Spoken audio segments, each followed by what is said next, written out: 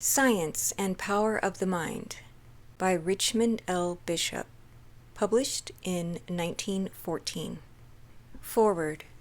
Matter and mind have long been studied by the most gifted and intellectual scientists. The formation and structure of matter, its principles and laws, are so thoroughly and intelligently explained and systemized, it does not seem necessary to refer to any branch of physical science. The science of matter has been subdivided into geology, mineralogy, metallurgy, chemistry, astronomy, but in reality, no unity or harmony or cause has been recognized or determined upon. Outwardly, much has been learned as to physical phenomena, but as to its living principles, the scientist is silent.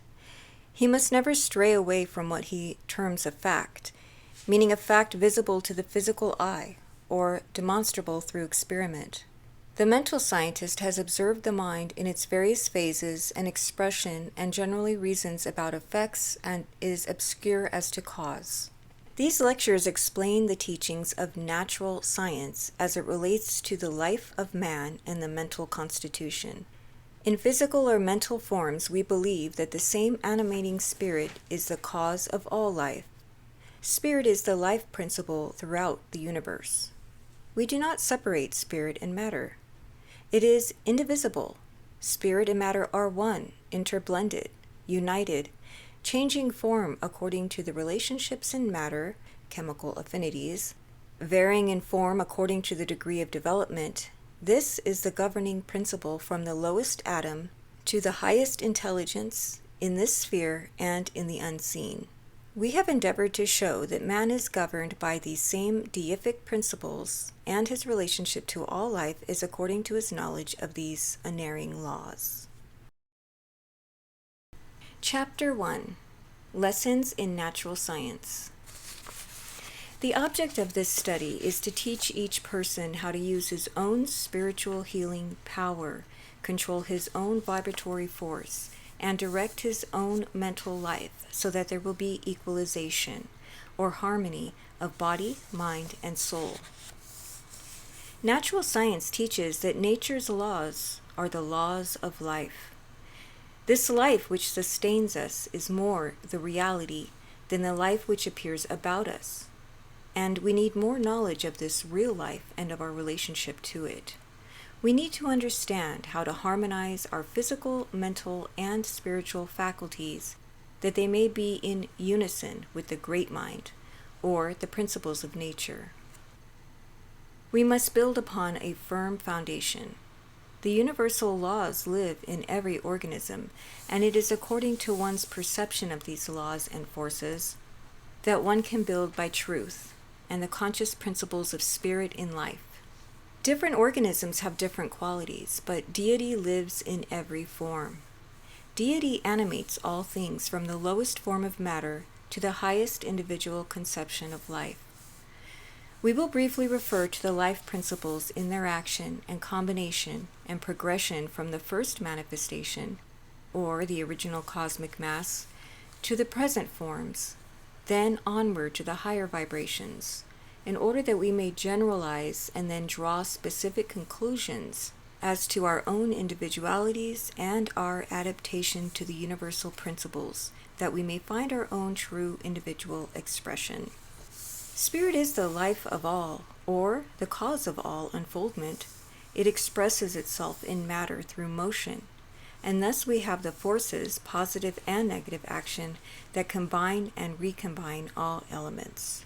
Through the varying developments of matter in its changes, we find one life element of power, or radiation, in it all.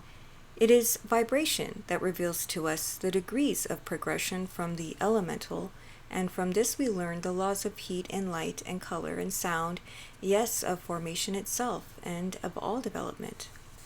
The power within the inconceivably small ions is inconceivable itself, and that life of the universe, or the spirit that animates all things, is inconceivable, varying only according to the expression or development of that which it animates. It is this spirit that is our life. We need to establish in our own consciousness some idea of the physical and spiritual as these are interblended and expressed in the human ego, for this is the branch of natural science that we are studying. Motion is an expression of spirit, and spirit expresses itself through the body, mind, and soul. And it is this harmonization of spirit, the mental and physical, that determines the difference in individuals. For the qualities or degrees are determined as spirit expresses itself in vibration or action, whether in matter, thought, act, or sensation. To have health, it is necessary that the spirit have freedom through the mental avenues, that harmonious motion or circulation result. Perfect action would mean perfect health. Therefore, when one organ becomes inactive or its motion obstructed, this is soon communicated to the whole system, and the vibration is lowered or too greatly raised, and the harmonious circulation is impossible. We must relieve this physical condition by adjusting conditions and through motion cause the balance to be regained. This is true as to mental disturbances as well as the definite organic illnesses. Motion is an expression of spirit, and spirit expresses itself through the mind, body, and soul. The kind of motion must be adapted to the requirement of the individual, his disease, his spiritual quality, and his bodily organism. We will find that we are limited beings, limited only by ignorance. And this ignorance removed, and our consciousness opened and freed, there are no bounds to be set to what we may accomplish through truth and wisdom. We must live in harmony with the laws of nature.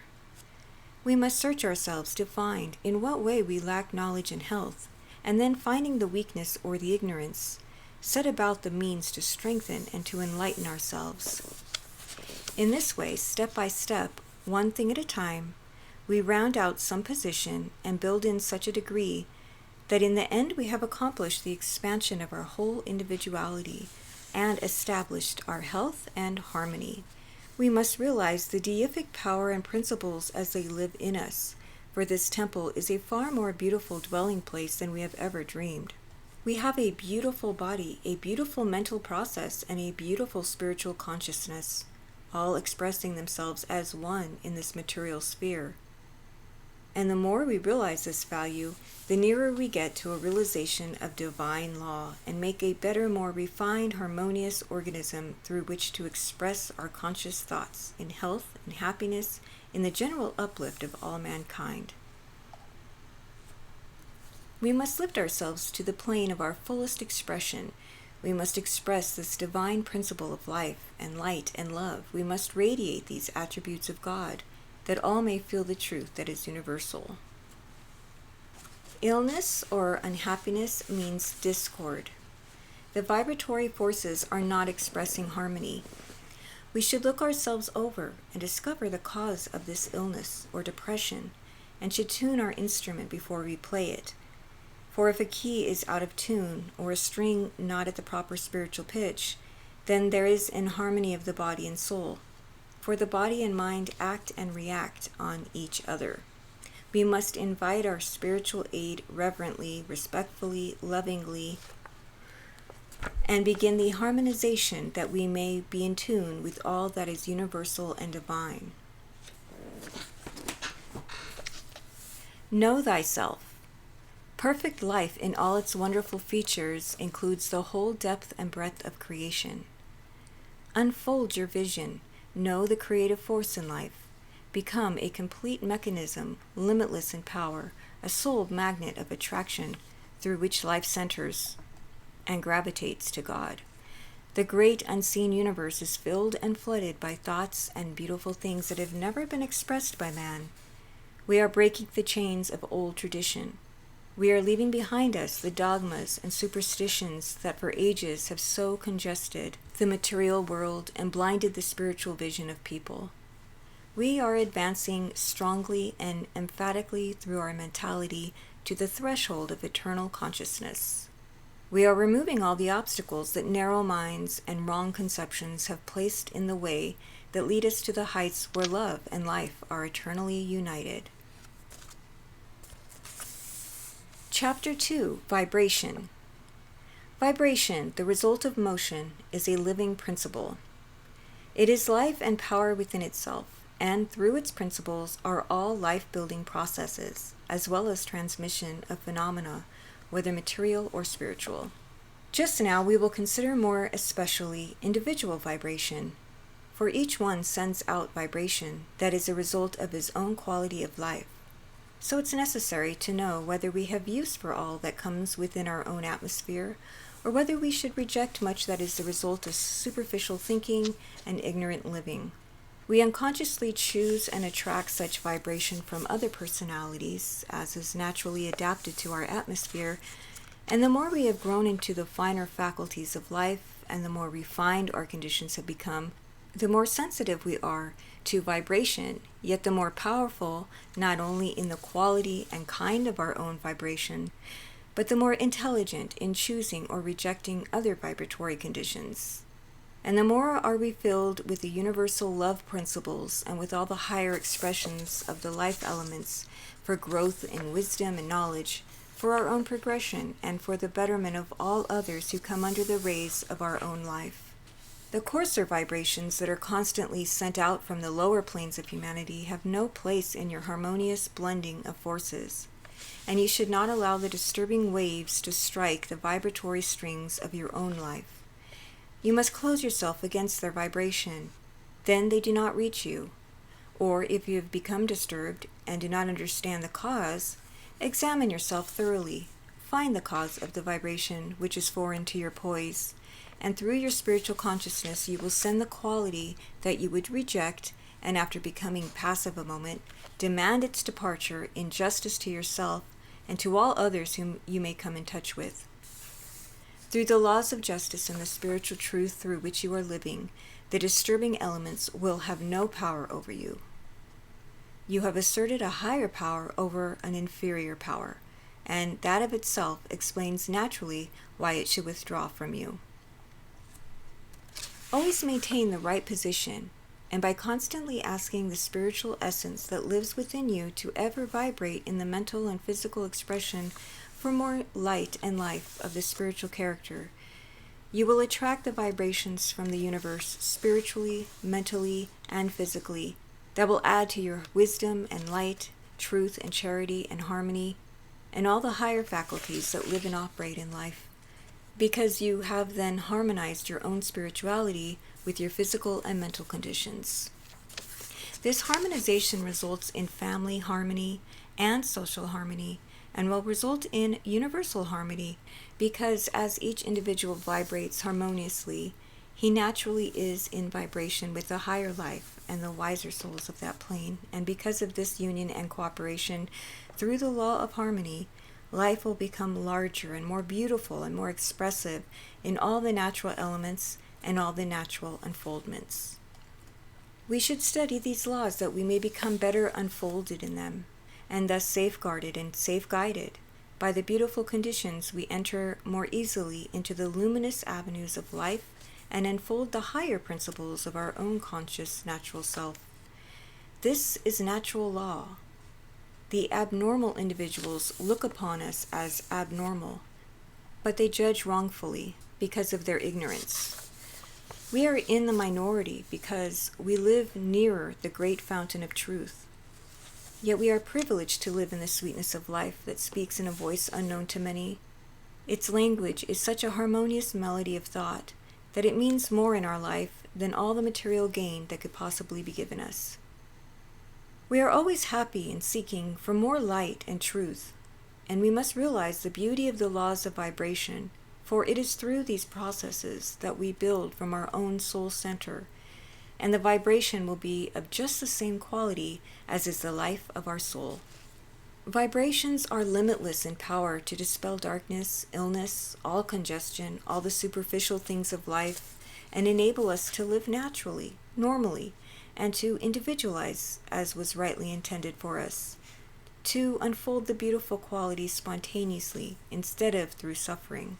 But the vibrations of ignorance, of sadness, of discord, of unrest, and of injustice, and of selfishness have made abnormal conditions and given unlovely qualities to work through and to finally be made harmonious. So, as brothers and sisters working with the high teachers of spiritual intelligence, we must put our shoulders to the wheel that is ever turning for progress, and heart to heart and hand to hand become a forceful power because of this better understanding of the laws of vibration we live in. And assisted by nature, endowed by every beautiful faculty that lives in the universe, may we overthrow ignorance and remove suffering and make the world a kingdom of harmony. The higher teachers deem it necessary that kind mortals should teach the world more truth through these natural avenues, and this school is established to give an opportunity for all who would learn more of the laws of nature to become a powerful soul center, illumined from the heights of spirituality and conscious of the vibratory force that is constantly radiating and building through the life elements, that the world will become natural and normal, lighted by wisdom and governed by love. By this creative force, all life will be interblended, and the question will no longer be asked, why is there sorrow? Why is there suffering? Because these conditions will be attuned to wisdom and glory and truth and all the spirituality that pervades all things for performing, for crystallizing, for refining, for perfecting life to the degree that the heart and soul of every living thing will answer that there is no more ignorance. Therefore, all life vibrates without the conditions that have retarded the growth of souls in the past. There will be no love of seeing anyone else suffer, no unnatural desire of selfish gain, no inability to recognize the natural purposes of life. This teaches us to gather and build always in the luminous life elements, and to grow in love and charity, free from superstitions. We never need allow inharmony to dwell with us. Nature's vibrations are light and life, and are harmonious. Let us deal cautiously and kindly with our lives, and then we will be cautious and kindly to others, and will receive such light as will make us conscious souls in natural science, which uses for its resources nature's laws, and sets up no standard other than that of nature. Its ship keeps off the shallows of authority and directs its course toward the breadth of the universe, where there's plenty of room and always natural growth. Thus, guided by the higher laws through vibratory forces, it will be well reefed, well trimmed to sail the seas of this life. And at last all who step on its deck will, through the recognition of every natural law, be anchored at last in the great harbor of peace, where they will find the beautiful things awaiting them. For all the efforts have been made for the construction of the little craft, through its careful designers, through its intelligent mechanics, and its skilled pilot, that it may hold forever as a careful piece of work, normally intended as a fulfillment of every law in life that has revealed itself from the beginning through all creation. These life elements live as an adjustment for all of mankind, to feed hungry hearts and hungry souls, and to guide the inquiring mind on its true way. These sweet vibrations may play upon the instruments of light, and the beautiful melody may be heard by the listening soul throughout all eternity. Chapter 3. Motion or Life. The power which emanates from spirit is the cause of all phenomena. All forces are united by a degree of relationship, and a relationship of degrees. This determines the quality and development and progression of everything from the lowest form to the highest intelligence. Motion has its own principles of action, governed always by perfect laws. An increase of motion changes solids to fluids, fluids to gases, all indestructible, all ascending into higher expressions held by perfect relationships and energized by the life spirit that is universal. Through vibration, the world expresses itself in heat, light, color, and sound, and through our own bodily organs we receive these varying expressions through the same laws of adaptation and vibration, and express again in turn our own nature or heat or color or light or sound. Chemical force, electric force, mechanical force, magnetic force are all the result of motion. The physical body is a world of motion, of combination of degrees of relationships, acted upon by the world of motion without, and the vibratory forces of the unseen universe, as through sensation and impression, The soul is touched and responds through the mind to express itself in some form upon the body. Mind is the highest found vibration, and its energy from combination of spiritual essences determines the individual life and the welfare of all humanity. The individual is the growth and unfoldment that results from spiritual and material vibration. If there were not a spiritual being, there would not be a spiritual vibration. We are conscious of the spiritual being within, and we are conscious of the spiritual vibrations necessary to govern and control in natural law that spirit life, because no form of life can exist without law, and law itself is life. It is natural that we should become cognizant of the existing motions and vibrations, as they are the first expressions of life, the first thing man awakens to. And as thought becomes more advanced and more conscious of spiritual law, we find it necessary to understand the blending of spirit and matter, and their positive and negative relations, and their harmonizing together for all growth and individualization. The more refined the vibration, the stronger it is, and more powerful than the coarser vibrations of that which seems to be pure matter, for it is the energy of life itself. According to the condition and the plane of the vibration is the quality which governs the expression. This result is in perfect proportion to the cause and determines the length of the waves. Motion is life, and if it were not, there would be no vibratory phenomena. Spirit and matter are so interwoven by laws of nature that man has not been able to detect one vibration from the other, and because he lives and vibrates on a material plane, it is natural that he sees vibration only from his own point of view, and so considers vibration the energy of matter alone.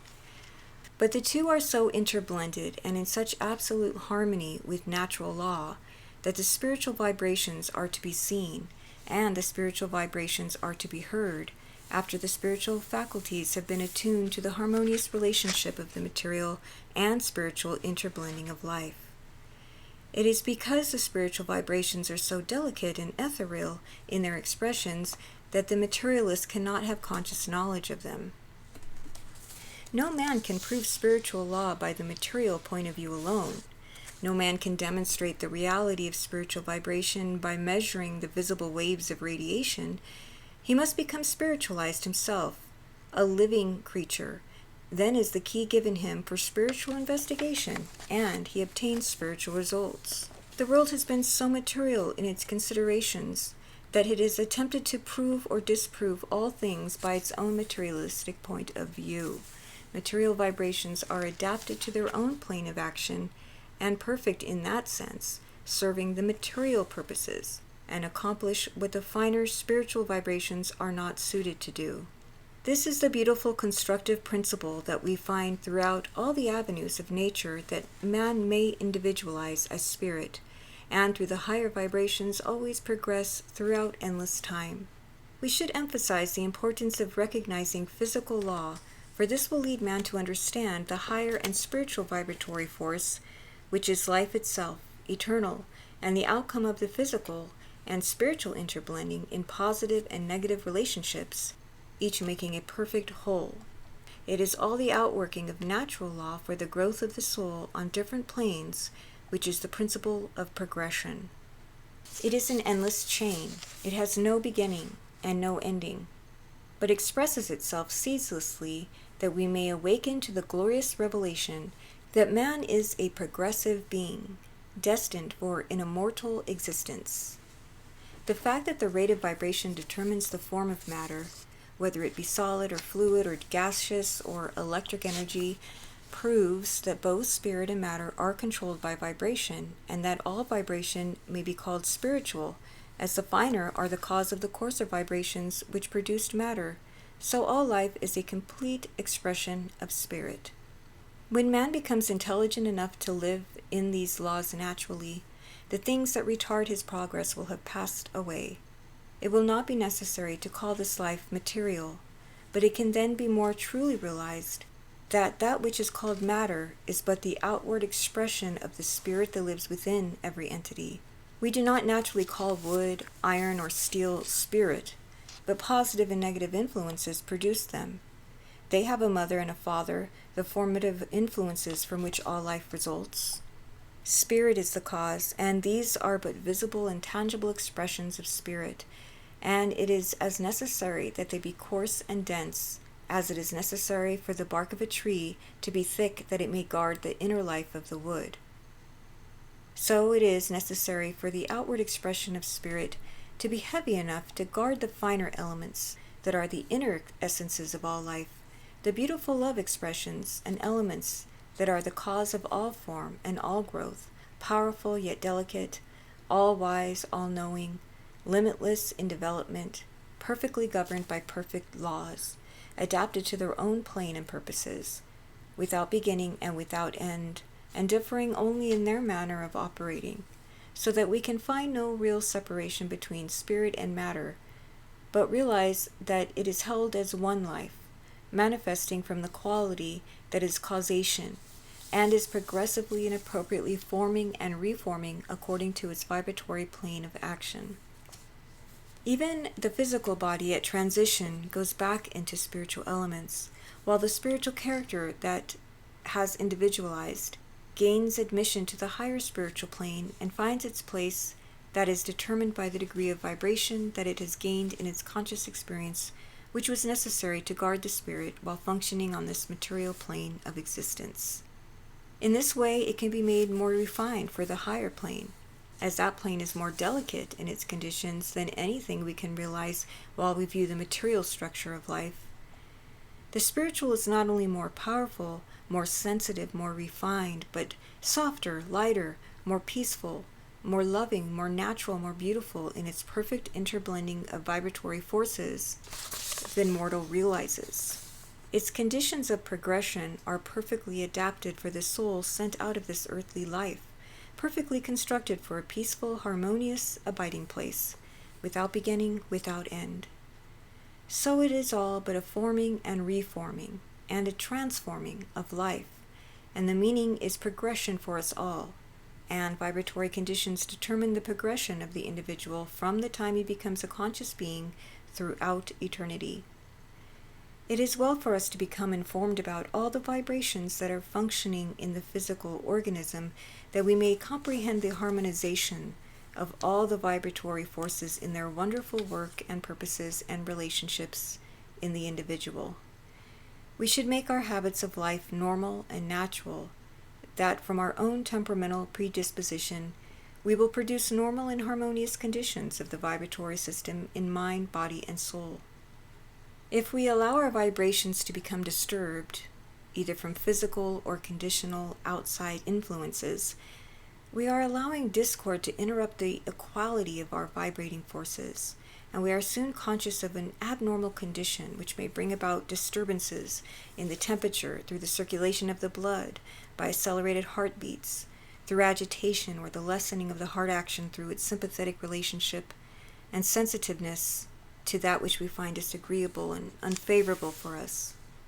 The mucous and serous membranes generate a poison that is easily proved by chemical analysis, and the whole system can be debilitated or congested by the disturbance, especially if it be long continued.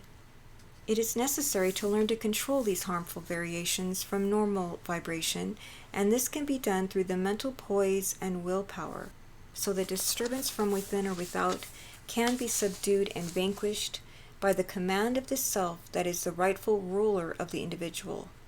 These vibrations change the very color of physical emanations as they show themselves in aura or magnetic atmospheres. The result in every way, every form, every expression is proportionate to the change of vibration, so that the condition we desire to obtain is an equilibrium or complete balance of the vibratory systems. The harmonious relation of all vibration to every part of the body will result in a rhythm, a harmony, an inner blending of the powers and life principles of the physical and spiritual structure in the whole expression of the whole being, because the highest wisdom has established this as a universal order in all life. And they are the love elements of deity that express the beauty and strength of all that is the life of deity. All of our senses and faculties can be enlivened and improved, and every condition of life can be made normal and natural. These vibratory forces must be controlled and directed through an understanding of natural law and must be used intelligently. There must be full recognition of the high purposes that the body is designed to perform. It is the house of the soul, the physical temple of the mind, while the individual is experiencing in this first sphere and learning how to best express the soul qualities through the physical adjustments and to unfold the mental powers through wisdom.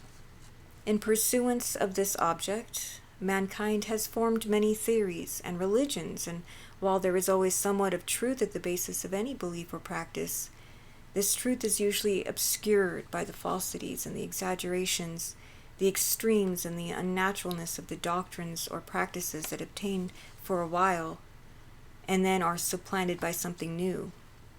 When the vibratory influences are beginning to express their truth and are gradually working through humanity to establish a fuller recognition of the mechanism of all nature's beautiful forms, they lead to an appreciation of what a perfectly constructed physical organism we are given, that we may awaken to its laws and its uses, and not continue in the confusion of unwise teachings, and be ignorant of the treasures of our own life. The so-called senses are the gateways of wonderful privileges. These are acted upon by external sources and transmit the result to the brain, which is adapted by its refined physical structures to receive every impression not only from without, but from within the interior organism, and respond to the perfect relationships that exist in every part of the body and to all that is life in nature. We have already said that matter is the lowest form of energy or vibration, but all of these forms have their perfect adjustment one to the other, according to their quality, and are connected according to their progression on the ascending scale. We have found that light is a higher form of heat, that sensation is a higher form of life, as matter has ascended through motion. Energy determines tone. Energy determines the brilliancy of light. Quality depends upon the shape of the sound wave. Color depends upon the refraction of the rays of light. So we have shape or form in all these waves, and find also that in no extreme is permanent strength. The higher tones are more brilliant than the lower. In light, the higher vibrations are more intense. In individuals, the higher vibrations are more refined or brilliant, though a perfect temperamental equalization of the vibratory forces is absolutely necessary for harmony, and the pitch or standard or quality of vibration can be determined in persons as well as in light or sound. We speak of different individuals as differently keyed, of varying tones, of density or of lightness. And to show the relationship and degrees of vibration in all expressions, we speak of color tones in music, of light and shade both in music and in language, and in art, of color in literature. So the mind distinguishes the same characteristics in everything, and tone and color and form are not confined to material objects, but are descriptive of mental achievements, as they speak from the brain or form themselves by the hand of man, in any expression of art or any structure of mechanics. The effect of these sound and light waves on the physical body is marked by sensation as to the physical temperature in heat and light, and by muscular and nervous response to sound. It is also according to one's refinement or key or vibration that this response comes. And we have what is through this relationship of vibration, taste in music, in motion, as well as taste in color and appreciation of natural beauty. The real effects are more to be measured through the soul's vibratory life than through the purely physical organism, which of course has its sensory nerves so interblended with the soul functions that it's difficult to mark where one begins and the other leaves off. There are also the perfect physical adaptations of taste, touch, and smell in perfect harmony with the fluid and solid matter, which we have said are merely different vibratory rates, and with the essences which are still higher vibrations of the solids and fluids. All these senses can be refined, extended, and improved, and governed by the vibratory forces that are a part of themselves, yet higher in the scale of life and expression, as they are the intelligence of the brain and the principles of the soul. Yet physically, these wonderful powers seem almost automatic in their working. So perfect is the relationship of all things, and to be intelligent within their very life structure. The eye rejects intensity or extremes as surely as it welcomes that which is agreeable. The ear receives harmonious sound, but would close itself against discord. The sense of smell is so keen that the delicate odors in nature are inhaled gratefully, while the disagreeable is scorned before the thinking faculties could judge of the possibly injurious qualities of the atmosphere. The taste is naturally sure to choose the good from the injurious. The brain itself is adapted to the right uses of its own beautiful refinements, even to the receiving of spiritual illumination. The whole bodily organism is a wonderful physical system, twofold in all its structures, vibrating by its positive and negative principles, constructive and expansive, filled with all that is life-giving, healthful, adjusting and restorative, a system within a system of matter that is built up from foundation principles, bone and muscle, nerve and sinew, membrane and artery. Cell is built upon cell, form upon form, until the brain is the refined and completed organism which sends its life intelligence into all parts of the body through its nerve filaments. Every part is a vibratory, rhythmic, related force, with its inherent attractions and repulsions, its power to use all that is appropriate to its functions and reject all that is not necessary to its constant chemical processes of the organism, thus blending all the parts, so that there seems no separation of body, soul, or spirit. Through the complete relationship, through the unity of the being, through the vibratory harmony, the physical, mental, and spiritual equalization has made a self-development that determines its own relationship to the universe of matter, the universe of spirit, and of individual to individual. As we are attaining to this intelligence and unfoldment and power, we become more and more conscious of the use of the quality of vibration and realize the physical sensitiveness and need of all the elements that exist to nourish, strengthen, and support it in all that is atmosphere, light, air, heat, water, food, motion, and guard and choose wisely from the material universe that which is in color, tone, or harmony with our vibrating physical condition, and so strengthen, renew, heal, or reconstruct shattered tissue by whatever natural restorative power that seems best adapted to our individual needs. We have the broad fields of nature to walk in, the universal treasures to gather from, and the great wisdom to which we may expand in consciousness. Let us rejoice in this privilege of choice and adaptations. Let us judge wisely of all the healthful provisions that have come through these vibratory principles, that flower and fruit and give forth atmosphere, and that flow in purity and shine in light, and in air which vivifies the whole being and seems like the breath of life.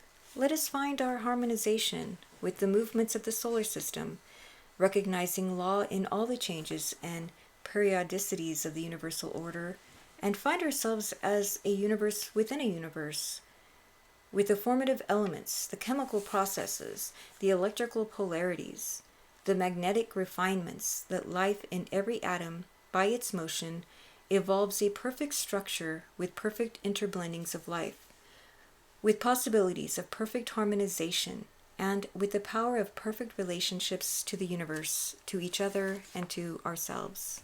This vital principle is the attraction that is in all particles, all powers, all forms, the love life of the universe. It vibrates in different degrees and binds all life together. New truths as to the physical life of the individual and a new psychological understanding of the vibratory influences and interblendings and powers will transform life. Chapter 4, Soul. We have briefly considered the recognized vibratory forces of matter, planetary, and the vibrations of the physical body, as it is related to the external universe. That is, in its adaptation to light, heat, sound, sensation, its action and reaction, chemical, mechanical, magnetic.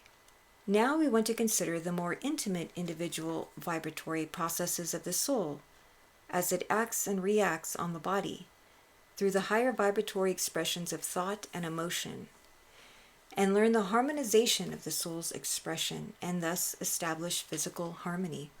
The keynote of the soul should be found and all of life set in tune. Different people have different rates of temperamental vibration, different combinations of matter and spirit, or body and soul, hereditary, constitutional, and individual.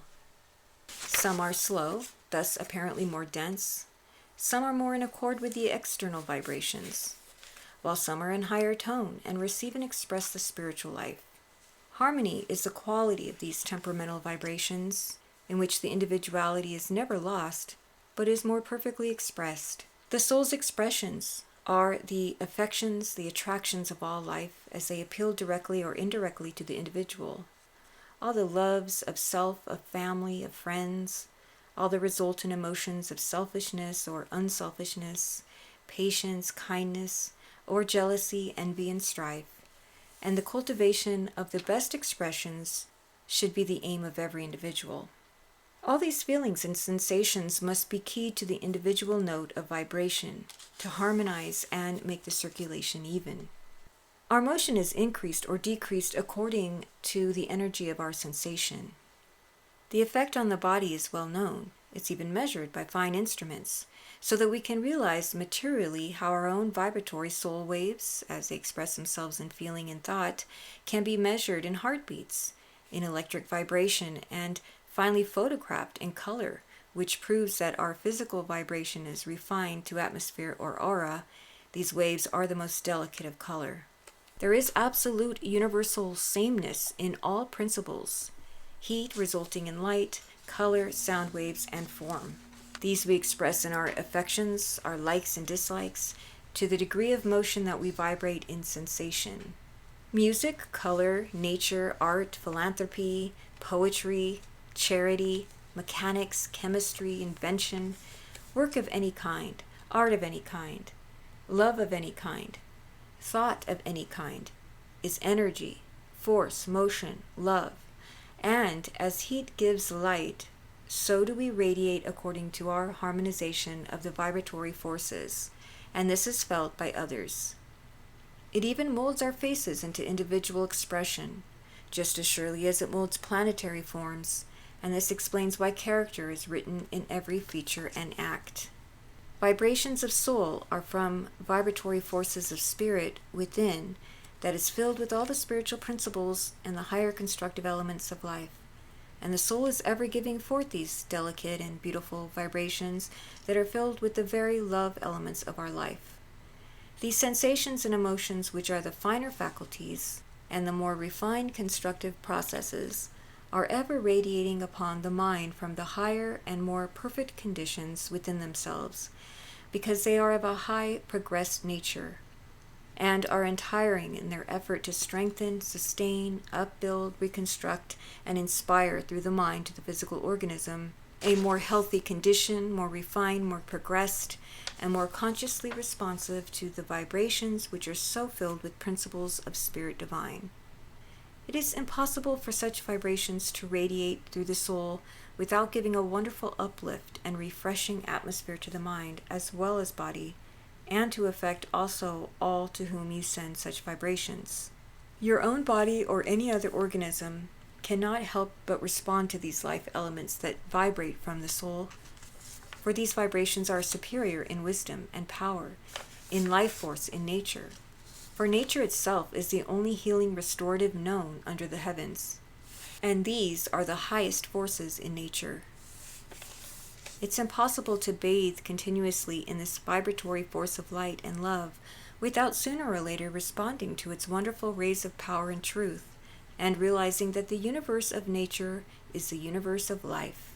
Again, we repeat that our development will be in proportion to our knowledge and capability of controlling and using these vibratory forces in our own life, physically, mentally, and spiritually. And our advance to position and our growth in life will depend upon our own use of these operating laws of the universe. This is the only actual and normal and natural good in life. that which you develop for yourself as you become a useful instrument in the laws of life, not living unconsciously in simple goodness like the apple as it hangs upon the tree, dwarfed by its environment, inoculated by some lower form, then dropping immaturely to the ground, a windfall. But you will grow in the full maturity of nature, in coloring and sweetness, in the usefulness, as does the ripened apple. And at last you will find that you have not lived only because of environment, but have ripened a wonderful seed that will be planted and spring up into more trees that will bear more apples with double the seed to be planted in this universe to bear more fruit. This is activity in service, not only for yourself, but according to the all-wise constructive plan of the universe. It is for all humanity. This is one of the sweet reassurances that in the unfoldment of life you cannot live for yourself alone. You cannot exist selfishly, for while you are receiving from mankind, you are recognizing your own relationship to mankind, and in this sense you are sharing your unfoldment with your brother man and sister woman. The soul's rays sent forth by vibratory action are the very essence of life, from the soul center that is made up of the progressed power and refinement of eternity. Therefore, we term it the essence of processes and powers whose possibilities have not been unfolded to the world. It is as refining in its process as is the power of heat in the material sense to refine substance. As example, put ice in boiling water, and very shortly it all becomes as boiling water. The ice has passed through the refining processes of the high vibrations of heat, and though it was originally made up of water that had stood in ponds exposed to the impurities of crude matter, it has become refined to the same condition of that which it now associates with, through the higher vibrations that we call heat. The soul processes are as sure. It is shone upon, vibrated upon, by the highest life principles that are limitless in power and wisdom. Through this can all things be accomplished. Therefore it behooves man to learn this truth concerning the soul's vibratory conditions. That we may realize more fully its limitless progressive principles, let us again refer to material phenomena and reflect upon the processes which have been forming the sphere of matter which we call the earth. We know the story that science tells us of the crude conditions and the gradual unfoldment of forms of life, the vibratory processes of that which they name energy. This same power has always lived in life, in the universe and in man, and the same power that is being used through the inventions of the present time, the wonderful mechanisms of construction and destruction, the controlling of the electric waves of ether, the wireless methods in radio engineering, the science of radiodynamics, with its wonderful demonstrations of impulses sent from some powerhouse, some wireless station that transmits not only messages and photographs and sound, but which controls signals, operates distant objects, pilots ships at sea, that mirrors, records invisibly, almost transmitting thought from brain to brain, as well as the image of thought to insensate objects. This same power lived in all the centuries that have passed, but man was living in the coarser, denser material conditions, responsive only to the vibrations that are natural to that plane of development. And the finer vibrations that emanate from the soul, the essence of life itself, did not manifest as it does today. Unfoldment is a growth, and man's progression is in proportion to the universal law. Individuals and nations in the past have responded to the universal atmosphere of truth, in some phase or other, but as a whole, mankind is now awakening to the higher vibrations of the soul as never before. Wonderful unfoldments will result. Even our material scientists say they know not what the development will be. Civilization and the forms of civilization must change, and before the scientists finish their investigations of this life power, this universal energy and electric force, they will trace light and power in all its actions, from the center magnet from the unknown higher power, and in time will arrive where the vibrations of the soul will be revealed. So far they are but started in the little streams of knowledge from this great reservoir, but as time goes on they will eventually find the main body, and the relationships of the source of mankind will be seen in its power of life, and the individual will be understood as also a central organ of power and life of the highest construction. The soul center in the unseen is the center of the universe, and all life, however small, even the atom, the cell, has its own center, its own life force, and is an intelligence as an individual in power, and plays its part in the development of forms, so that it is one round of development from the atom, the ion of energy, the cell of living tissue, to the great center of the whole universe. When we reach the development of a mastermind and become so advanced because of our love of progression, there will be no question of our ability to send good thoughts out into the world, for our minds have formed a fitting structure for sending thought. The vibrations of the soul have established its strength, and it will always stand for what you have made it, a power in life. The strongest yet most beautiful vibratory force that radiates from the soul is the vibration of love. That is why love has been called God, and God has been called love. This is the highest power, this vibration of love, and will succeed in its effort when all other efforts fail, for other efforts are on a lower plane where the vibrations are correspondingly less refined. When we work out our progression and arrive at the plane of a mastermind, we share nothing but love for all. Even the ignorant man whom you call your enemy, you will love, for you will then see him as he is, and your sensitive emotions of peace and harmony hold the justice firmly fortified that the love elements within have built as a heaven itself. And because of this, the masterpiece, the mastermind of all, is this love element of life, which in its vibrations expresses all the delicacy and tenderness and peacefulness in its harmonious relationship with all that is of universal relationship. Thus we find that no soul can find the individual keynote that enables him to strike the proper octave of harmonious vibrations until he has progressed to the stage of development where he receives the soul vibrations in every atom of the physical body and becomes thoroughly cleansed by its purifying processes. Until mankind unfolds to that degree in soul vibration, he is living in unwise and unhappy and promiscuous relationships, and not in the system of nature's laws. He is wandering in the dark, in a condition that is merely experimental and which cannot produce satisfactory adjustments of any kind. He is unintelligent and unable to find those who may be tuned to the keynote that harmonizes with his life, and so the world is filled with discord. The leader of an orchestra would never arrange for a bass, viol, and a drum to play together, or for other instruments so unrelated in vibratory quality, but he finds his right-toned instruments in careful gradation, attuned to their keynote, arranged suitably to each other in harmonious vibration, perfectly related in tone to each other in the musical kingdom, and then the result is a concord of sweet sound. In the harmonization of society and the happiness of mankind, this is a much more important science, and a necessity for every soul, every mortal, to know the vibratory laws of his own being. This is an absolutely important thing in the education of youth, and should be an everyday study.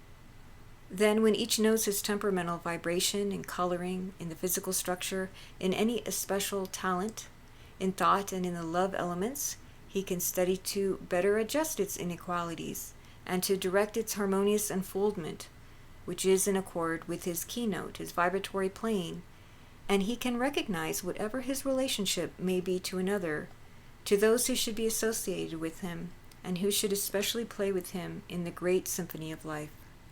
This is the natural result of the natural elements of the physical, mental, and spiritual unfoldment, built by nature's laws, not by individual selfishness, but by absolute unselfishness, and through which is the only way that man can ever gain absolute freedom. This freedom is the birthright of every man and woman, the freedom to live in the constructive plan of life, and thus to unfold the beautiful qualities of the individual and together progress in the harmony that is an eternal principle of nature. Then there would be no discord, for people would recognize the different qualities and qualifications of each other and would naturally recognize each as a different instrument, which in proper balance and relationship gives peace and tune to all. Each is necessary to every other, but the right instruments must be brought together, and each must in kindness recognize the rights of others. This leaves no room for discord or inequality of position. Each will know his own place, each will be as happy in his orchestral part, and whatever the differences or the qualities will play on as tunefully as fife and drum, as the more harmonious harp and violin. Each will be content, for each will know how to adjust his life naturally, properly, and in order, and as God-loving children, work out the laws that reach to the soul center of each individual and know his own. Then there will be no need of laws of detention that are both obstructive and destructive to the soul's expression, but with the great lesson that has opened the understanding, illuminated the brain, and penetrated every atom of the whole being, mankind will walk out into the glory and freedom of his own life. When life is attuned to these vibrations, as skillfully as an orchestra is attuned to the instrumental pitch, there cannot be sickness or the ills of social life, for these are the obstructive elements that are the result of unwise and inharmonious relations. When man knows his own place and becomes a natural creature through the physical, mental, and spiritual unfoldment, then will freedom be the effect, and the door of detention will fall. Victory will be won, slavery will cease. The love elements of the universe will be operating in the highest and most powerful vibration. Deity's laws will be understood, and all mankind will know what we have now learned, that the vibration of soul is the gateway to life and liberty, to peace and harmony, and to all that is unfolded by progression. The School of Natural Science has opened this gateway and invites man to walk therein. Its walls are built of wisdom, its decorations are the principles of truth. Its doors are opened free to all souls who grope toward light, and who seek truth and unselfishness, and the fuller understanding of all the great vibratory principles of the universe of life. Chapter 5. Mind. The mind is a mirror of all the vibrations of physical and spiritual life, a receiver of all thought vibrations, and a complete register that retains all thoughts and acts and deeds of life from the time of birth throughout eternity. The mind is a spiritual instrument that sits upon the seat of justice, ready to respond to the action of the physical brain and to the soul sensations, and gives forth its vibrations from the spiritual principles within man. This part of the mechanism of the life consciousness of each individual lives through time and eternity. It responds to every emotion of life and seems to hold a neutral position in order to do absolute justice to the individual. In its vibratory rate and refinement and sensitiveness, it is next to the soul. It is of great importance to know how to operate the physical organism because of this wonderful receiver and register of life. It's necessary to awaken to the beauty of its limitless possibilities, not only in its manifestations here, but in that which awaits us hereafter. The reflection of the soul's vibrations continuously feed the mind with wisdom, power, and beauty. It is because of this that the mind holds a balancing power over the material life that will naturally lead man into the fuller realization of the celestial principles of higher and nobler living. The mind responds to the condition the individual makes, and a mind that is stimulated by the reflections of the high and broad conditions that we may establish within ourselves will become a wonderful power, since it is a receptacle for strength, for life-giving principles through deific wisdom. Such a mind is fitted to be an influence in the lives of others to just that degree, that are banished from the brain the smaller and less intelligent, obstructing things of material life, that are superficial and unnecessary, and have been brought into life through the ignorance of man. Then, through the limitless wisdom of the constructing principles of life, through natural laws that are immutable and unchangeable, and that man must always respond to in order to be a successful operator of those vibratory forces, will be established a condition that will be free and unhampered by the shortcomings, the mistakes, and the suffering that always results from the lower and materialistic vibratory conditions. then only can the mind be at liberty to play its part in the highest ethereal life-giving things. And this too will be in accord with the opportunity we give it to respond to the promptings of the soul's vibrations. The mind is a most delicate, most beautiful instrument. It's a sensitive plate of our life.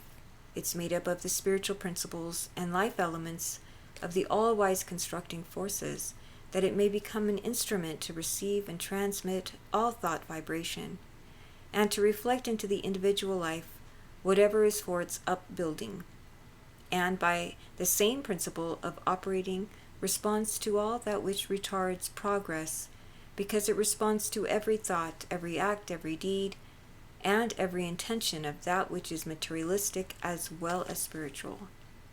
Thus it holds man up to the bar of his own justice or injustice, to awaken in his consciousness the knowledge that he cannot live in darkness and expect the light. He cannot live influenced by inferior associates and by inferior attractions, whether they be thoughts or entities, or live without any purpose in life and still expect the beautiful and that which is most desirable. If man wanders away into the one-sided aspects of materialism and an apparently wasted life, yet which is not wasted, for its expression was doubtless necessary that he might receive more light and find it a necessity to respond to the higher vibrations after sufficient experience with that which was coarser, then through suffering he will awaken to the normal and natural way of living and become poised and strong. The mind keeps a very accurate account, and its lessons are burned deeply into memory, and it is always waiting for the recognition of the consequences that result from superficial and wasted living. Mind is kind and just in its constructive principles. It never deceives, but gives a full account of what has been done. Then, when we find that the individual life begins to turn toward the higher vibrations that radiate from the central soul of spiritual principles, when the individual arrives at this center, the mind then reflects what has been lived. It is like a crystal, clear and pure, ethereal and sensitive, and seems to hold within itself no cloud nor darkness, yet it centers and reflects all the life of the individual, and he can look upon it as a wonderful picture, a revelation, and in a flash beholds presented to his understanding the physical organism, and see that every atom of the body has responded to what the life has been in all its expressions and emotions. The finer things cannot be given language, for mind has such powers, such possibilities, that it receives and responds to all the vibratory forces of the universe, to the great Deific teacher, the center of soul vibrations, to the essence of life that gives of its powers as fast as is desired, as fast as is made good use of, and which is always giving to the mind the beautiful principles of pure wisdom and love. Thus we find that the great lesson of progression is being received by the mind, and the brain is responding to such thoughts, and the physical organism is feeling and sensing the powerful rays of intelligent vibrations from the soul and from the mind that receives from the soul, and thus it is reflecting these thoughts and the higher vibrations that are limitless in all the conscious knowledge of the universe, physically and spiritually, for progressive life. Through these processes, the mind is continually clarifying and purifying the material body of all its dross and making it a sensitive organism for finer expressions. The individual becomes attuned to all the progressive vibrations that radiate from the heights until he arrives at a normal condition of health and harmony and responds to all the luminous qualities from the Deific center. It has become a normal physical instrument because of these purifying powers of the soul vibrations.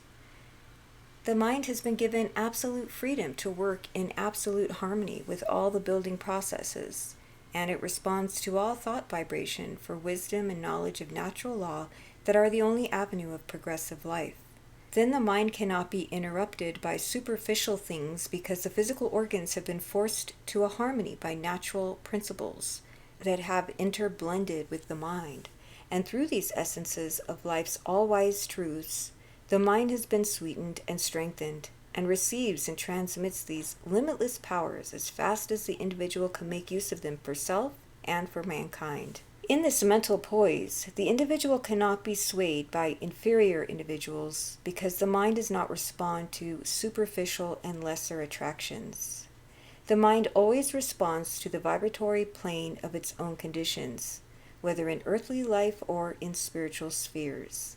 Mind must always harmonize with itself for more life, and in return give out more life as it progresses in the divine, constructive, delicate vibrations that are just and beautiful in all their principles. It was the same angel of love in the first experiences, for it gave man an accurate account of the coarser experiences that caused him to turn to the finer expressions. And even though we receive the knowledge of these coarser experiences, the mind is so wonderfully constructed that it is in itself a restorative and responds lovingly to the touch of the highest vibratory forces, and cleanses the brain and purifies the consciousness and places the experiences in its divine usefulness, that the individual may become beautiful in the light, truth, and life of immortal intentions and realizations, and reflect its visions from the soul center of unseen life upon the brain. The consciousness responds to all the principles, and these are operating laws for every living creature from the lowest type of man in earth life to the highest spiritual unfoldment.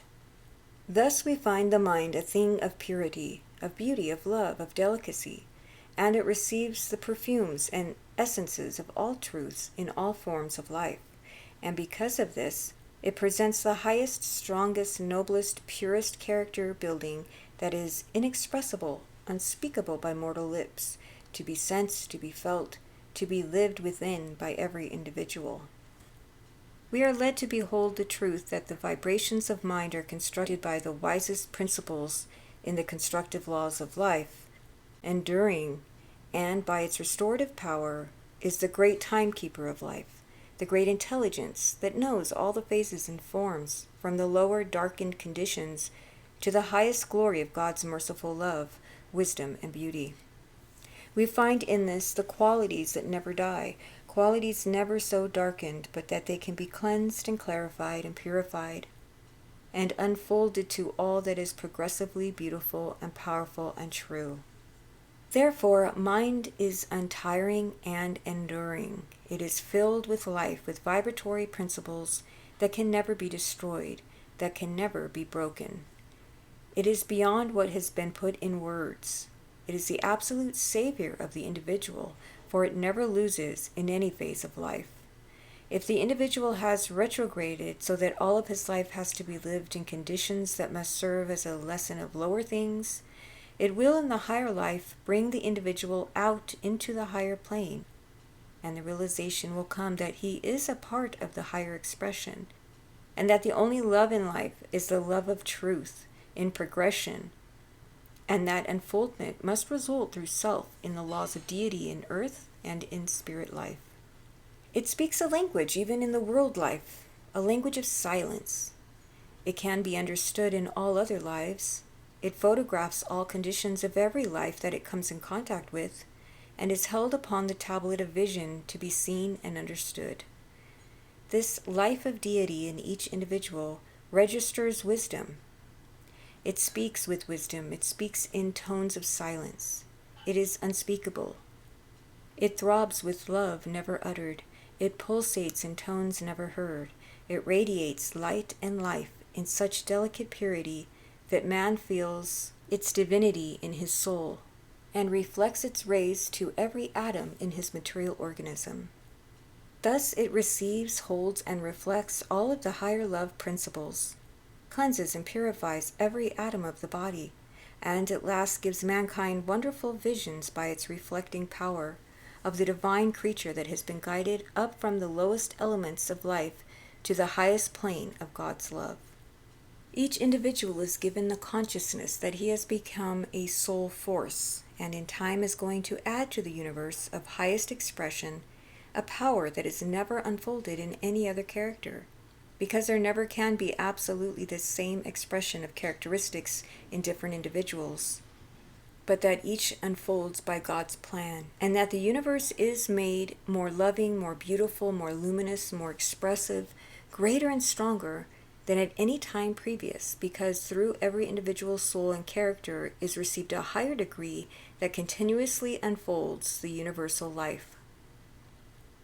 This is received by the angels of the higher life and beheld by them as a new power of new beauty, new in its living qualities, new in all its faculties. For a new character has been unfolded, and there will be rejoicing from the heights, and a symphony will sound in more beautiful tones because of this harmony that has become a part of the great orchestra of the universe. A newborn soul has entered another sphere of soul possibilities, and its vibrations are radiant with the purifying light of the heights. It is now a mirror to reflect its own life to the universe. Now you understand the wonderful soul you have been and are, because of your purpose to be of service to all humanity, and your service will be beheld and known through the mind's vibrations as they reflect from the heights to the lowest valleys, and the souls that cry out in these valleys will receive new light, new power, new principles, and will be reached as never before. Thus you have been a savior to yourself and to others through the mind's wonderful vibratory principles in the universe of life. Chapter 6. Control of Mind. Every newborn babe is a delicate, sensitive instrument brought into the earth life, where it's destined to grow to maturity, that it may unfold its own individuality and develop a character in likeness to deity. The experiences of this life are for the purpose of unfolding the most beautiful attributes in the individual nature. In order that a child may have a fair and normal opportunity to grow into the best expressions and have control of his own personality or mind, it is most important that the influences of the parents and all that which surrounds him as a babe are those which are best adapted for this unfoldment, and such as will be wisest in assisting him to use his own reasoning powers as immaturity is outgrown.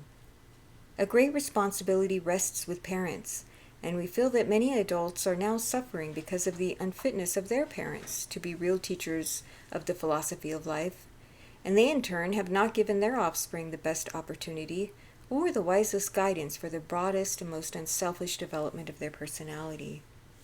Therefore, we have the child handicapped by parental conditions and by heredity. The past generations have been hindered by the teachings that were ignorant and unjust. This has not been the result of willfulness, nor because people do not desire the best, but they had not received the truth, and they were unable to give their children a philosophic basis for understanding life. Even the inequalities of their own nature were mirrored in the characteristics of their children. And so the race has struggled up through superstition and selfishness, and children have had to accept the opinions and ideals and the limited knowledge of their parents, and conform to the standards of custom and the forms of the age they live in, until, at maturity, there are few children who have any ability to think for themselves, or feel any desire for a better expression than has been handed down from the past. The personality is smothered. It has not had an even chance to develop as deity in nature provided. It has been robbed of its birthright, and wrong interpretations have been given as to its life. There are no truly natural nor normal conditions surrounding the young, and the great constructive plan of life is unrecognized.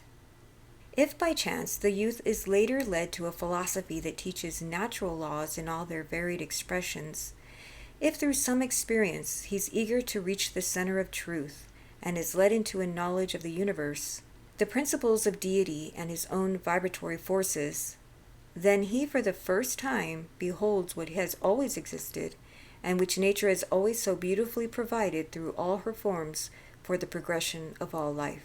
The child has much to overcome. The past conditions have been unfavorable. Heredity and environment are reflected in the mind.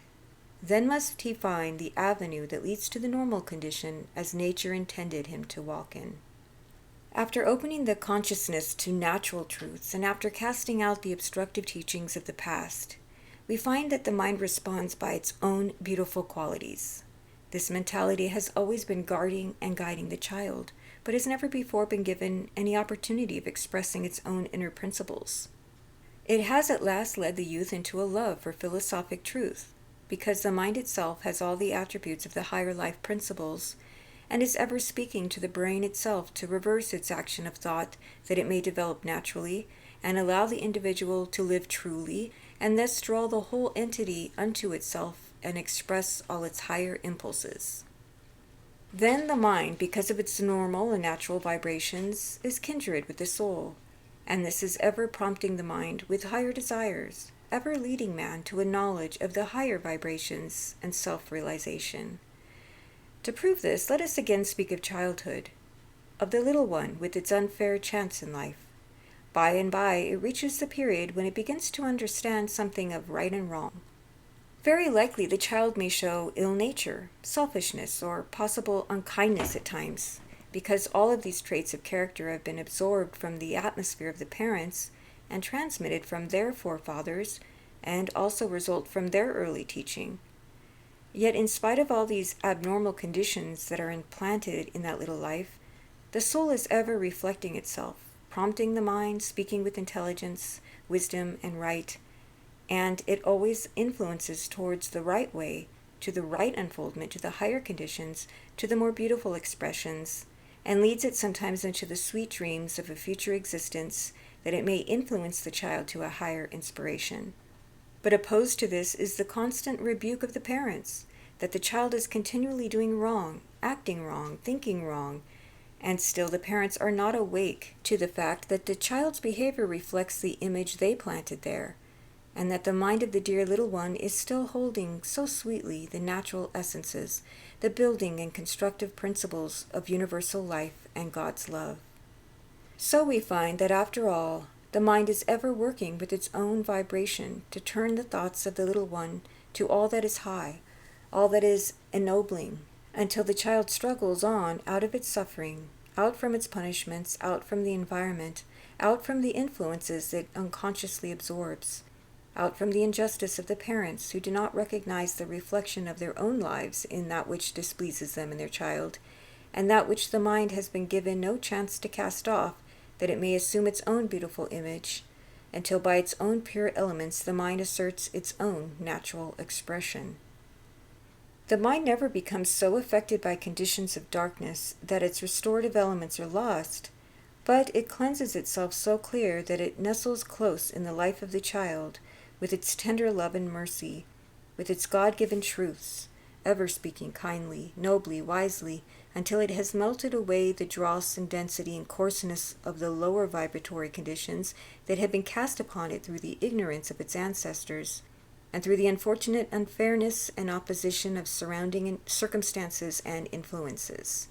Thus we find that the child arrives at a larger and broader view of life because of all these purifying elements of the mind, because of its loving principles, because of its ever-enduring qualities, because of its unfailing effort toward mastery, and by its ennobling guidance toward all that is powerful and good.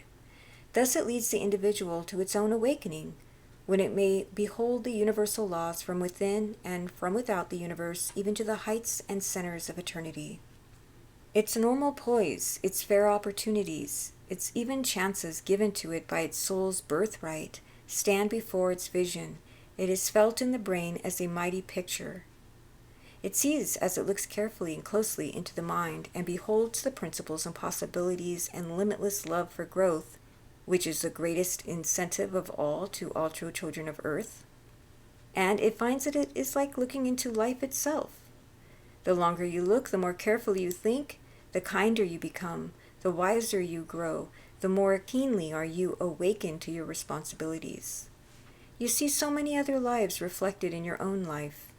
You sense the unspeakable truth of the soul's radiation, that is so powerful in all its operating principles to awaken the consciousness to realize the great universal laws, that lives in keeping and in harmony with the mind, which is the avenue to the great spiritual life, both in mortal and in spirit, that holds within it Deity's plan for eternal progression. The brain awakens under these normal and natural conditions, the conditions it should have had when a babe, and because of the tender loving goodness of the mind, It has become a guide in character building and is fitted to control the brain because it is ever ready to respond to the operating laws in God's universe, to every loving principle for wisdom and growth.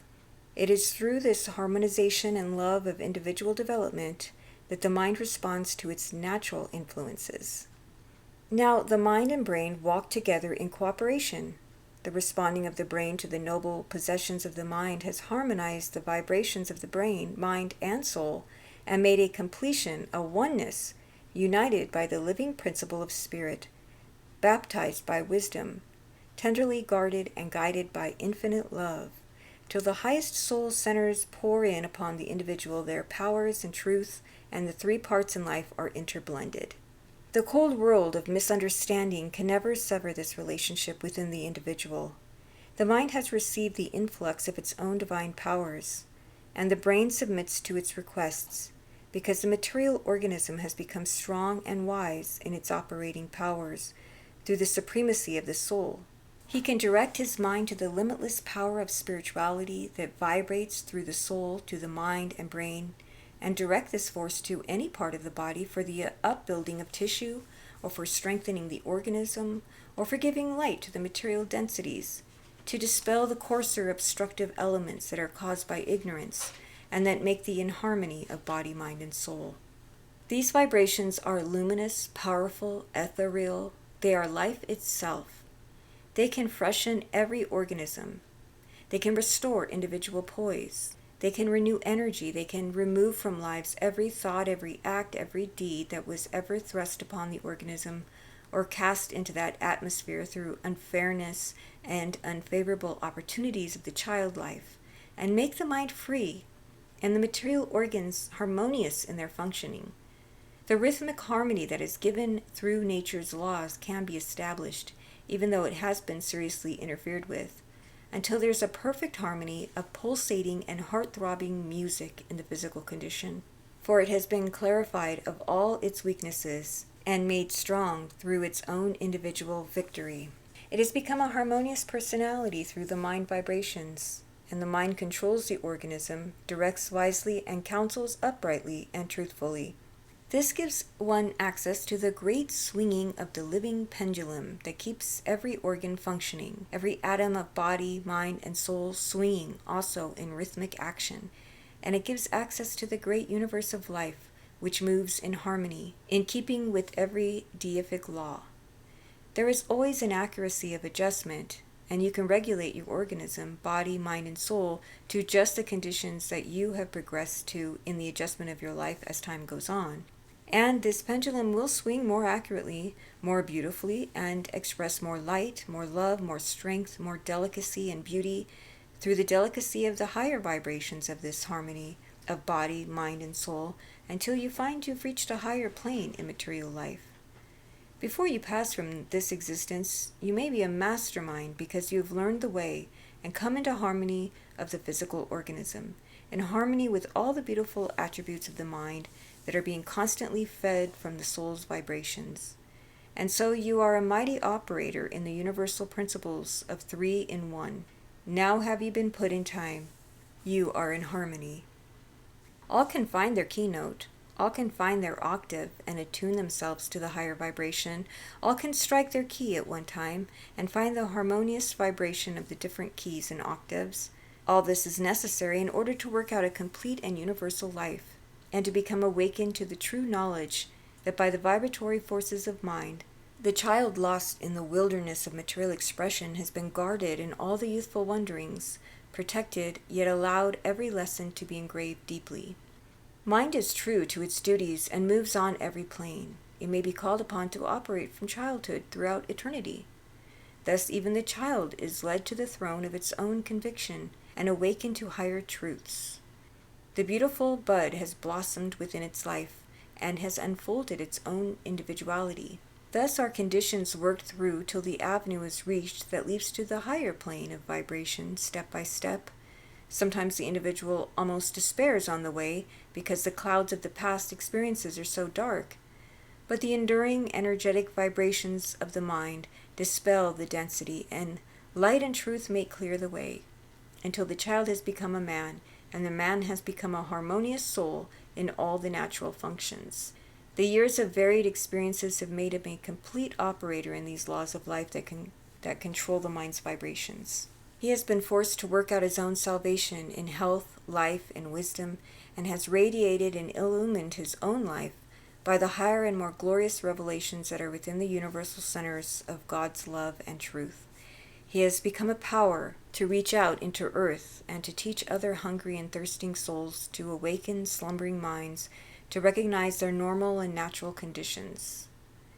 Thousands shall be led to this consciousness by the working out of this one life, by the wonderful reflection of this sensitive plate within, until the atmospheres of others are penetrated and they are assisted upward in the same pathway, and their lives find the adjustment that must take place sooner or later in every individual.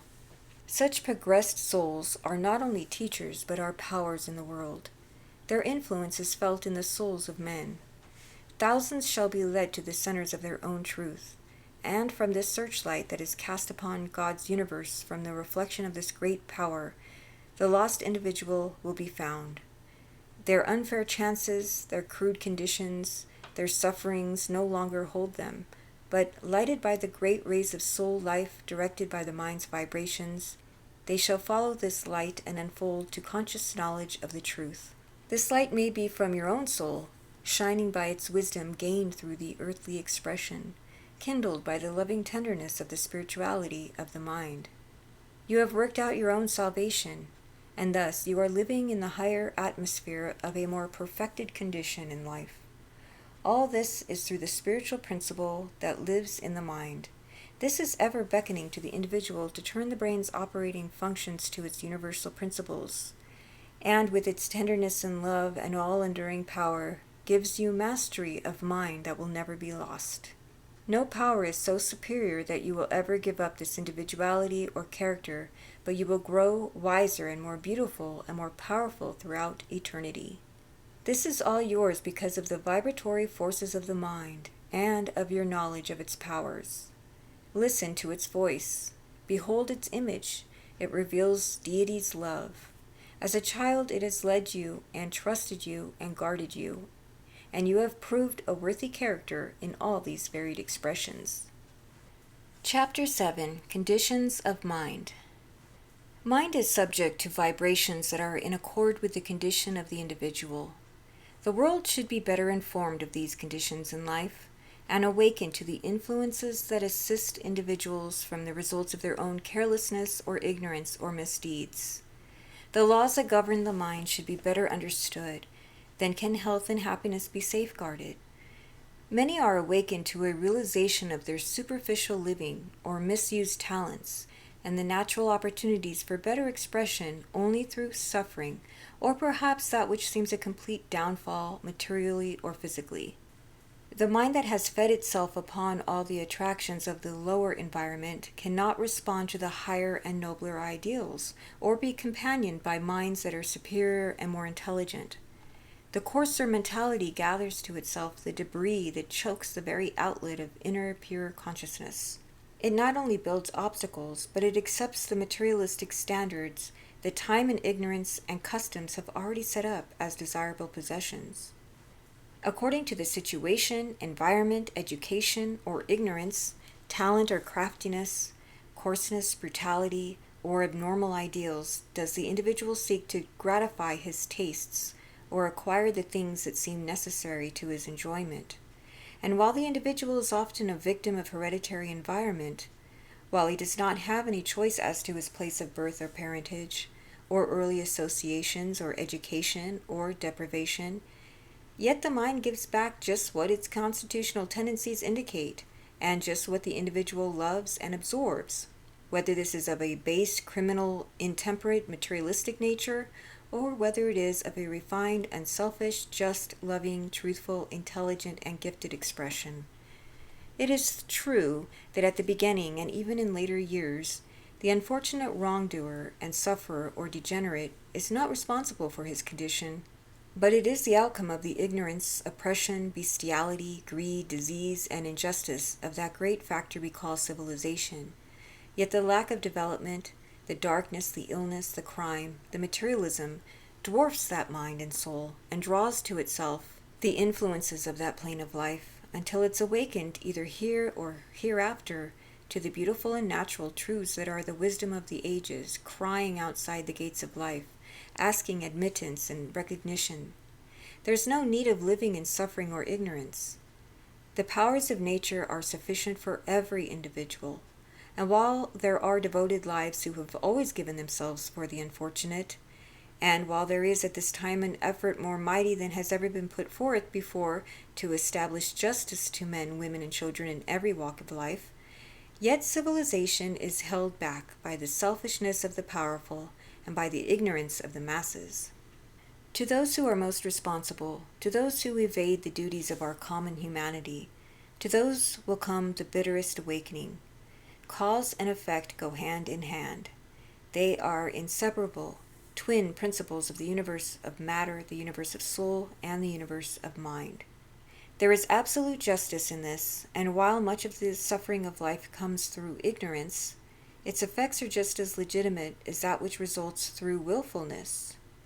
The latter may be more stubborn, may be harder to awaken to his responsibilities, but the pain and the deprivations and the lack of development give suffering wherever they are found.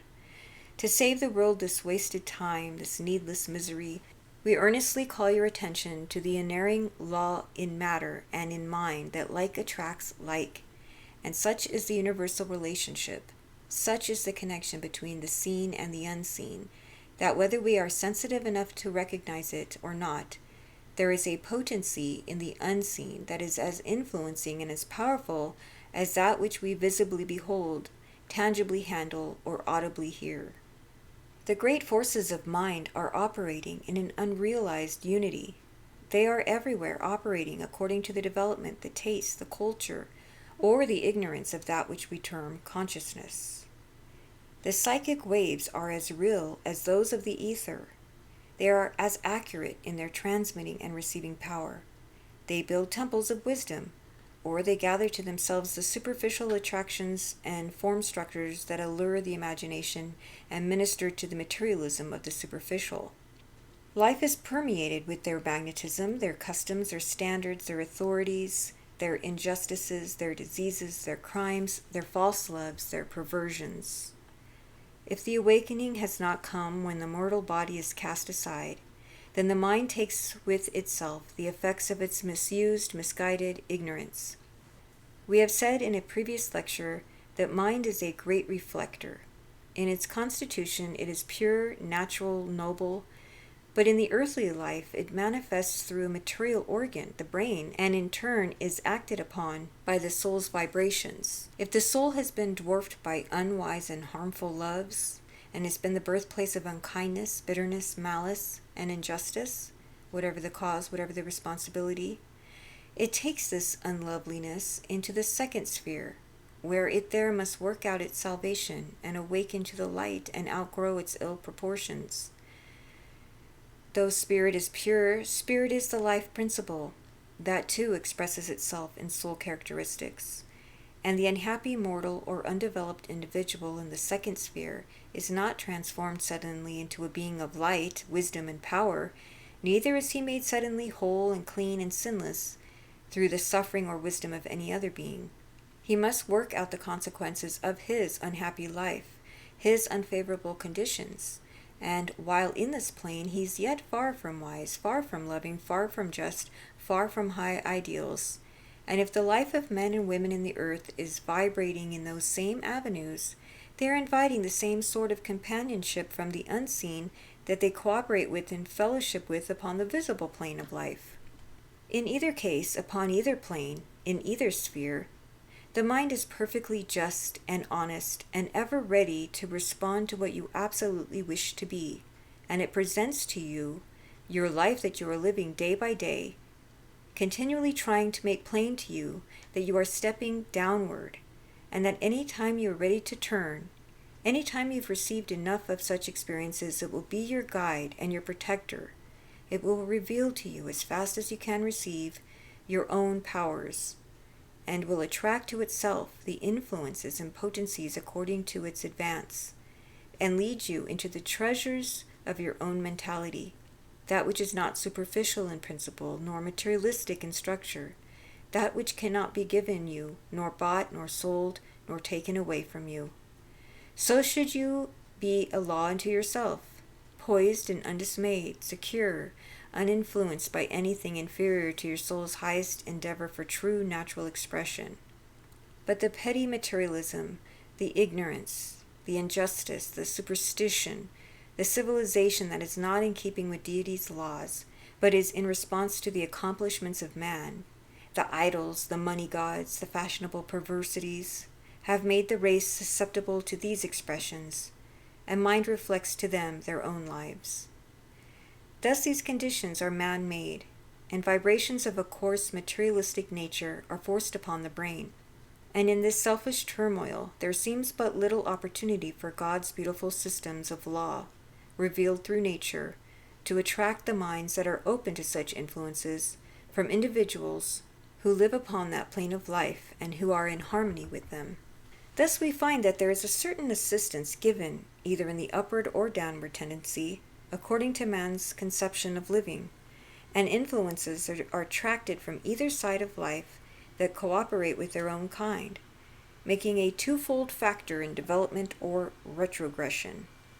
If the physical organism and mental direction are of the nature to express excess or unbalance, and if life has presented opportunities for unrestraint, then a sensitive organism becomes more sensitive to the outside influences that are vibrating on just that plane, sensitive to the individuals who are living just that kind of life, sensitive to the spirit entities that are in unison with those desires, and the mind vibrates with just that which the individual life has placed upon the brain, both in earth's existence and in spirit existence. Thus they are not alone. They had company before transition, and they have company after transition, and the thought that they would not be lonely nor alone encouraged them to continue in their course of action. It has been said that misery loves company, because they are comforted by the very natural feeling that they have not stepped so far downward, but that they will meet many pilgrims of the same kind by the wayside. The minds that are thus sensitive to outside influences are always sensitive to the thoughts and atmospheres in life that are thrown off as waste matter from those who are outgrowing such conditions and are leaving the debris behind. Such densities are absorbed unconsciously by the unpoised, undeveloped, weak ones who are living in the depths of ignorance. Thus we find them always complaining of their troubles, of their condition physically and materially, of injustice, of the unfairness of others, and everything in life seems wrong to them. They do not find the wrong in themselves, and finally arrive at the necessity of seeking the help and advice of the higher souls in earth's expression, who are healers and teachers of right living, and they're sometimes led to such instruments through the thought of some higher soul and spirit, and they may be awakened to a higher mentality and become susceptible to finer vibrations. The mind responds to those conditions and begins its true development. Would that all could begin this unfoldment of their own natural consciousness from the first, and give the mind its opportunity to always reflect back the great and beautiful truths for better things and wiser living. The world has been in ignorance of its own laws, and we would not have you ignorant, brethren. But when you have made such conditions and lived under them, do not be surprised, do not complain for that which you have invited into your life, that to which you've opened your consciousness, and that which fills the mind with coarseness and obstructions. These conditions disarrange the beautiful principles of thought and impair the brain structure, and sometimes the excess is such that you are preparing for absolute lack of control and an unreasoning, unbalanced mental condition. While we sympathize with every unfair beginning in childhood, before individual responsibility can be established, and while we are inspired with deep sympathy for all unfortunates, yet are we fired with deeper enthusiasm to teach you the normal natural laws and vibratory forces in the world, that you may better know what you may expect from your own individual life, not only in its independent action, but by inviting into its consciousness other lives that are abnormal and bring other degrees of ignorance and viciousness and folly into your atmosphere. You receive in return just what you place within your mind. The angels of the higher spheres, through the instrumentality of the intelligent souls in earth life, are setting forth the laws of the mind that greater activity may be given the mind and awaken all people to a realization of truth. When a seed has been wrongly planted, there must be a wonderful cultivation given it in order to get good products from it. And so, with that which has been implanted in the brain through the misunderstanding of the past, and because of this injustice in the name of the great Deific principle that throbs so tenderly and lovingly in the universe, that reaches out with arms of truth to bring to its breast all such weary souls, and gather into safety all who have journeyed downward in the pathway of retrogression, let us become more obedient to the laws that govern mind so wisely, and interpret these laws as they reveal themselves in the great universe of truth. This intelligence, which flows through natural avenues, centers in upon the mind, enlarging it, radiating it with wisdom, adding vibratory power, and through its finer principles in mind, even those minds of which we have spoken shall be brought back to their normal places of adjustment, back to their own centralized power and normal vibrations established. The characters of saddened experiences in mind and body, those who have been made abnormal by the absorption of such unwholesomeness, have closed the chapter of such suffering for eternity. They have found their way back. They have found their adjustment. They have found themselves as new instruments, operating in God's laws intelligently, lovingly, justly. They are cleansing their minds in God's ever-flowing fountain of natural life. O natural life, how sweet, how tender its life as it sings in the ear of man and throbs in his soul, and speaks in the silent language of emotion, and tells him of the higher life. We behold the souls that are uplifted through the influence of one mind, through the teachers who unselfishly labor that light and truth and strength and wisdom may be given to mankind. Through this new unfoldment are they led back to the beautiful heights of normal natural consciousness. A living answer given you, and you who have assisted these souls are given the reflex action of their prayerful gratitude for your help. As you look and see those minds, they reflect as the image of one mind to you, and as you look still further, you see what mind has not been conscious of. Yet, through it as far as sight can see, as far as spirit, mind can behold, are the beautiful visions of your inner sight. The mind expands through the return that results from this consecration to the call of humanity, to the brother's love that has been given from you to all the unfortunate brothers and sisters, for all your service in bringing them back into the wiser ways of the higher unfoldment. In this way, mind is made still stronger, still larger, still kinder, still more loving, more tender, more sympathetic, because the great mind center of the universe has sent back the vibratory waves of tender, loving messages, and mind seems born anew unto the more loving principles of the great positive mind. It is nearer the great central truth, nearer the great balancing power, nearer the great mystery of so-called intelligence that gives every man the rightful position and whose principles of justice are the ever-operating laws to develop the individuality that rightfully and naturally belongs to everyone. Mind is more beautiful than tongue can tell. It is throbbing with God's love. It is interwrapped with the kindredship of souls. It is bathing in the highest and noblest principles. And because of this new conception, a new birth is added to the vibratory power of mind. Mind can never be fully explained. Mind can never be fully explored. It responds to unspeakable growth in every soul. It inherits this immortal constitution at birth. The great spiritual centers reflect this knowledge to every soul, that they may know all things, and that they may see all things. Mind can think and know and realize more than it can ever place upon the material brain, and the mind that lives within this higher consciousness is the mighty gateway of individual resource. Even the mind that is lived in the lower expressions becomes, through the purifying processes of its own principles, through God's life in natural law, the most beautiful instrument that can be conceived. It can never die. It is life itself. It is the avenue that gives expression to life. It is the mental factor of thought that's molding the universe. Its portals are illumined by the highest and most beautiful life processes of the great natural light deity. It is the divine gateway of imperishable truth.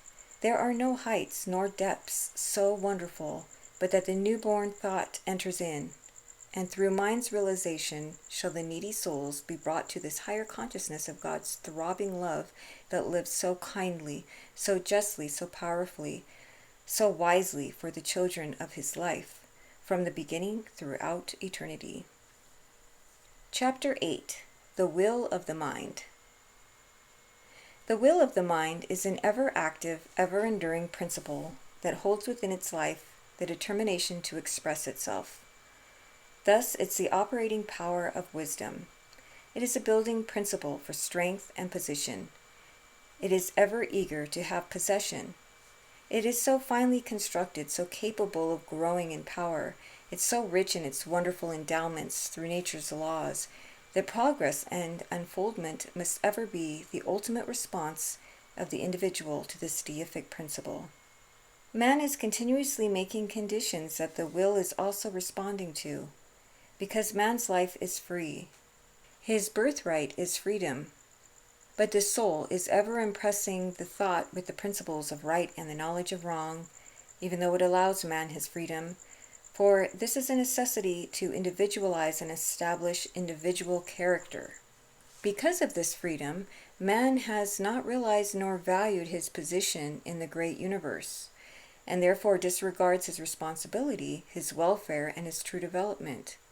He has lived selfishly, sluggishly, according to his narrow conceptions, and oftentimes has fallen victim to the conditions and circumstances that surround him.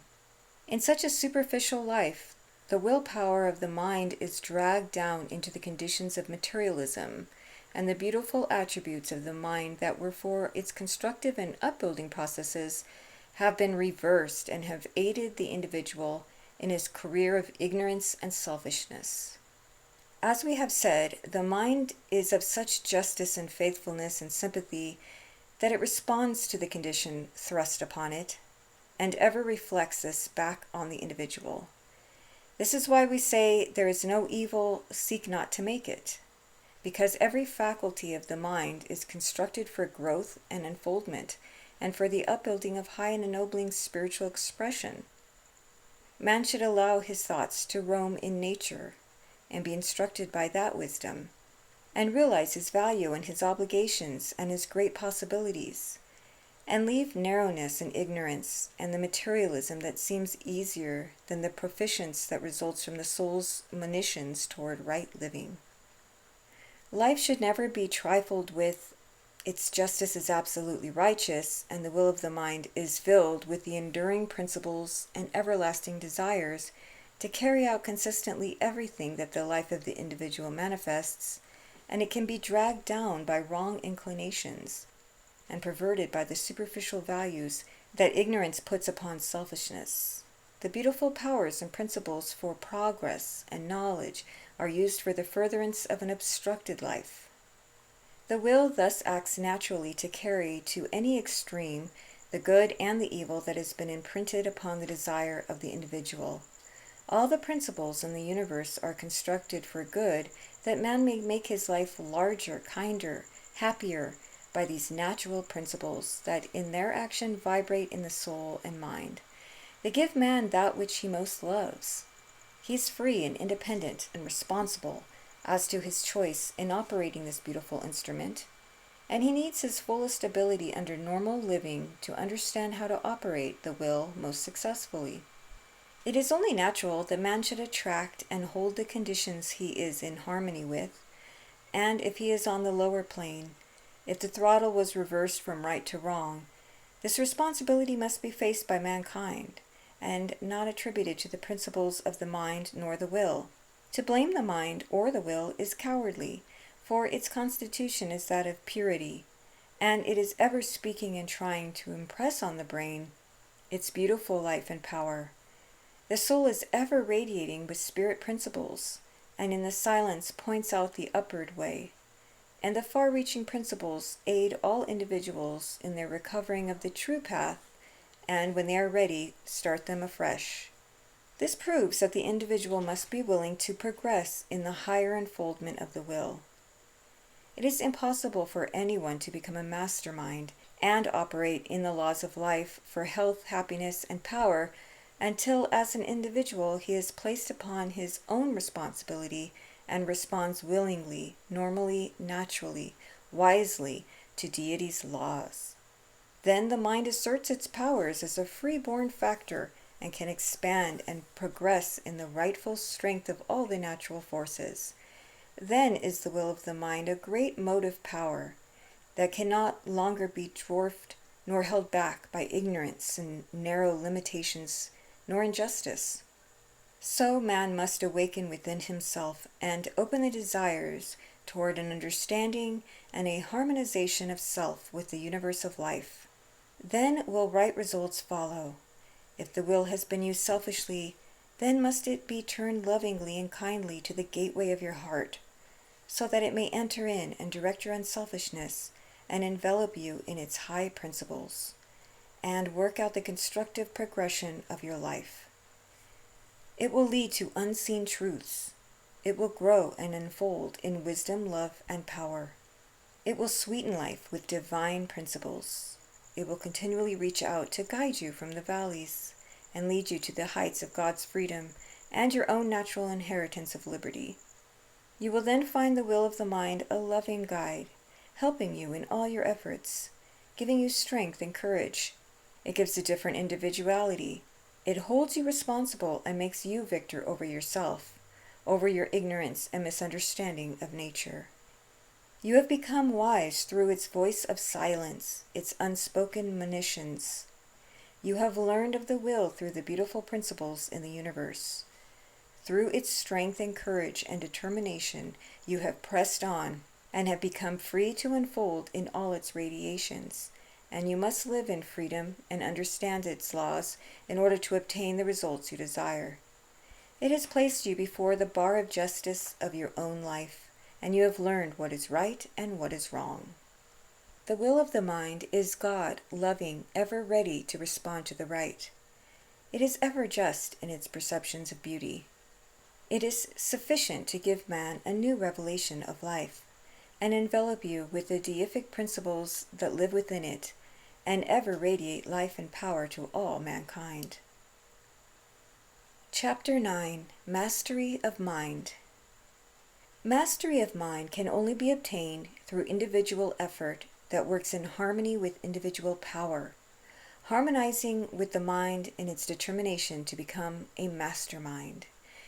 This is assisting the individualized life that has been developed and builded and more wisely directed by the understanding of natural law that has been taught in the previous lessons given upon the mind. It has been explained in these lessons that lives are not to be lived uniform with certain established systems or forms that have grown through man's arbitrary dictation or by his imperfect conceptions of law, but that lives must be unfolded naturally so that each individual shall develop harmoniously and wisely in accord with his own natural characteristics. Then each person will be as nature intended, as a seed of life in the constructive plan of deity that should unfold, so it would be seen and known for just what it is and for just what part it is to express in this great plan of life. Then can it be plainly understood upon what plane of life different individuals are vibrating, and their position and their characteristics will be understood. And in this natural unfoldment, the inner life will blossom as nature intended it, without dwarfing and without blight. These individual expressions will be as readily recognized as are the different flowers in a garden, and their qualities, their beauties, will be as distinct and as discernible and as appropriate in their position and usefulness and loveliness. This makes plain the necessity of individualism, and the free development of individual qualities and characteristics according to the vibratory forces. A soul vibration is a soul vibration. A mind vibration is a mind vibration, and a physical vibration is a physical vibration. Yet in the individual development, each person unfolds his characteristics in tone, in color, in clearness, in sweetness, in delicacy, and in the same varied power that is in accord with his vibratory force, and this determines his qualities, his condition, and his development. This knowledge should teach people to exercise a greater consideration for the sacredness and the beauty of each individual life, and it should sweep away the prejudices, the jealousies, the unkindnesses that exist among persons, and should help them to realize that one life is never an infringement on another life, for they are all varied in quality, in wisdom and power, and all these expressions result from cause and effect in each life. This must be recognized and understood and maintained before the first step can be taken in the mastery of the mind. One life is just as important as another. Each life has its own purposes, its own duty, its own place, its own unfoldment in the universe. And no one can take the work of another or be responsible for another. Each must fulfill his own destiny, and each must work out his own life according to the principles and laws in nature. In attending to one's own life, it leaves no time nor desire to dictate to another, to interfere with any unfoldment, or to break or make any other life. The mastery of the individual is the result of personal effort, a determination of the will of the mind to express only the ennobling qualities, to vibrate in the refined and powerful expressions, to surge onward and upward in all that which characterizes the higher unfoldment, and thus to walk hand in hand, heart to heart, soul to soul, most lovingly in all these deific love elements of mind. This harmonization will express itself normally and naturally to the world, and will be an incentive to other individuals to attain this mastery of mind and unfoldment of character.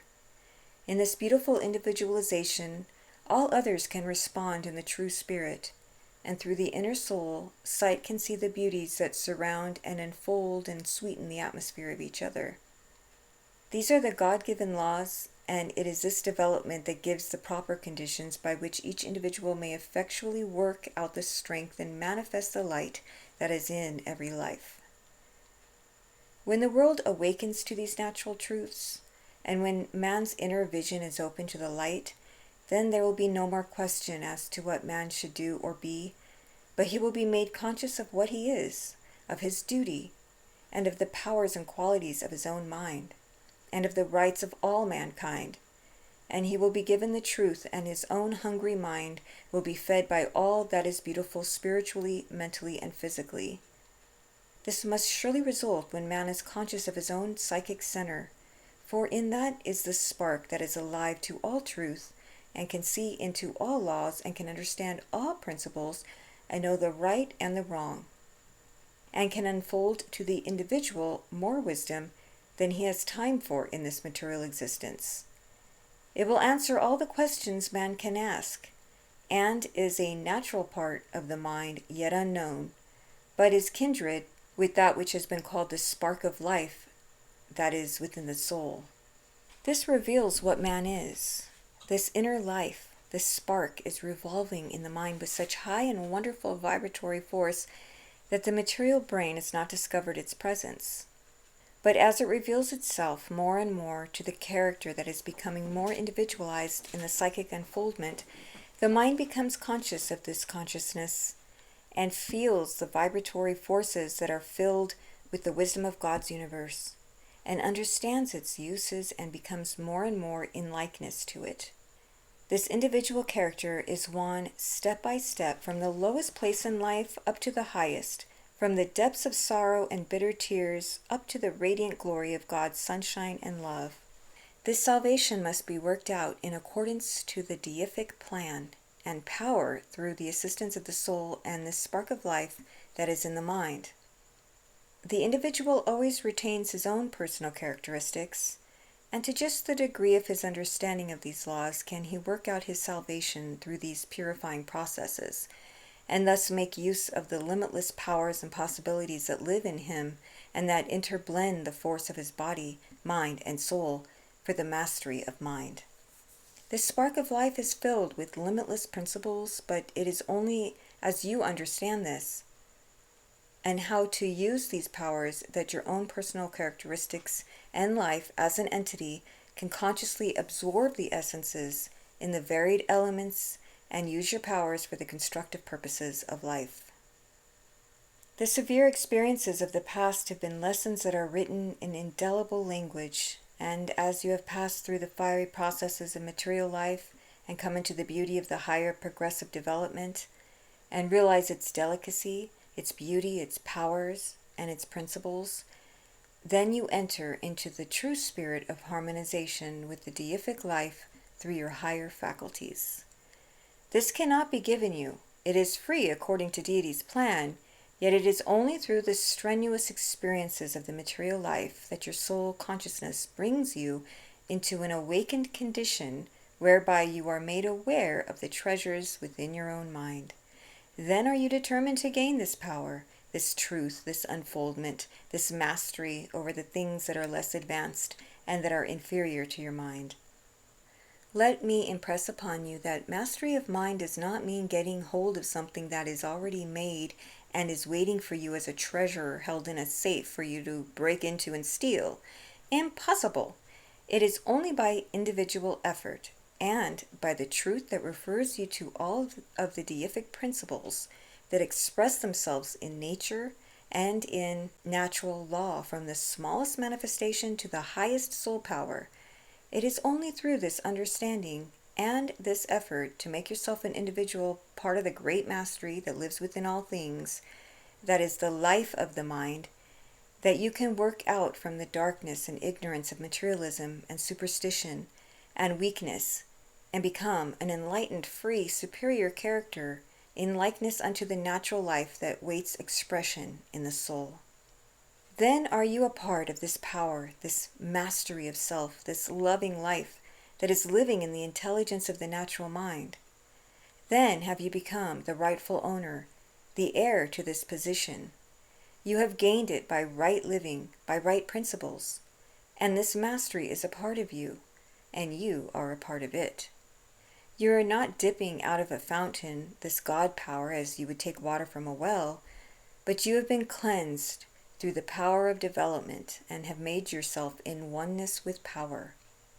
You are not dealing with borrowed strength, nor a loaned principle, but you are dealing with yourself, with what you are, and with what is yours. So it is absolutely natural for you to be a master of your mind and have mastery of mind. The mind welcomes you. You bathe in its loving principles, you work with its power, you sing with its harmonies, you awaken to the truth that this was not something outside of you, belonging to someone else, but it was yours, for you, when you unfolded to the conception of it. This is a fulfillment of the law of mind, and you find yourself at the center of your soul consciousness, looking out of illumined windows that are radiant by deific principles. As each law of mind is worked out, you are mentally expanding and are seeing through different eyes and hearing through different ears and sensing more deeply than ever before, and understanding that every law of the mind must be fulfilled by you before you are living in all parts of the mind instead of only in one faculty. The mind then, being expanded by all its principles into full capacity, is limitless. For then there are no lines, nor walls, nor boundaries, nor obstacles. All these are removed by the mastery of mind. There are no vacant chambers, but the mind is fully furnished, equipped, and made useful. Then is the individual in one-ment with self. Until you reach this mastery, you have not developed the natural faculties to their full possibilities, and you cannot be a full individual until you reach these heights, until you have cleared the battlefield of opposition and offending conditions, and the mind has become harmonious by its perfect adaptation to every principle of body, mind, and soul, and there is perfect interblending of all the life forces, and elements. Then only can you fulfill your position and your mission. Every individual is called into this experience and does not reach the rightful attainment until awakened to the responsibility of his larger development, and thus enters into the beautiful home of his own life and becomes its living guest. Everyone has all the principles, all the elements to work with. And by becoming an ardent worker, unselfish in power, then the mastery of mind stands for all that is natural, and you will be welcomed by the spark of life into this companionship of mind. The soul that has gained this receives back a fuller development, as a return is sent from the others whose development you have aided. I sense upon my soul consciousness a thought of rejoicing from the unseen entities, because of this explanation of the mastery of mind. Thus many minds are open to receive assistance in truth, and be made larger and stronger as each degree of darkness is dispelled. The beauties and powers and love elements of mind strengthen, beautify, etherealize the whole atmosphere, and make all life more in likeness to spirit power. It influences all minds, and what has seemed to be dark is made light, and what could not be interpreted has been explained, and what could not be comprehended is fully comprehended by this fulfillment of mastery in itself. Such a mind has no question to ask that cannot be answered, because every obstructing thing has been discontinued, and the superficial no longer burdens nor oppresses the individual. There's no portion of the mind given over to injurious oppositions, and the individual looks deeper and higher. Then the pulsations of God's great mind are sensed in the heart throbs, and the scales of life weigh most carefully every thought and act and condition and give the exact balance. You are then conscious of every beat, every throb of the universe. You are listening and living in the central faculties of God's universe, seeing with God's eyes, because you view with the inner sight, knowing with God's faculties because you are living in the wisdom of the mind. The brain is becoming larger through the greater uses of the mind, and it builds more cells under more refined conditions to answer to the call of development of mind. The brain itself becomes a more sensitive instrument, finer in tone, more ethereal in structure, responsive to the higher aspirations of mind. The portals of the soul have been widened and made larger and brighter by this expansion of mind. Thus we find a larger being, a larger character in body, mind, and soul, because the laws and principles have been fulfilled and every attribute of mind has assumed its rightful natural position. You respond to the grief and sadness that comes to you from the valleys, and you realize that many times you have slipped and fallen and have many stripes on your body, which tell of suffering and desperate efforts and conditions of ignorance. Many still would hold you back, but you have now your freedom, and your atmosphere is that of liberty to self, and the freedom of every individual consciousness. You need not live as your less progressed brother or sister would have you, but advance consistently as an enlightened individual, guided by the spark within that is illuminated by the days of God's light and love and wisdom. You have found the truth, and now know the full development, and whereof you speak. You fulfill the laws of life according to your progression. Time and eternity hold limitless possibilities and expansion in this absolute power and centralization. It is a baptism in the fountain of God's truth, whereby your soul and mind are relieved of all its obstructions and densities. Then there is no more sleeping at the post, but a standing in the beautiful tabernacle of mind, illumined, decorated, radiated by spiritual principles, with all that is charitable, with all that is peace, quiet, truth, and justice. And through this beaming light, you look out into the world as a centralized character consecrated to truth. In this beautiful home of heaven which you have now, you will stand powerful in the peace of God and say, I demand peace on earth and goodwill to men. Chapter 10. Mind through Matter. The mastermind is conscious of every law of mind, and has now the proper position and rightful condition to enter into the physical organism through the avenue of the brain. and thus raise the bodily condition from weakness to strength, that it may have its rightful share in life of God's blessings that are appreciated through the mind. When the physical body is allowed to wander in the paths of darkness and loneliness and depression, it is then robbed of its justice, and it's in vain to try to win the mastery of mind so long as the physical organism is deprived of its beautiful expressions designed for it by God's love.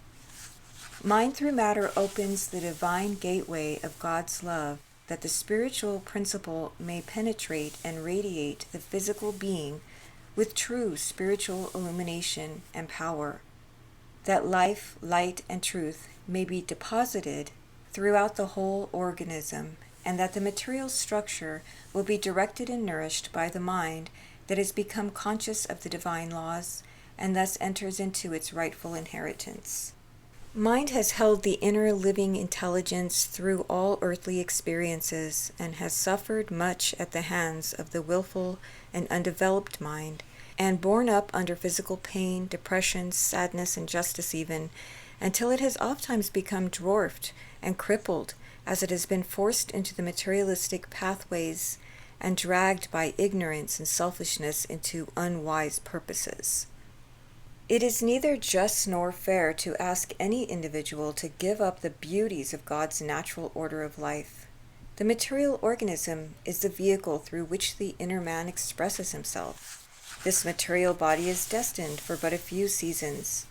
And why should we not reach out with open arms to embrace the protecting principles that are God's gift, principles that bring mastery of mind and that elevate the material organism? This atmosphere and this plane of living are in likeness to the conditions that live in the mind, and it is only by obedience to their laws that mind, body, and soul are harmonized. It is only by living in this likeness that you can prove yourself worthy the true conditions. The physical organism responds to the call of the spiritually developed mind and becomes sensitive to and conscious of the godlike spark that lives within the mind and that acts upon the brain cells, the tissue, the atoms of the physical structure, and absorbs all of the principles that God has so divinely placed in life for health, happiness, and eternal sunshine. This guides one into his beautiful garden of the higher principles of pleasure that are living upon the plane of the mastery of mind. The whole body becomes more refined, more etherealized, more sensitive, cleansed of the coarser things of materialism and the lower existence, and is spiritualized through the spiritualization of the soul's radiation through mind, and becomes in oneness with the mastery of mind. The imprints of past reflections, the shadows of suffering, the hardships of ignorance pass away as the body is elevated in its knowledge and receives the privileges of its birthright. It is sustained, loved, nourished, and purified by the waters of God's loving truth. It is as willing to respond to this transformation as was the mind when illumined by principles that are supreme in the universe. The superficial conditions always yield to that which is truly powerful, and this is the salvation of the race, the curative for the coming generations. This will sweep away the injuries that reflect upon the mind and body the results of injurious living, whether upon the individual or upon the coming generations. And this is the only way that truth can reach the world and prove its own power to elevate life above the dangerous, the ignorant ways and place mankind in the path of progression. For progression is the only means of the harmonization of spirit and matter. Spirit always exists on a higher plane, regardless of physical life, while mind is the agent to guide matter up the way of true progression, that it may hear with spiritual ears, see with spiritual eyes, think with the spiritual mind, and be in oneness with itself as an individual, at oneness with all that for which it was designed by infinite intelligence, and live in the universe as a creature fitted to enjoy the high privileges that are enfolded in the constitution of every living being, and realize the wisdom and strength and love that is given by this mastery of mind through matter. Thus we become conscious of the truth that there is only one rightful way to express the rights and privileges of this life, and that is as nature teaches. Some parents do not allow children to ask questions, but command them to be silent. So through fear, the little ones do not gain their rights nor privileges, but yield to those who assume authority of judgment over them. So instead of a God-fearing child, it is a mortal-fearing child, and though silenced, it is deprived of the knowledge that is rightful. And such parents or teachers have succeeded in stifling God's life from expressing itself in the child. Mortal fears are the most disturbing obstacles in the world, and instead of this, we should fulfill the law by reaching out with open arms to embrace the child and ask his wants, and consider his tender unfoldment of mind and body, and illumine the little soul with the wisdom that will cause it to love and lean toward that which it is conscious of as more beautiful and natural to its life. The true way is to embrace matter with open arms, with a God-loving spiritual consciousness through the mind to uplift it and to instruct it as to the superficial things it may ask for in place of the sustaining and strengthening and enduring benefits it may gain, and thus lift the physical organism into the higher consciousness of the true and beautiful life, so that it learns to respond lovingly without opposition or dissatisfaction. Then the higher power in mankind will manifest itself through the whole organism till body, mind, and soul are interblended and powerful, and the mastery of mind is supreme. It no longer asks for the useless, the injurious, and the unwise, but it understands the true and the beautiful and the natural, and tenderly joins its life with all that is larger and nobler in the mind, and like an innocent child, looks to its protecting love for guidance, and reposes confidently in its sheltering care. This is mastery of mind through matter, and the plane of true life building processes is well established. Through this flows the limitless power of God's wisdom, and interblends with this organism to correct all physical weakness and sustain the material body, and raises it from disturbing hereditary tendencies and bring it into the arms of love and peace and wisdom. Then the physical and the mental and the spiritual are at one-ment, and the mind will not have to keep teaching the physical organism each day and each year, but the interblending and harmonious relationship is such that the whole organism moves naturally with the mind in its spiritual efforts, and is no longer a babe to be guarded and guided and sustained, but has come into a oneness of its own, and is a true companion of the three-in-one while in the earthly expression. This is the godlike plan of life. This is the natural expression through nature's laws in response to God's manifestation for progressive unfoldment and growth. This life is fitted to live under all normal and natural conditions as deity lovingly intended, and is able to express and manifest through its organisms the life that makes them fitted to become fathers and mothers of offspring, giving to the little ones proper conditions and influences that they may be guided into the higher and better things in God's garden of life without so much suffering and misery to awaken them to the truth.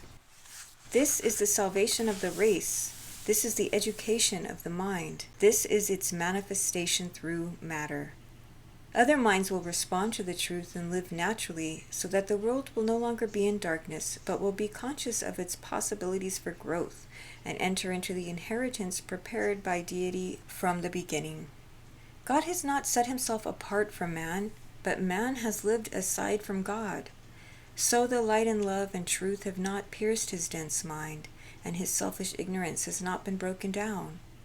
The world will be uplifted to the consciousness of these spiritual principles through mind in matter as it swings in harmony with God's progressive life. This is in direct opposition to the way life is now lived, for mind is swinging in harmony with the lower attributes of man's superficial and materialistic life and ambitions. With this beautiful unfoldment of mind through matter, the whole world will be glorified by the principles of higher living, which is absolutely normal and natural in its expression. The harmonious relationship and interblending of such lives in this material world will unfold the beauty and fragrance of truth and power, until the atmosphere will be impregnated by the principles of spirituality, and the world will become a garden of peace and love. There will be no incentive for abnormal life, no love of false power. The densities will be swept away, and the coarseness that man has made will be refined and transformed. The delirious pictures in the mind will be gone never to return, and the rights of men and women will no longer be stolen. Men and women will enter into the true heritage of life.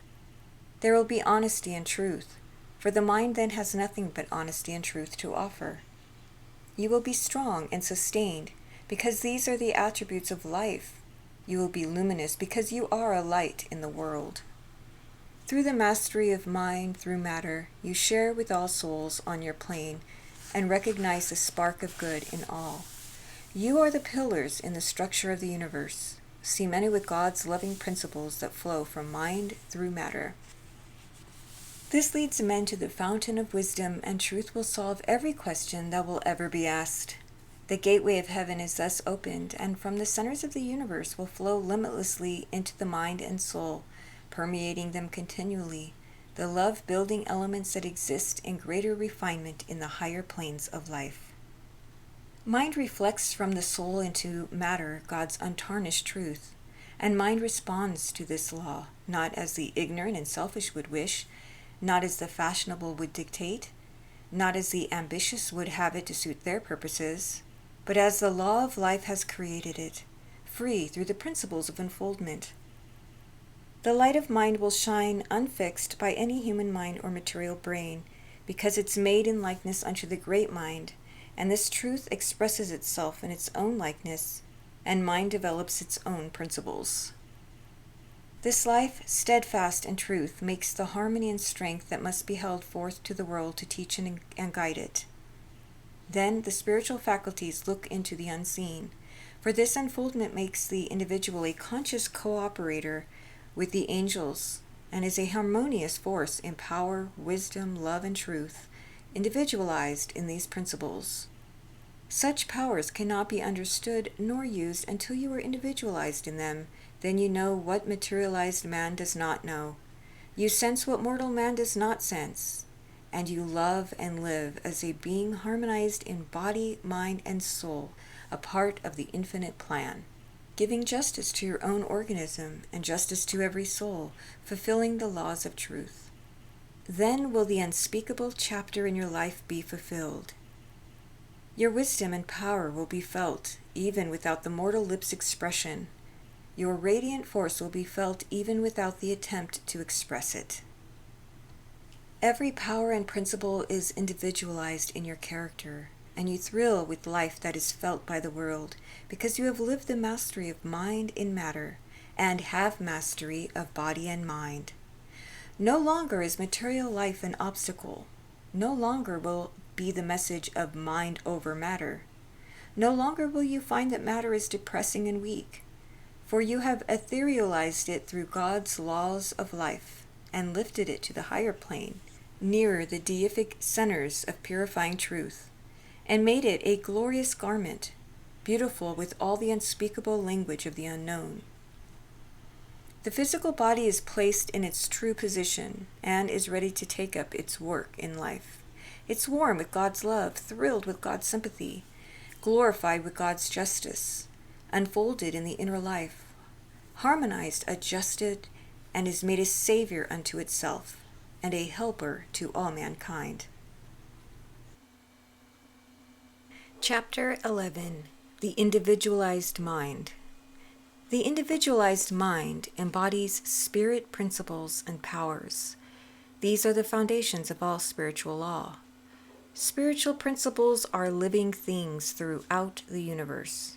They hold within themselves the beautiful essences of God's wonderful powers and limitless expressions that man has for centuries looked upon with respect, and yet he has never individualized these principles in their true meaning, but he has been trying to operate them as some outside machinery to meet the demands of an undeveloped, unindividualized mind. The unfavorable results are perfectly natural under such unreasonable, immature conditions. God's laws and spirit principles cannot be understandingly operated by the mind until it has become individualized by these powers and principles, and until these powers and principles themselves are individualized. They may well be considered as of outside influence. And while all things are possible in these principles and powers, yet they are not available to the mind that has not come into recognition of their truths and qualities and uses. We see the absolute necessity of harmonizing spirit principles and powers through an individualized process that makes these powers and principles a conscious part of the mind, and in return makes the person an individualized entity in mind. Even the laws which seem simple to us, the harmony and interblending of forces and powers and faculties, are important and necessary in order to obtain any result in operating the principles for harmony of body, mind, and soul.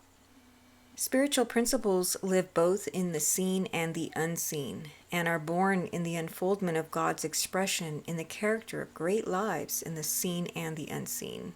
They are the living powers of the universe. Our solar system, the sun, the atmosphere, are radiating these life-giving principles and powers. The spheres of the higher life are held in the ethereal atmosphere of these principles and powers. All planes, all planetary bodies, all life, all systems are held and controlled by the same principles and powers. The luminous vibrations of the soul are but the essences of these powers and principles that are the superior conditions of life, and the divine influences freely offered to all mankind. And we ask the world how much of these principles and powers has it embodied in the lives of people, in customs and institutions, in government, in civilization, to work out through the individual methods a system in individual life through which these powers and principles themselves have become individualized in character and become as living entities expressing individualized spirit principles and powers in the mind. To just the degree these principles have been individualized in the lives of people, and to just the degree that their spiritual consciousness has made them the mental factors in their life and in the universe, can good use be made of such principles and powers. The reason for this is that the individual has no power over any condition, nor is he able to harmonize with any condition without first individualizing the principles and powers. What is it to individualize these principles? It is to make them a part of your conscious life and volition. Principles are the laws and expressions of deity. They are the truths of the universe. They are in you, but you know them not. They are the natural concealed by the unnatural. And until you distinguish between the true and the superficial, the truth does not become a part of your consciousness. These principles are awaiting their true interpretations, that they may become the rightful powers of life. The electricities of the atmosphere were of no use until mind was open to their principles and powers of action, and so it is with the finer powers of spirit. They await the awakening of mankind to a realization of their life values in universal development. While man remains within the plane of selfishness, superstition, and ignorance, he cannot make use of these principles and powers, for they are unknown to him, and so are outside his life, and no avenue is made whereby they may be brought into connection with the mind. This expresses weakness. This explains failure. This shows why civilization is yet uncivilized, and tells why here and there an individual has seemed so superior to the world in which he lives. Men generally may consider themselves as crafty and wise, but they are victims of their own deceit. It's only by becoming a part of the divine mind, by consistently inviting these spirit principles into one's life, by engrafting these powers into the mind, by loving truth and expressing it through the soul, that results can ever be given the world. For it is only in this way that wisdom takes seed and bears fruit. Then men will no longer try to get that which is counterfeit. They will no longer worship the power that seems mighty and claims mastery, but which is a mockery of God's principles and powers. When you have individualized a principle that holds within itself a wonderful power, then you have made it a part of yourself as an individual, and that principle and power will manifest itself through your organism and express itself to the mind, and the mind expresses itself to the world in the characteristics of your own personal individuality. This is harmonizing with God's principles and powers on a high plane of individualization of mind. Be as you may in your expression in this high type of character through your own personal vibratory laws, you have individualized and unfolded a spiritual character, a power that is the blossom of your soul's expression through the mind. Those who are in this larger expression are often sensitive and seemingly alone, but they are in the constant companionship and in cooperation with the teachers of the higher life, and have opened the avenue for communication between themselves and the advanced, harmonious minds, and are valued for their individualized mind and character. For the same truth is vibrating upon the same planes both in the seen and the unseen spheres of life. If the world does not understand this, it is the world's loss. Whether or not humanity chooses to accept these spirit principles and powers and become a part of them in this life or in the next is a question for humanity to decide. But sometime, somewhere, they will be conscious of this truth that is now being given on the individualized powers and principles and mind. Then they will have awakened to this truth and will behold it as a living thing. Such truths are not popular and are many times clothed in garments of disguise to suit the ignorant and selfish minds of individuals who dishonestly trifle with God's life and powers, and by such masquerading have brought sad and unfortunate results to the world. We choose to set forth the truth clothed in God's righteousness, radiated by deific powers, illuminated by the principles of highest consciousness, that the world may not be ignorant, but may honestly deal with truth, fearlessly, bravely, regardless of creed or cult, and manifest to the world untarnished, undisguised, the fullness of spirit expression as the constructive intelligence of the universe intended. When every individual takes these guiding principles and breaks away from fashion and society and becomes a conscious life in the universal life, then the mind is illumined, radiant, sweetened, and purified to the degree that the senses accept such principles and powers, and will accordingly manifest this inner life as it becomes free from the lower environment. Such souls will stimulate and inspire and encourage every soul that comes within their vibration, and will make attractive these spirit principles and powers. This individualized principle cannot be weighed or measured by any creed or cult or sect.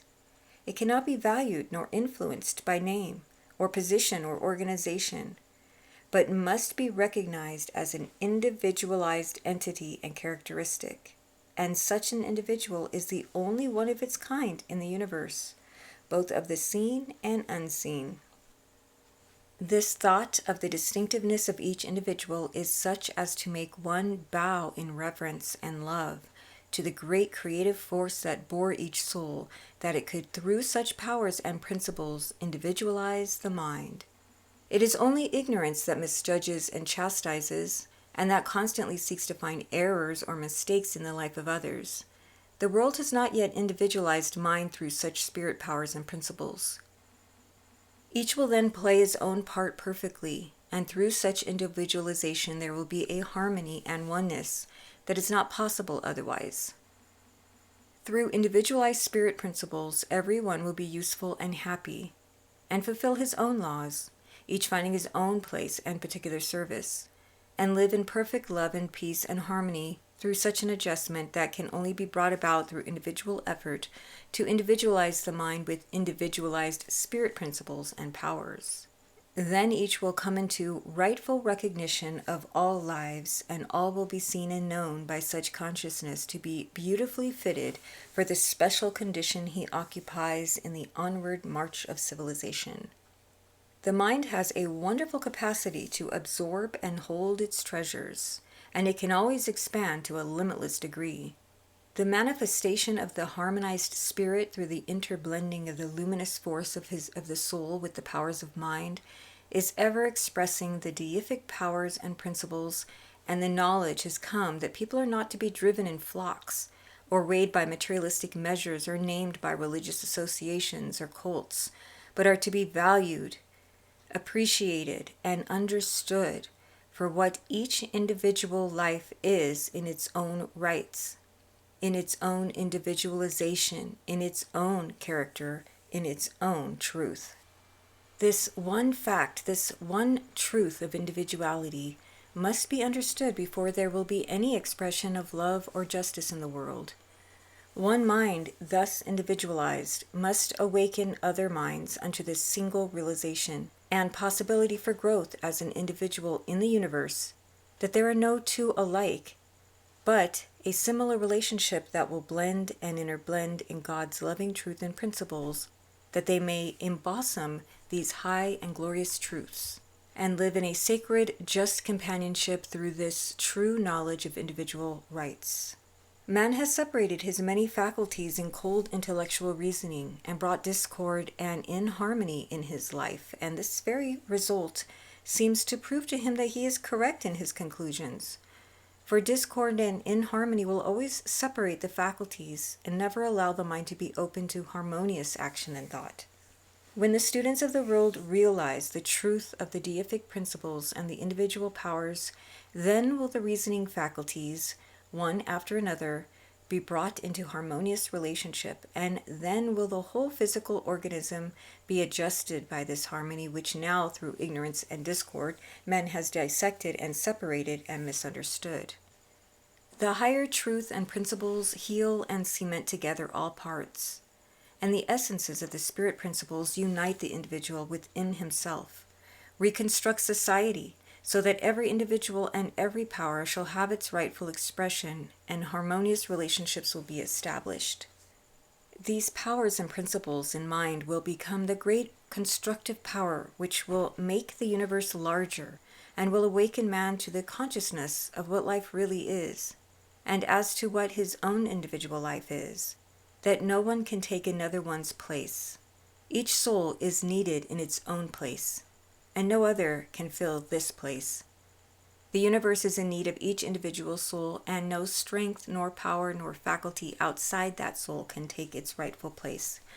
It not only adds to the constructive life in the seen, but also in the unseen, making that stronger and more brilliant, more truthful, more perfect, more conscious, more sensitive, still higher in intellectual individualization. And the more fully this is realized, the more sacred will be the regard for every individual from the lowest to the highest. Differences will not exist through class distinction or intellectual pride or material or governmental sovereignty. Each will have his true place, his true consideration, his true justice, and be valued for the possibilities contained in his life and the development that will result as his experience is fulfilled. As each one responds to this individualization, each place is lovingly and fearlessly filled in the universe, and God's great law means more to such a soul than ever before, because it is only through such individualization that intelligence springs forth, and that the mind is individualized by spirit, power, and principles.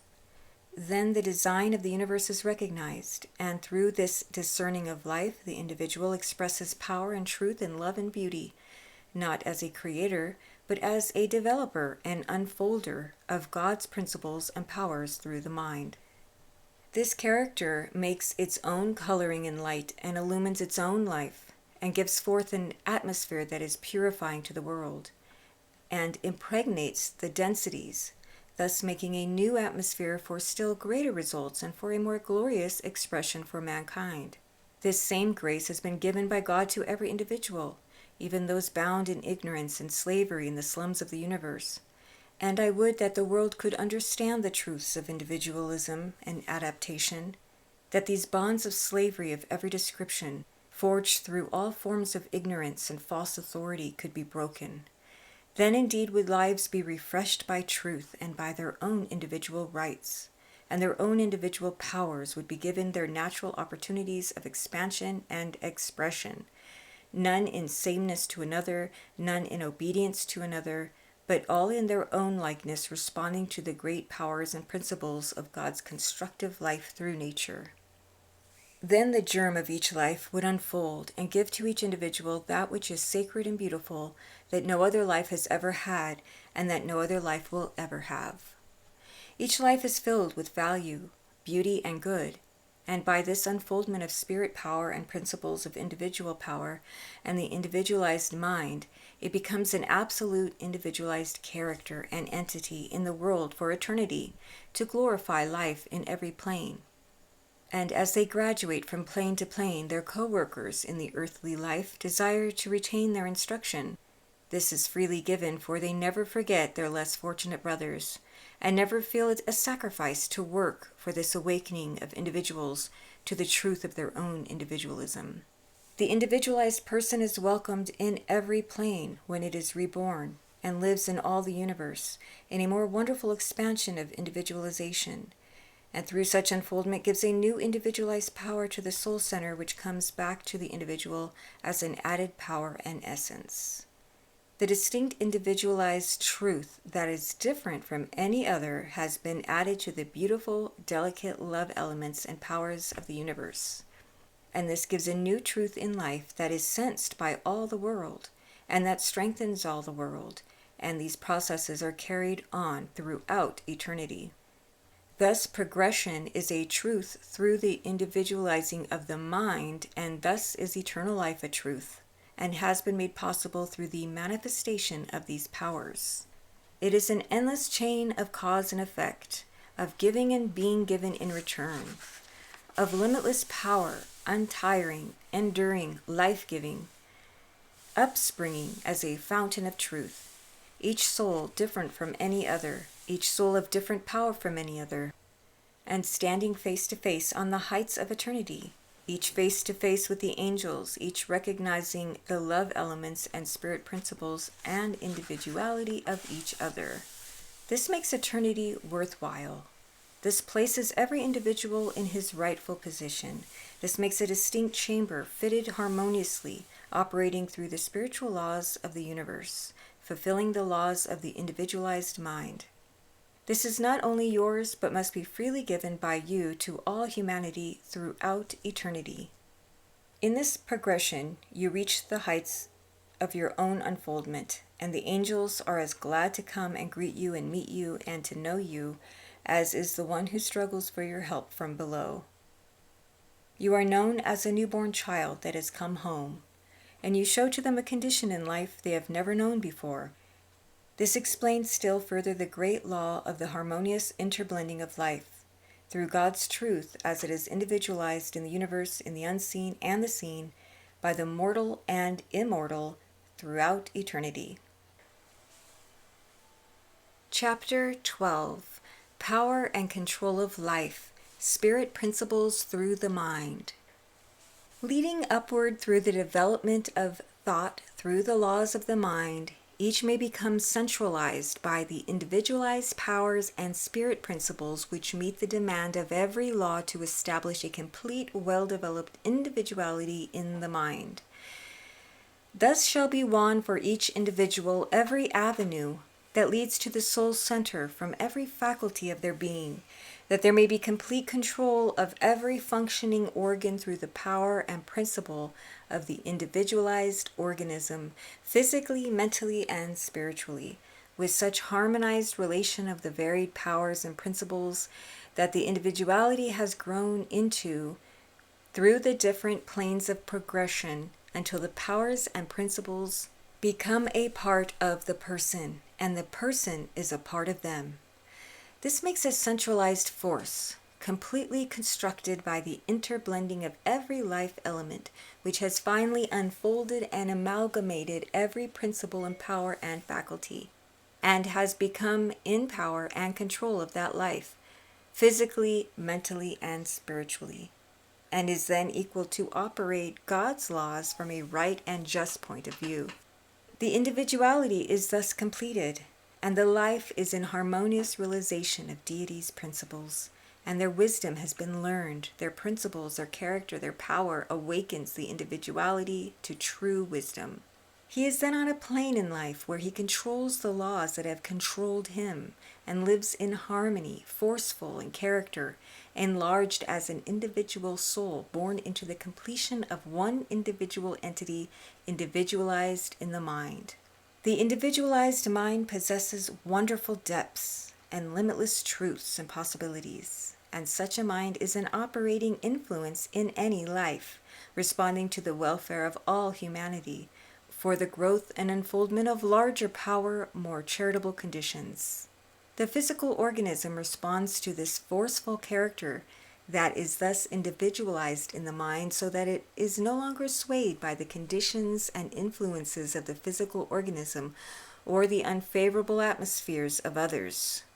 Without this individualized mind, life is always haphazard, without any real guiding influence or protecting powers, and may for a long time walk in the downward paths of earthly expression before the response comes to the powers and principles that have awaited unfoldment. But the individualized mind responds to the positive laws, and the physical functions obey the powers within. The life that is operated in response to this law is in likeness unto God's life, and manifests this true life as teachers and healers through these principles so wisely and beautifully prepared for all mankind, that each may work out his own development and no longer live under the abnormal and superficial conditions. Nature is the secret of all natural things that lead to the great fountain of God's love life, and from the center of your own individualized mind, you give to the world the beautiful truths that all things are sacred. That even in the grain of sand, which is so apparently crude, there is the great principle of life. There is the expression that created it to take its successive forms, and it plays its own part in the organic progression of the universe of matter. Spirit power and principle are manifest through all forms of life, never to be seen by the physical eye, and only can unillumined man understand it as the outside material expression. But the unfolded individual character that has gained power and control of life can see even in the grain of sand the power that brought it to its form, and can understand its spiritual significance. God's laws are unchangeable, and all life rests upon them, and unfoldment comes only through progression. This must be placed before the vision of the ignorant, the unjust, the selfish, the superficial lives that gather wealth by depressing humanity and by causing others to suffer, and then give of their spoils toward public charities that they may seem to be benefactors and thus ease their guilty conscience. The Deific principles and the angels of the unseen will assist every life in its struggle toward the natural expression, but the willfully unjust are indulged for a time in their choice, even though it means to them greater suffering when they retrace their steps and try to recall their injustice. God's love must become the power of life. God's charity must become the charity of life. God's wisdom must become the wisdom of life, and all individual unfoldment must be in maintenance of God's truth and laws as they relate to every life, every position, every condition, and every expression in the universe. Though this is ignored by the ignorant, and though the individualized character is scorned by the superficially arrogant mind, yet through the power and principle of the greater mind shall their foundations totter and crumble away, and the spirit principle will be recognized as the controlling factor in the individual life. Results may not seem to come spontaneously or be recognized at once by the unfortunate, but the essences can never be destroyed.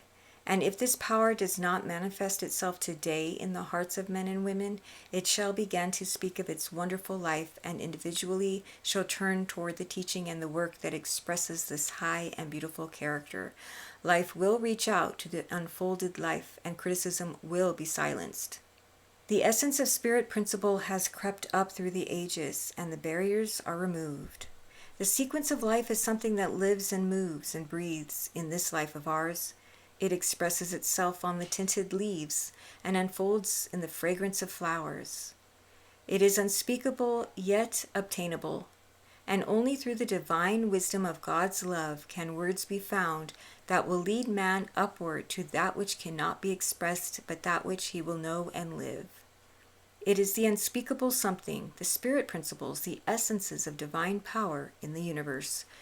Through such education, through such expressions, will mankind be awakened to such an individualization in spirit principles that the world will understand that the value of life is not in material power or wealth or position, but in a life of principle, a life of justice, a life of truth, a life that meets life face to face, a life that wishes to look into the consciousness of the unfolded souls and become like these. This is the truth and life that the world has made a mockery of.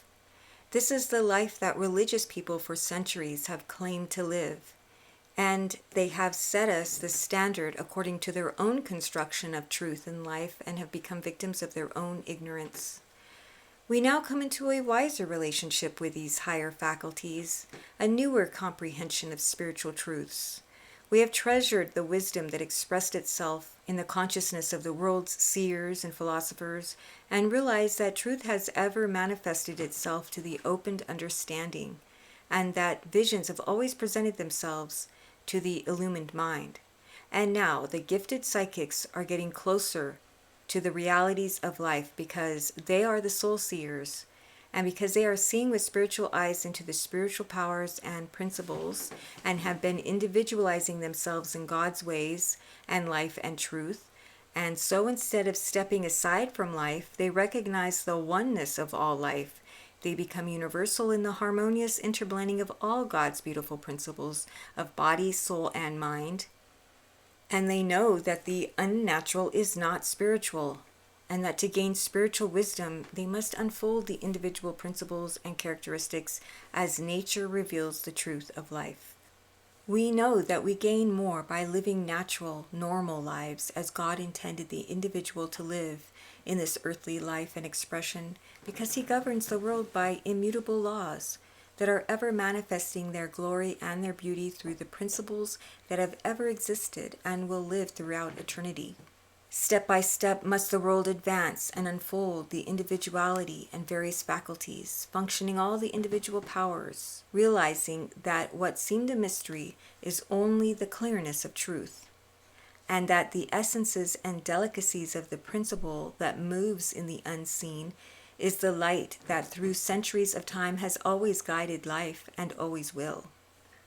After the consciousness has been awakened to truth, it can never return to the smaller things of life and enjoy the narrow ways that once seemed true and attractive.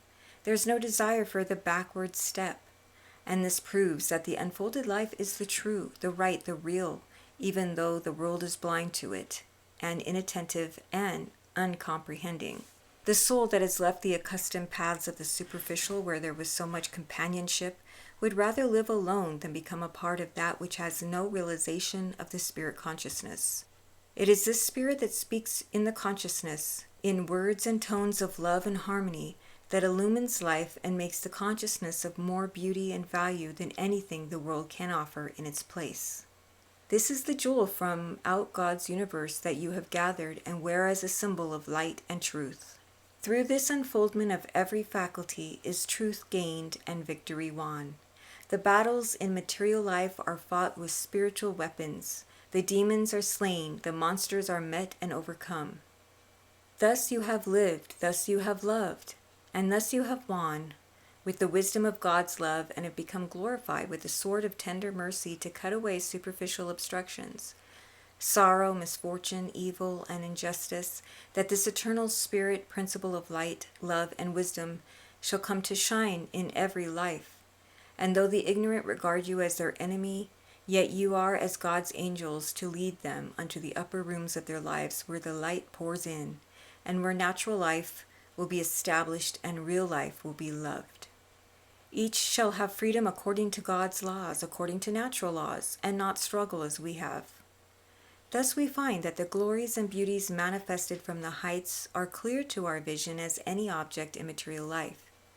That to our spiritual consciousness there is no obstruction, that we view, hear, sense, know God's ways in the universe of life.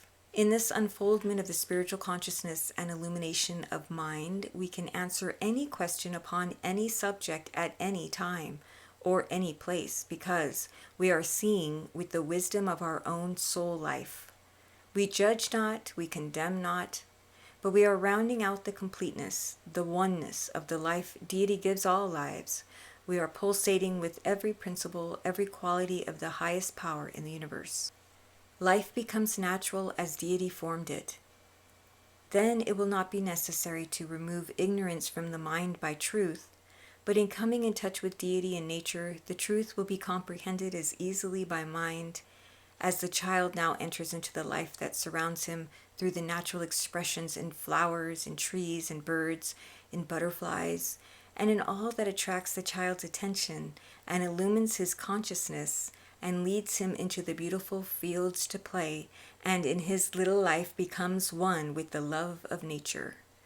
So will mind respond to the beautiful tenderness that expresses itself in all natural conditions, and will grow and fulfill all the promise contained in spirit, principle, and power. All in nature will come to this plane, and it will not be a plane of effort, a plane of tears, but will be a plane of unfoldment, a plane of glorification, a garden of beauty that belongs to the human family. The doors are unlocked that were sealed, and intelligence and power come forth, and all shall know their privileges, and that which seemed beautiful to their former vision will now seem crude. For they now behold the God's expression, and are enfolded in his love of all life, and are held in the essence of spirit principles, and life has become sacred and glorified in natural expression. This is possible to all. This is universal power, universal love, light, and life that has been talked about for centuries, and that will be lived in the centuries to come, because an individual soul has gained power and control through mind. These beautiful truths can be reached when the door of ignorance is broken, and when freedom and liberty of life, when love and justice are recognized as the universal principles of Deity for mankind. This is immeasurable, inconceivable, limitless, boundless, all-enduring, manifesting now and throughout eternity. Chapter 13. The Undeveloped Mind. The mind is the power that lives between the spirit consciousness and the brain. It's the most important factor from a physical point of view, for it's the spiritual adjusting faculty of the body. The mind cannot speak to the physical organism except through the brain, and the brain is so united to this expression of the spirit that the question as to whether mind and brain are of the same condition in life or whether they are distinct has long been unsettled by the scientist. The mind holds the most delicate and sensitive position of any of the faculties possessed by the individual. This is the reason why humanity has been confused and confounded and unable to gain the keynote that shall produce the right vibration to adjust the physical, mental, and spiritual life. It is impossible to bring about this adjustment through the material brain or by reasoning processes that do not include the spiritual consciousness, because the balancing power must come from the central life itself and reach the brain and physical organism through the mind as it reveals and expresses the soul's attributes. The outward form of any mechanism does not reveal the central power that is within its construction, and it cannot be adjusted from the external surface, but only from all parts of the mechanism. So the brain must be adjusted through the mind, and the mind is absolutely just to the material organism and to the spiritual powers, but it is helpless to receive spiritual powers and principles through the soul if it's filled with materialism. However beautiful and sympathetic its meaning, yet it has been made crude and heavy by its misuse and lack of development. The mind is a faculty that keeps the records of life from birth throughout eternity, but it's kept busy and so filled with materialism and superficial things that it has not unfolded naturally, but has become congested and undeveloped, both from physical conditions and from an unbalanced intellectual point of view.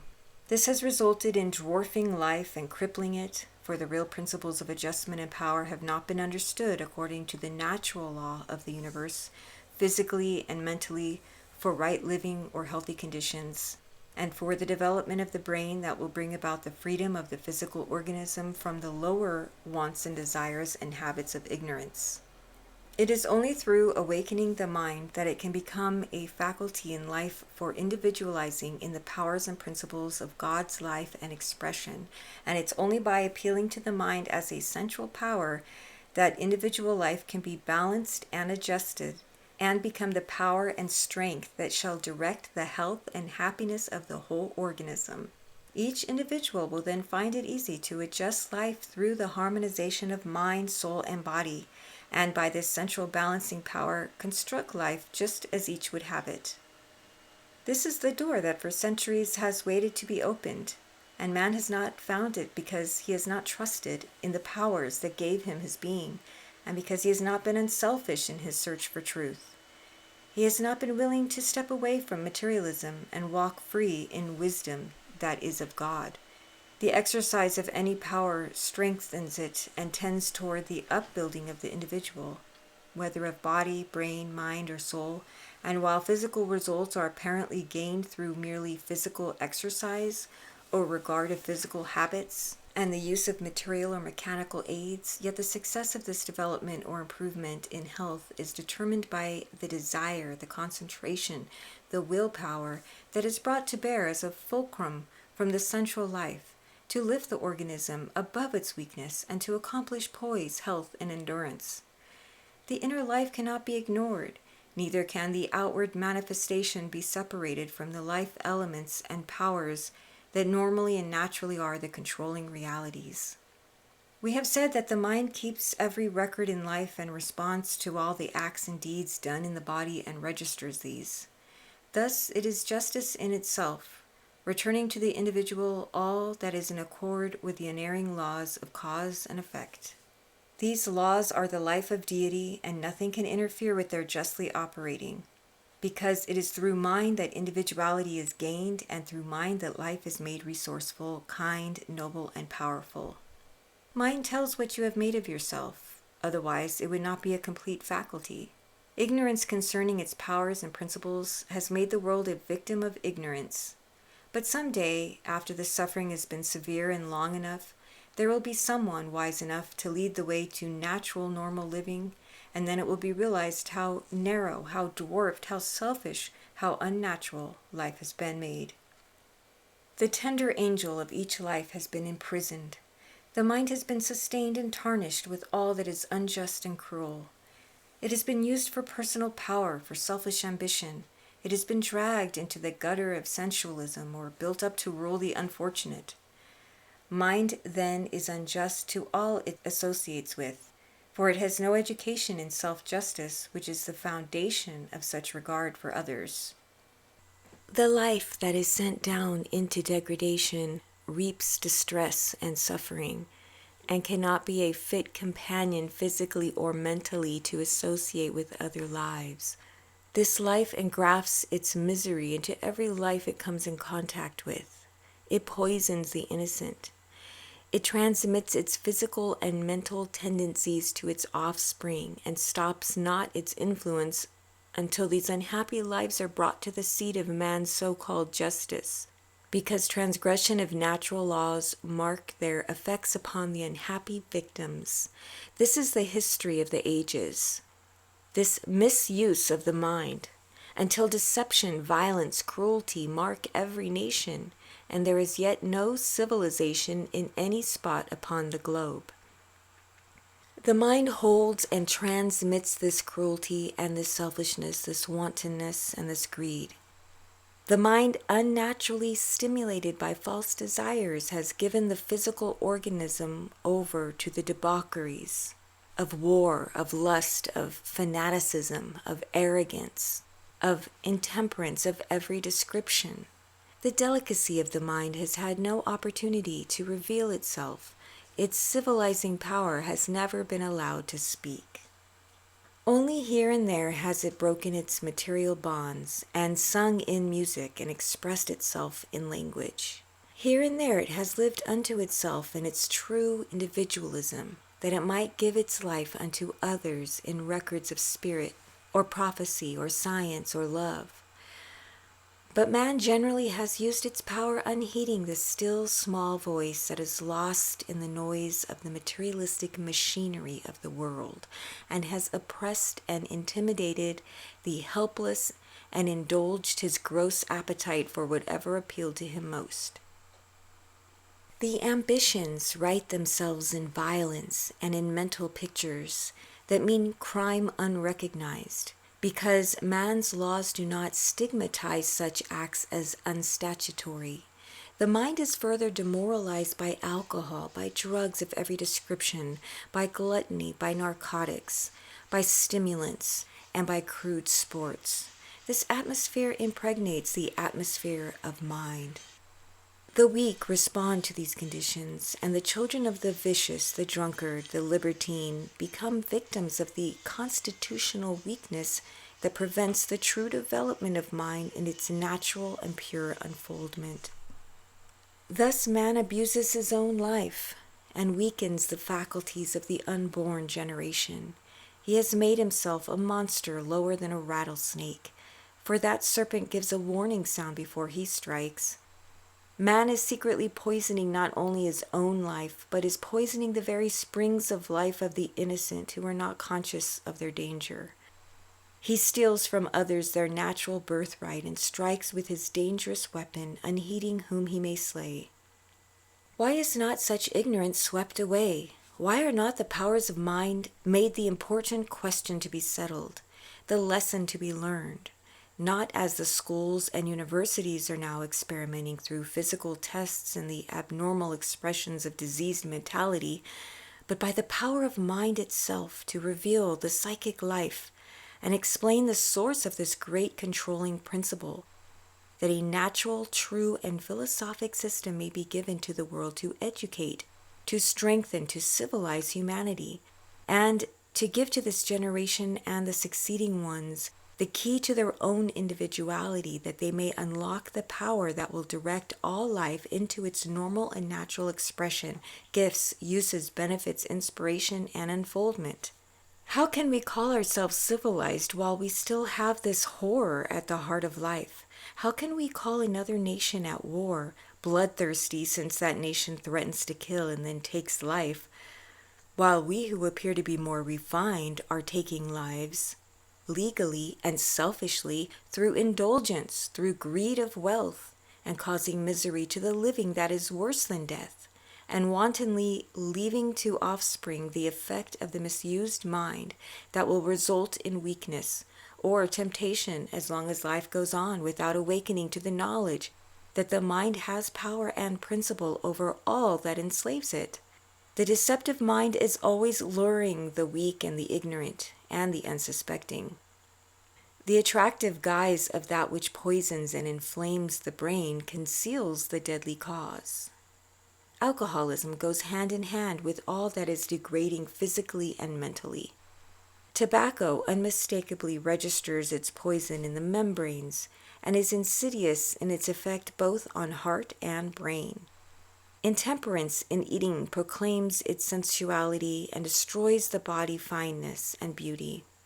And all things that enter into the mouth have their own part in the construction or destruction of the physical organism, and enter the brain, affecting the material structure, impress their pictures, influencing not only the organ of thought, but affecting the thought life itself, even unto generations unnumbered. This is a punishment justly given by transgressed nature, until ofttimes the brain is thrown into a complete frenzy, and a delirium that registers on that brain all sorts of murderous visions which are abnormally produced, yet which seem real to the victim of the effects of such inflammatory causes.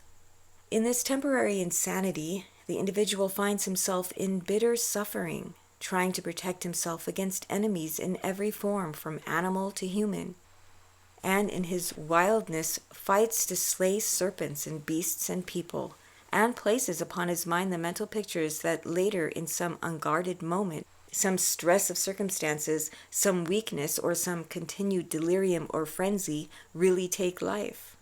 Or this suffering in some degree lives in the physical brain cells that form the thought organism of the innocent child, and holds the possibility of lack of resistance and constitutional weakness that results from an impaired mental or physical condition of the ancestor. This should teach humanity its responsibility not only to self, but to the innocent children that are brought into this life to suffer and struggle, and perhaps fall, not through their own misdeeds so much as through the bad conditions given them by their parents.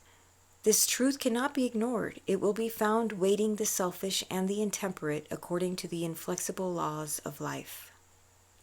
Each one is asked to individualize in the beautiful powers of life, but many choose to be the victims of unnatural, abnormal living and violate the divine laws of their own life, and bring misery to those with whom they associate and those who look to them for an honorable birthright and protection. It is a low type of life, and it produces insanities, murders, weakness, crippled organisms, vicious minds, slavery, selfishness, wars, and uncivilized conditions of every sort. Regardless of the position or so-called culture, or wealth or power of the individual who lives abnormally, and the results are just as appalling as are those which are less easily concealed and more apparent in the slums of life.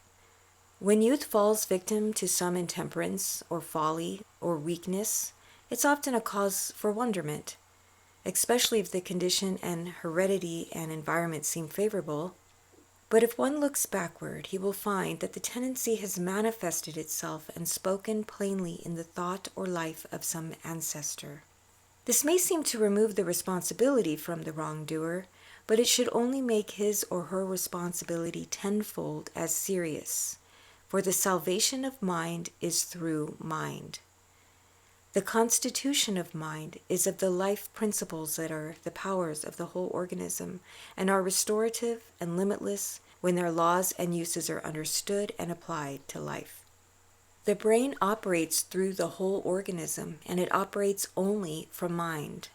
When the mind has withdrawn from the brain through accident or physical obstructions, or the separation of body and spirit, there is no normal process of thinking in the one condition, and there is the expression of death when this power is wholly withdrawn. Is it not the duty of the world to study these conditions and to realize their delicacy and their true adjustment, that there may be fewer disasters mentally and a stronger, more natural life built? This is the wisdom of God's laws, seen in their light and truth and love and power. And this subject is presented here, that there may be a higher realization of mind than prevails at the present time, however unusual have been some isolated manifestations, and whatever the psychologists may have presented as theories. Many have exhibited great power of mental control, mind conditions superior to the usual expression. Any power grows by the using, and it would have been a dull world indeed not to notice some of the accomplishments of the mental faculties, and not to desire to develop the poise and will and power that unmistakably proclaim themselves from mind. Yet its life itself, its relation to the central power, its eternal principles, its essences, its powers, its interblending in the life of the individual and the life of the whole universe, its registering faculty, its mirror-like processes, its rebuilding, permeating effect, its natural relation to all the physical expressions have not been understood, and thus have not been lived. More than this, its freedom has never been given it. Its true association with the spheres of the higher intelligence has never been fully realized. Its unclouded, unobstructed possibilities, when the true freedom of the natural life is given every soul, has never been dreamed of. The health of the body under such conditions has never been known. The purified social conditions have never been conceived of. And all this must first come through mind, and then result through the mental life powers and wisdom and love. The mind is the controlling power of life. The individualized mind is the protection of the race. The undeveloped mind is degenerate physically and mentally. It may clothe itself with wealth and use all the protection against observation that is possible, yet it's even then a monster that the world needs to be freed from. The thinking mind must stand free from society, from people, from the say-so of the world, and develop according to God's law. Opinion gives you no power. It proves nothing, but it is life itself that shows whether it is in conscious touch with the central power or whether the individual is a victim of reflex thinking and action. These laws are forceful, immutable, just, not according to man's ideas of justice, but according to universal principles. Man shall reap as he sows. The ignorant, trustful person is less dangerous than the ignorant, willful person. Those who trust in nature's laws and can be in sympathy with the note of the bird, the fragrance of flowers, the coloring of foliage, and find inspiration in the brook as it ripples by the wayside, are trusting in deific life and laws, and are being let out from their selfish limitations. The individual who believes he has plans superior to the deific is more to be feared. These are the people who build institutions for punishment. It is the privilege of every person to be led into the knowledge of the love principles and beauties of the mind, whose powers should be respected to the degree that the physical organism would not be allowed to cast the first stone against the mind, but safeguard it that its treasures may become the most beautiful jewel that can be possessed. Such a mind makes the individual his own savior. It unites that individual face to face, hand to hand, soul to soul, with the great consciousness of love that lives in each soul, to that fountain of each organism whereby it may be cleansed in the purifying elements of life, strength, and power, and by which the former unclean expressions, undesirable habits, ignorant thoughts, abnormal pictures shall be washed away. This light and love and cleansing power will speak to humanity of higher principles and unfold mind so that truth may be perceived. Every person needs to be led from the wilderness. Every mind needs illumination. This message is given that the inner consciousness of man may be touched by the love that lives within every principle, and that the bars of ignorance may be broken down, and the inner life stimulated, that it may grow in strength, power, and wisdom, and respond to the sunshine of heaven that dispels all darkness. This love reaches with arms unseen to gather life and nestle it upon the tender breast of God's sympathy for his suffering children, that they may awaken to a realization of what their ignorance has done to themselves and to others. Then shall they reach out in love and thankfulness to such words, and be drawn closely to the powers and principles in God's life that sustains and uplifts, that heals all physical wounds, that purifies all mental uncleanness, that removes distress from the mind, and places all powerful truth in the stead of untruth, and unfolds all the faculties and possibilities that are the immortal possessions of every soul. Thus will be removed the hideous visions that are embodied in prisons, in insane asylums, in reformatories, in hospitals, and wherever the ignorance of God's laws has placed man. Instead of these structures, let us place in the land monuments of right living, that the world may look upon institutions that teach truth, that have found wisdom, that understand law. Chapter 14. The Unfortunate Mind. Many are born into this physical life who must suffer the disadvantages of an unfair chance mentally and physically, handicapped by the unfavorable conditions of parentage and environment, and depressed by the destructive superficial things that retard even the normal being from developing the natural powers of body and mind. While progress is ever working as the Redeemer to unfold this spiritual consciousness of each individual, and while all are children of the infinite and are given life and immortality by the same divine principles as birthright and heritage, yet they are long kept from realizing these qualifications because ignorance has made the situation so unfavorable and so unjust. It is this part of life that we are working to adjust, and to give the world thoughts and truths in the philosophy of the laws of life, that a more natural and normal plane of living will be the result, and that the spiritual consciousness will be awakened, and that men and women may realize what is possible in this earthly expression, and the world may be given the rightful inheritance and opportunities for all its children. While we are perfectly conscious that the power of deity manifests itself through all of nature's laws, and will work out the salvation of all life in some age, yet we would arouse the minds yet unawakened to their duty in this earthly expression. Individual life is responsible for the advantages it throws aside, and for the opportunities it ignores in the natural unfoldment and development of mind. It is through mind that the individual spiritual principles express themselves and give the foundation for development, for the graduation from sphere to sphere according to the Deific plan. The world cannot feel that it has successfully dealt with any of its abnormal conditions. The evidence is before us in all its reality. Wretchedness symbolizes ignorance, and palliative measures are but makeshifts that confess ignorance as to the real curative methods. We have only to look about us to see the manifestations of injurious living. The prisons, the insane asylums, the hospitals, the reformatories, the sanitariums, all these indicate that there are unfortunate minds, criminals, deformed, crippled, diseased, drugged, inebriate individuals. And while it is merciful to try to relieve such wrongs, yet we cannot choose to continue with the kind of living that makes these institutions necessary.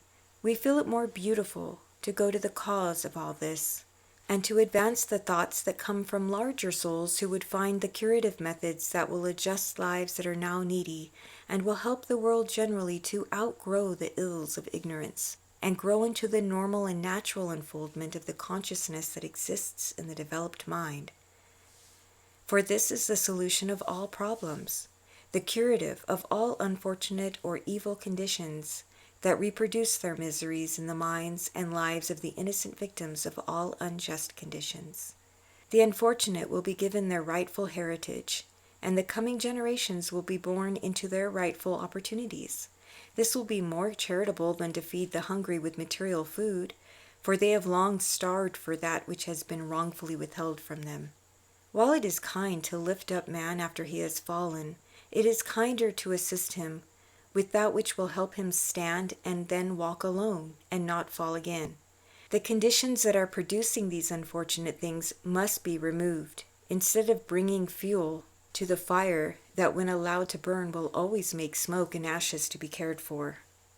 The inflammable substances must be changed to that which is useful, and life must be the conqueror. The fortunate and well-poised mind is undisturbed and unaffected by the materialistic superficial excesses that injure and deform the minds of the unfortunate, the weak and the vicious. The darkened mind reproduces its darkness, but the light of truth can and will penetrate the remotest recesses and finally transform all things according to the working of natural laws. It is for the unfortunate mind that the individualized mind is working, that the progressed type may become the rule and not the exception. We should judge not, for it is only God and justice that can look upon the unfortunate and understand what has been lost to them and through them, and that their wrong acts result from conditions unfavorable, and that they suffer through the injustice of human follies and excesses and selfishness. Every child should have his true birthright both in body and mind. Every person should have his rightful opportunity in this life. The strong should teach self-justice, that the weak may be protected and encouraged to a greater self-reliance. Why should any individual be called upon to suffer injustice from another? Why should anyone be encouraged to bear unnecessary afflictions, or the restrictions imposed by willful selfishness in others? Why should any individual lose his heritage? Why should life be stolen from the weak by the strong? What laws are those which truly represent nature? What creed sets forth man's likeness to deity? What philosophy bids man take counsel from himself? The laws of the land must take their course, but the soul development is marching on, and one soul is just as sacred as another. One individual's rights are just as sacred as another's, and no matter how sin-stained, how tarnished, or how downtrodden the individual, there should be no scorn, no sneer given by the fortunate. But truth should be set forth, and love and wisdom manifested, that justice be done to all mankind, and that life should be made valuable, and that the lawful heritage be given every soul. Then we may feel that we are godlike men and women, responding to nature, making an effort to fulfill the law and worthy the position we claim to maintain as workers for human rights. It is far easier to be the fortunate mind and unfold in favorable conditions, so it is well for us to be careful and see to it that we hold ourselves responsible as we receive the natural blessings that result and do not scorn the unfortunate. This will prove the sincerity of each. Are you sad when any mother's child becomes the victim of disaster in life? Has your soul consciousness awakened within you to love other fathers' and mothers' children as your own, or your neighbor as yourself? The truth of individual rights should be revealed to the world. All souls should be educated to this higher understanding that darkness may be dispelled and that love and sympathy may be universal. When you will not have to gaze on the suffering of some mother's boy or girl and be saddened by the conditions that seem hopeless, you may feel that you have given a portion of your life to make all minds fortunate, and that the reproduction of unfortunate minds is at an end. The things that retard civilization will be no more.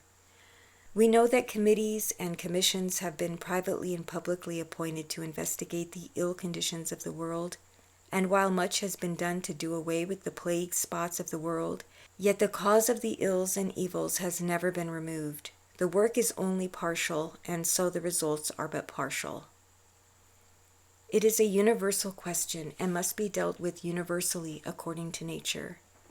Each individual must come into the knowledge of individual responsibility and understand the laws that are universal, individual, just, unerring, and not man-made. Deity's laws must be recognized that life in this physical expression will be natural and give each his rightful opportunity, that every child may be well born and live and grow up under the constructive laws and not led into the abnormal, the unnatural, the unfortunate, but become more and more unfolded, more and more illumined, more and more wise in the wisdom of God's ways. This removes the artificial authority of religious teachings and the self-imposed authority of one life over another.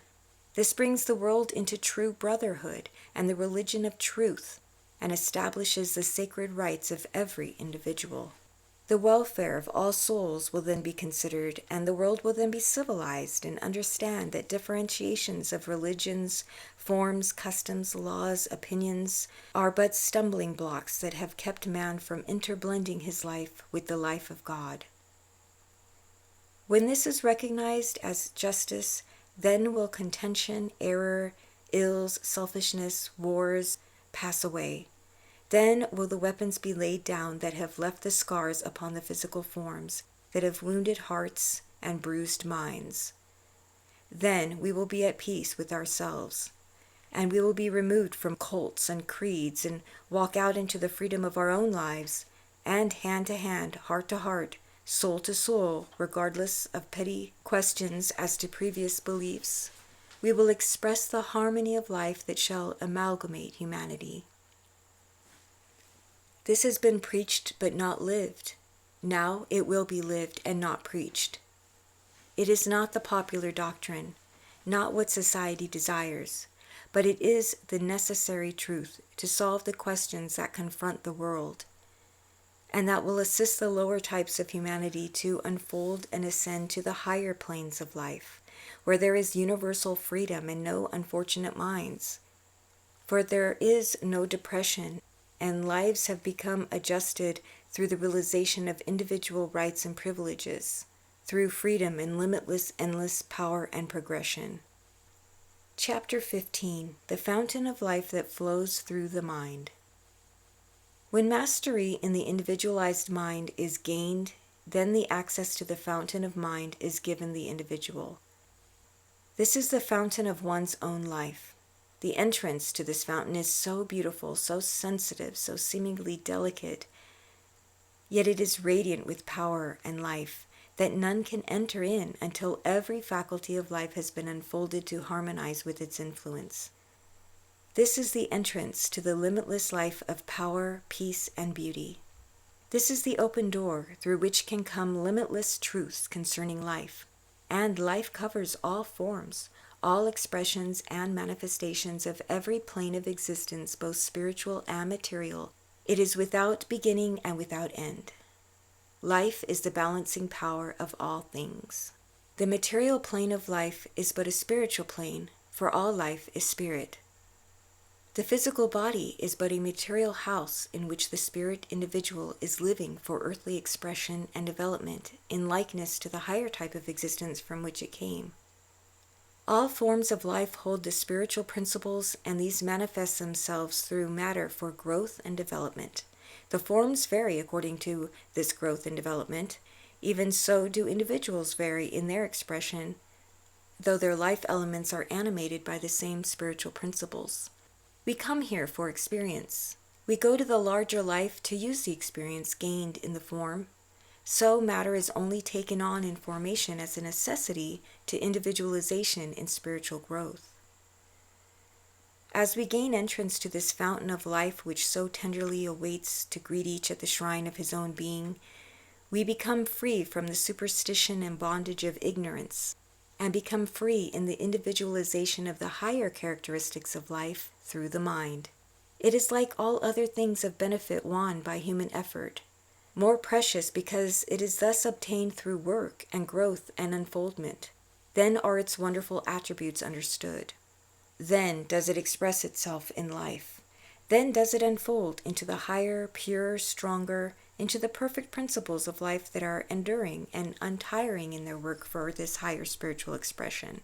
Symbolically, we but enter into the garden of our own lives where the colors, the perfumes, the loveliness, the essences of all finer expression of the higher wisdom of love manifest themselves to us and express to others the beautiful meanings of which we are conscious and which we can use for health, strength, and the upbuilding of all of life's faculties.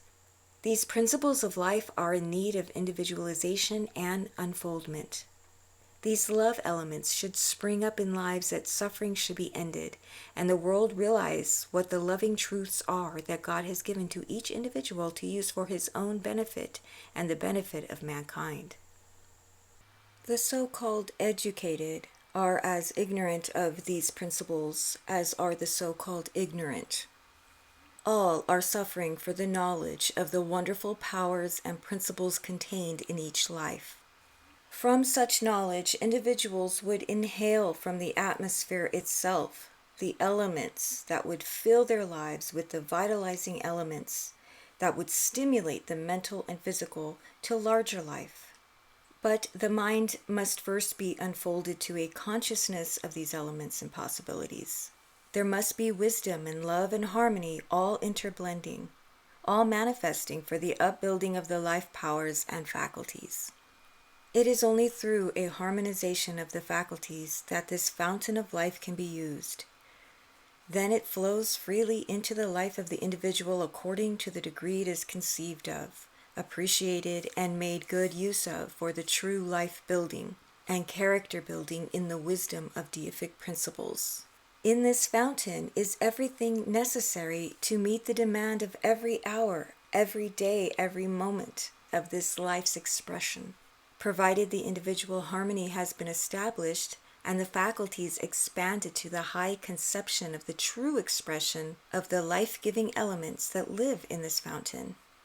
It is but a fountain, yet we find that the powers, principles, character, love elements are limitless and endless in capacity to strengthen, sustain, uplift, sweeten, purify, blend, and interblend the finer intelligences, forces, and thought life, to intertwine into all this all that is necessary to adjust all things in life, to heal the sick, dispel all darkness, to reclaim the erring, to strengthen the weak, to open the eyes of the spiritually blind, that each soul may see the meaning of life, awaken to the higher consciousness of wisdom, find his own soul center, and live in the fountain of his own life, and bathe in its principles and powers.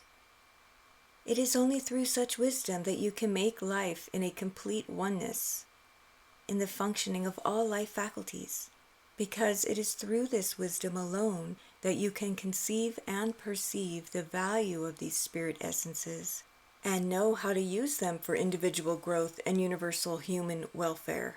Man has lived in a palace in the midst of angels, yet his eyes and ears and mind have been closed to it all, and he has cried for assistance in his ignorance, and has suffered from his own erring ways. In the silence of that moment, heaven was at hand. The angels were reaching out to greet him through the highest principles of life. God's sustaining arm of justice and wisdom was about him, and yet man had no knowledge of this. He was suffering through his own ignorance and selfishness, struggling, asking, falling back into the errors man has made, satisfied for a time, yet doubting, fearing, praying, and still living.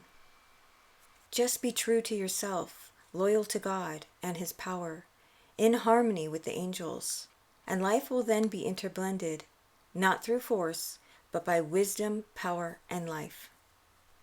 In such principles are all essences that are needed to move peacefully, gently, beyond human comprehension in the laws of loving truths.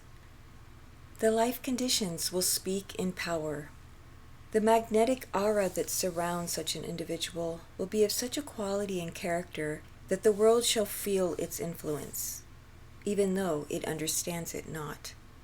Weary not in well-doing, falter not by the wayside, fear not because of no direct response. Thy work is being done on earth even as it is in heaven. Journey on, thou shalt be led. The crucifixion can come to the material form, but not to life itself. The pathway of time shall be marked by humanity seeking for truth for the fountain of life.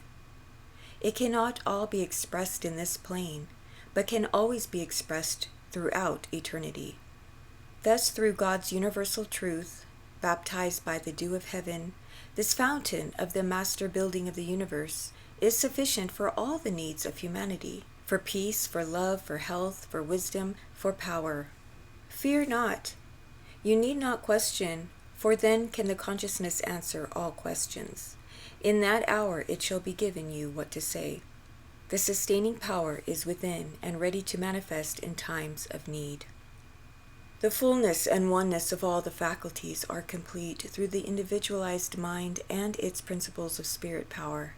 No man can be born into that which he is ignorant of. The past sins and errors are not forgiven but outgrown, and only through unfoldment is one born again, born into the conception of the fountain of life that flows through the mind. God's power will sway the world, ignorance cannot prevail. Man will not worship and fear, but love and rejoice as he awakens to the light that dispels all darkness. Individualism means first standing alone, alone in the conception of one's own life, and of deity's expression and manifestation, and of one's relationship to the universe. Then growth will interblend these lives with other lives and lead others to realize their own wisdom and power. You assume your rightful place and recognize the rightful place of all others. You are led into individualization and have the endorsement of your own higher consciousness and the endorsement of all that lives in the universal wisdom. When such truths are expressed in life, the constructive process for all other lives continues. These truths speak for themselves and tell what is right and what is wrong in human lives, even in tones that may be unknown to individuals existing on lower planes. Truth and principle never die, but grow and live under favorable conditions into beauties and knowledge undreamed of. Through this truth, the individual is powerful, just, honorable, breathing in the heavenly atmosphere, emanating these beauties through the magnetic aura, blessing the world, healing the sick, dispelling darkness, and removing the cause of ills and evils, bringing all unto the harmony and power that all lives should be individualized, that mastery be gained, that each should recognize the fountain of his own mind, and dwell in peace, wisdom, and bliss, now and throughout eternity. Chapter 16. Healing. The general rules for physical health are few. Simplicity in living is the most important. Exercise, diet, work, and play should be proportionate to the individual condition. and each should be a law unto himself, intelligent as to his own constitution and the laws of nature. The body is provided with every recuperative and restorative principle. The universe is filled with every life-giving element and force. To know how to use these natural resources naturally should be considered as absolutely important in the education of every person. Every child should study the science of nature and understand the universal laws as they relate to life. There is no partial way of living that is normal, and there is no partial way of healing that is natural. Man as a complete being is related to the universe as a complete whole, and in man and the universe are the laws of life. The fuller and higher this recognition, the greater the healing power and results. All the universal elements play their part and are all adapted to the whole life and welfare of the individual. There is no special form or separation or specific or therapy, but the life power itself as it has unfolded and completed itself in matter through spirit or immortal intelligence. The amount of motion determines the quality of life. Even as the planets evolved from the fiery mass to habitable globes, and as the atmosphere cleared from dense conditions to light and variations in color, so can the individual use the motion within his own life currents to check or increase his spiritual circulation, and thus upbuild, restore, enlarge, and hold in a just equilibrium his physical body, and by the same radiations of spirit produce harmony of soul, consciousness, and expression. He can be master of his own instrument and vibrate all the life harmonies, truth, justice, unselfishness, love, charity, repose, aspiration, mercy, and freedom. Every sentiment has its own vibration, and the tune may be noble, strong, gentle, yet commanding and spiritual. Love and all the attributes of love can be used selfishly or unselfishly. If we live in materialistic ideals, then we overpower the spiritual ideals and develop small, narrow, and stagnant expressions, thus becoming crude as individuals, shutting out the beauty that would flow in reciprocally as the greater love flowed out in universal power. People get just what they develop. We need a love for growth and development, a love for truth and wisdom, that harmony may result from the interblending of all the elements of pure love. Then we rise from the limited conditions of selfish love and are vibrating in unison with the great love elements of the universe. Cleanse your temple. Put it in order that it may receive the greater knowledge and radiate light and love.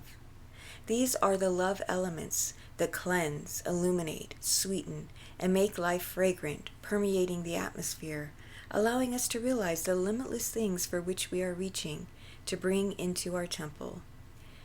Here, as we awaken to this knowledge within ourselves, let us value our faculties, that we may become harmonious instruments made sensitive to the ethereal spiritual elements that illuminate this beautiful inner self.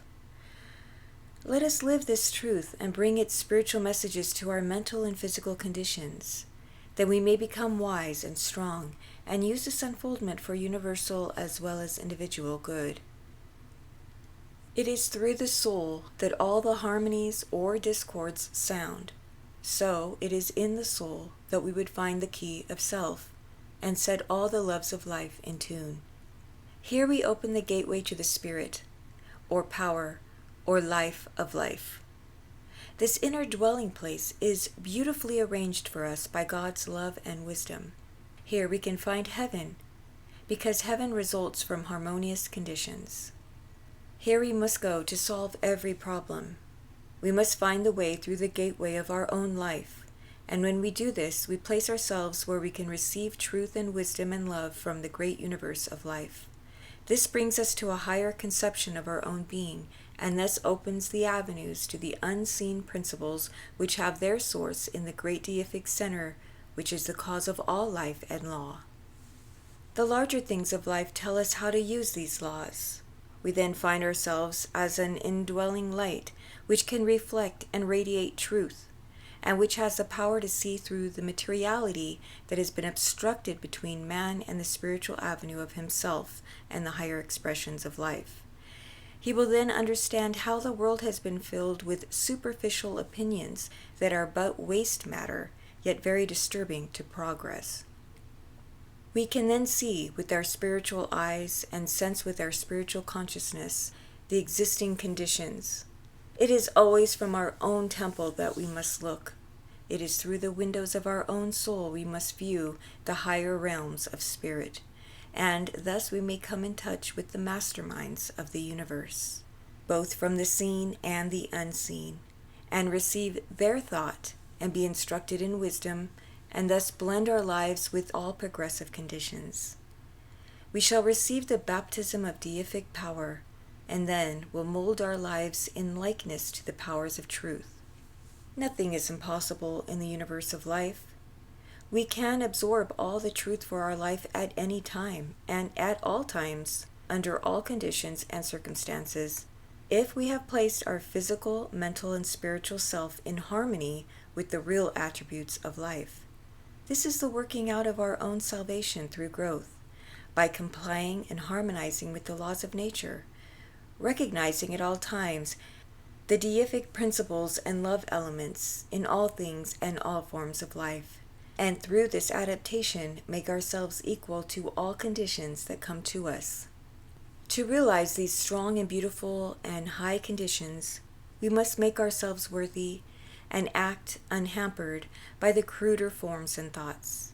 We must be free from self-discord, that we may interblend with all the beautiful things that make life one grand symphony, and become a harmonized force, united with all harmonized forces of the universe, playing our part accurately, in time, in tune, in volume, vibrating in perfect oneness with the Father, to whom all things are possible, and who through his life and love principles has given this same possibility to his children. We want to awaken that consciousness within that always has been to its great possibilities. We are ever growing, and there is no ending, for the powers of consciousness we have entered into are limitless. Therefore, we must gather something additional to what we have received, and expand into larger consciousness, cause the material brain to become more active and still better fitted to receive greater wisdom and strength, stimulate it with thought, nourish it, exercise it for its growth. The physical organism being irradiated, stimulated, strengthened, and pervaded by the great spiritual life will become a still better material physical organism, and still better fitted to receive the spiritual knowledge.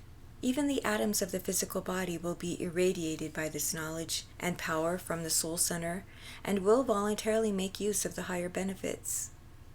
The awakening consciousness senses the spiritual part that acts on the soul as an avenue to produce a healthy, harmonious, well-poised, spiritualized, illuminated being in oneness with itself, attuned to still higher vibrations that are more sensitive, more refined, more delicate, more susceptible to the silent language of deity because of its higher unfoldments. It is in the silence of life that the bodily instrument is being attuned to the still finer qualities of its own principles by the higher spiritual elements of the unseen. While in the silence, the soul reaches out into the universe to receive strength and to be enabled to perform the work for which you are preparing. When you begin any work which concerns the welfare of life and have made your own conditions suitable for that undertaking, you can always find in the universe the necessary things whereby to perform that which is for the growth and welfare of humanity, at any time or at any place, for time and space make no difference in the manifestation of deity's laws. These principles are ever present within you and about you. The more difficult the work, the finer must the conditions be made that they may fit that which is to be performed. Your condition must be in harmony with things that exist in the heights. There must be a blending between you and the high centers in order for you to receive more strength and wisdom. And if you do not receive this, it's because you have not complied with the condition. Your condition must be in harmony with what you have asked for, else, according To the law of justice, you are not entitled to that assistance that is able to come only through your own soul life, as it has expanded into the universal unity with the spirituality of life. We must always be in harmony, and that adjustment must always be in harmony with whatever we are attempting to do. For there are minor things and there are major undertakings. Everything must be consistent, adapted to the needs and the conditions made proper for this by your own understanding and acts. If it is illness, then should the cause be investigated. A healer must be poised through growth, passive and positive, never negative. He must be in harmonious attunement and able to penetrate the material conditions, and with this developed spiritual faculty, see the disease as it affects the physical organs and reflects its influences on the mental, thus sensing the patient's whole condition. This spiritual insight is far superior to any material instrument of investigation or photography, and is so quick and so complete that it is of itself like a photographing process. The spiritual faculties are so unfolded in wisdom that they exhibit their godlike attributes of wisdom and strength, and you are thus using the highest source of the perfected life elements by which you diagnose disease and do your work. There is nothing higher, there is nothing greater, there is nothing larger, there is nothing more powerful, there is nothing beyond, there is nothing more beautiful, more kind, more luminous, more brilliant. There is nothing softer or more peaceful to the consciousness of life. There is nothing of greater love or greater charity to work with in the hands of anyone seen or unseen, for this is the source that nature provides, and to which this science refers you for truth, for seeing, for sending, and for knowing. This is the highest knowledge and the greatest power in the universe.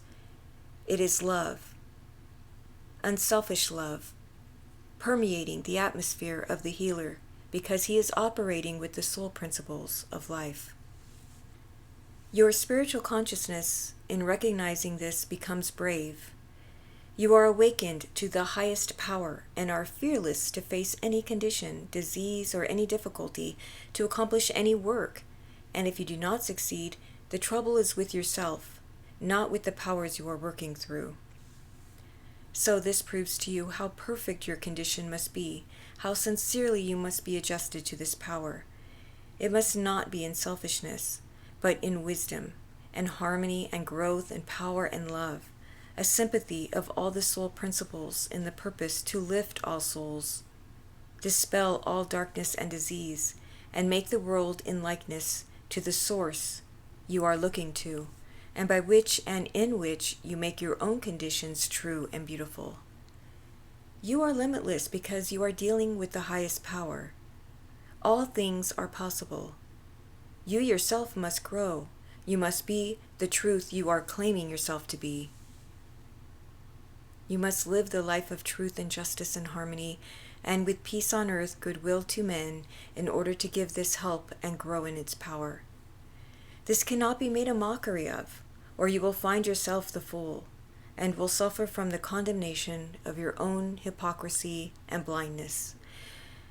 It is only through your life, regardless of opinion, that you can grow, and can make yourself an instrument that can radiate the higher life and be the more perfect instrument at all times and under all conditions.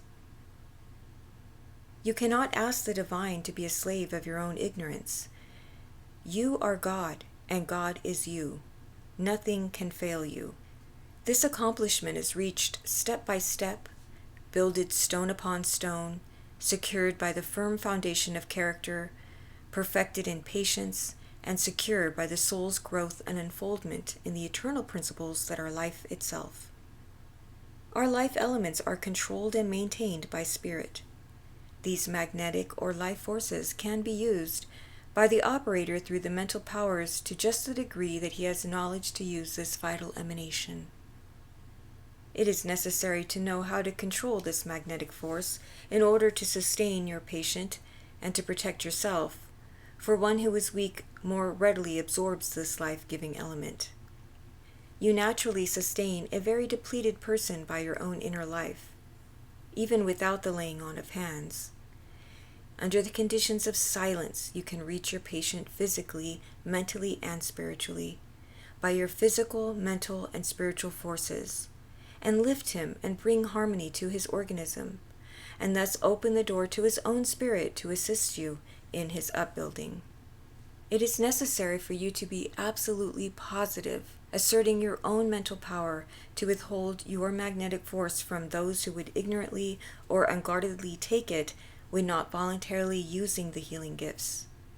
To the patient, you are giving life itself through your own being, for this same life force, spiritually, mentally, physically, is received from the great universal fountain of elements. It is limitless in power.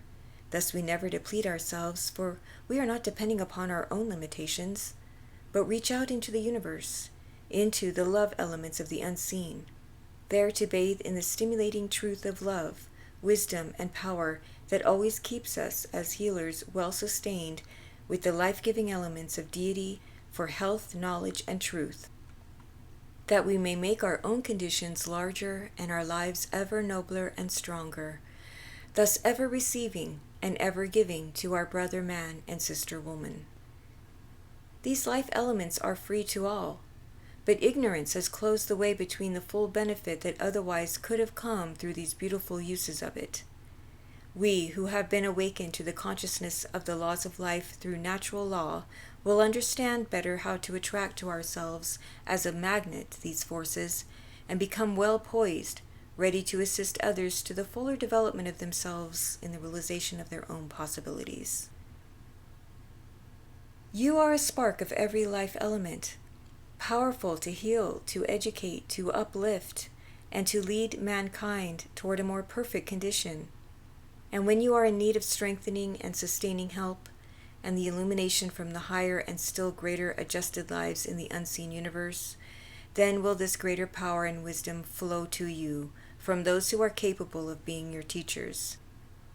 And with this union and blending of life force, you can reach out still further to the heights of life for a greater interblending of power. Because of your living in these truths and because of your seeking greater knowledge, you make yourself a greater life force, expanding in power and attracting to yourself, from the great limitless principles of life, more wonderful force of the life elements of deity that builds, strengthens, sustains, and unfolds you to still higher and more powerful expressions, never limited by conditions. Through these beautiful expressions, you continually progress and become a larger life, interblending more and more with the very life of life.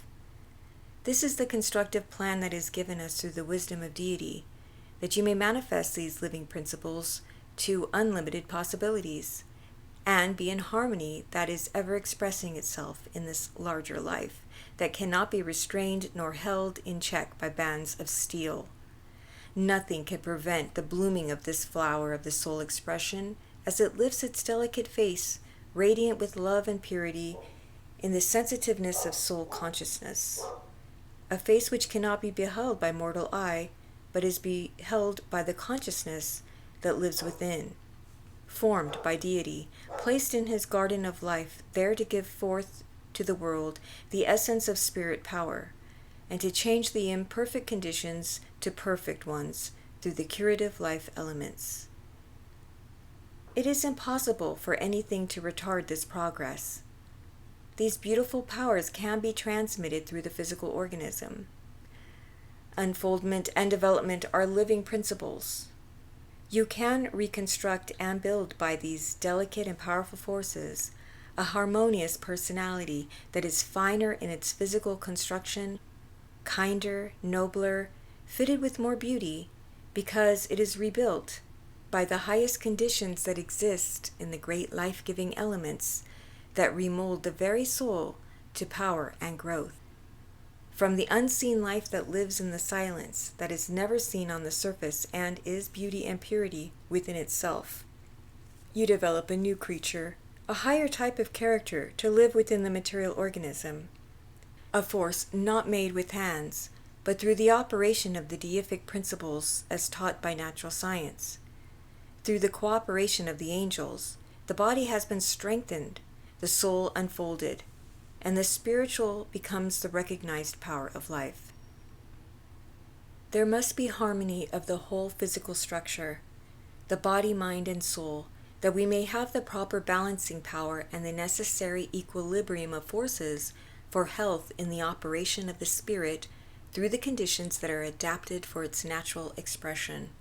Harmony is the result deity intended and must be attained through obedience to nature's principles. Chemical changes are constantly taking place.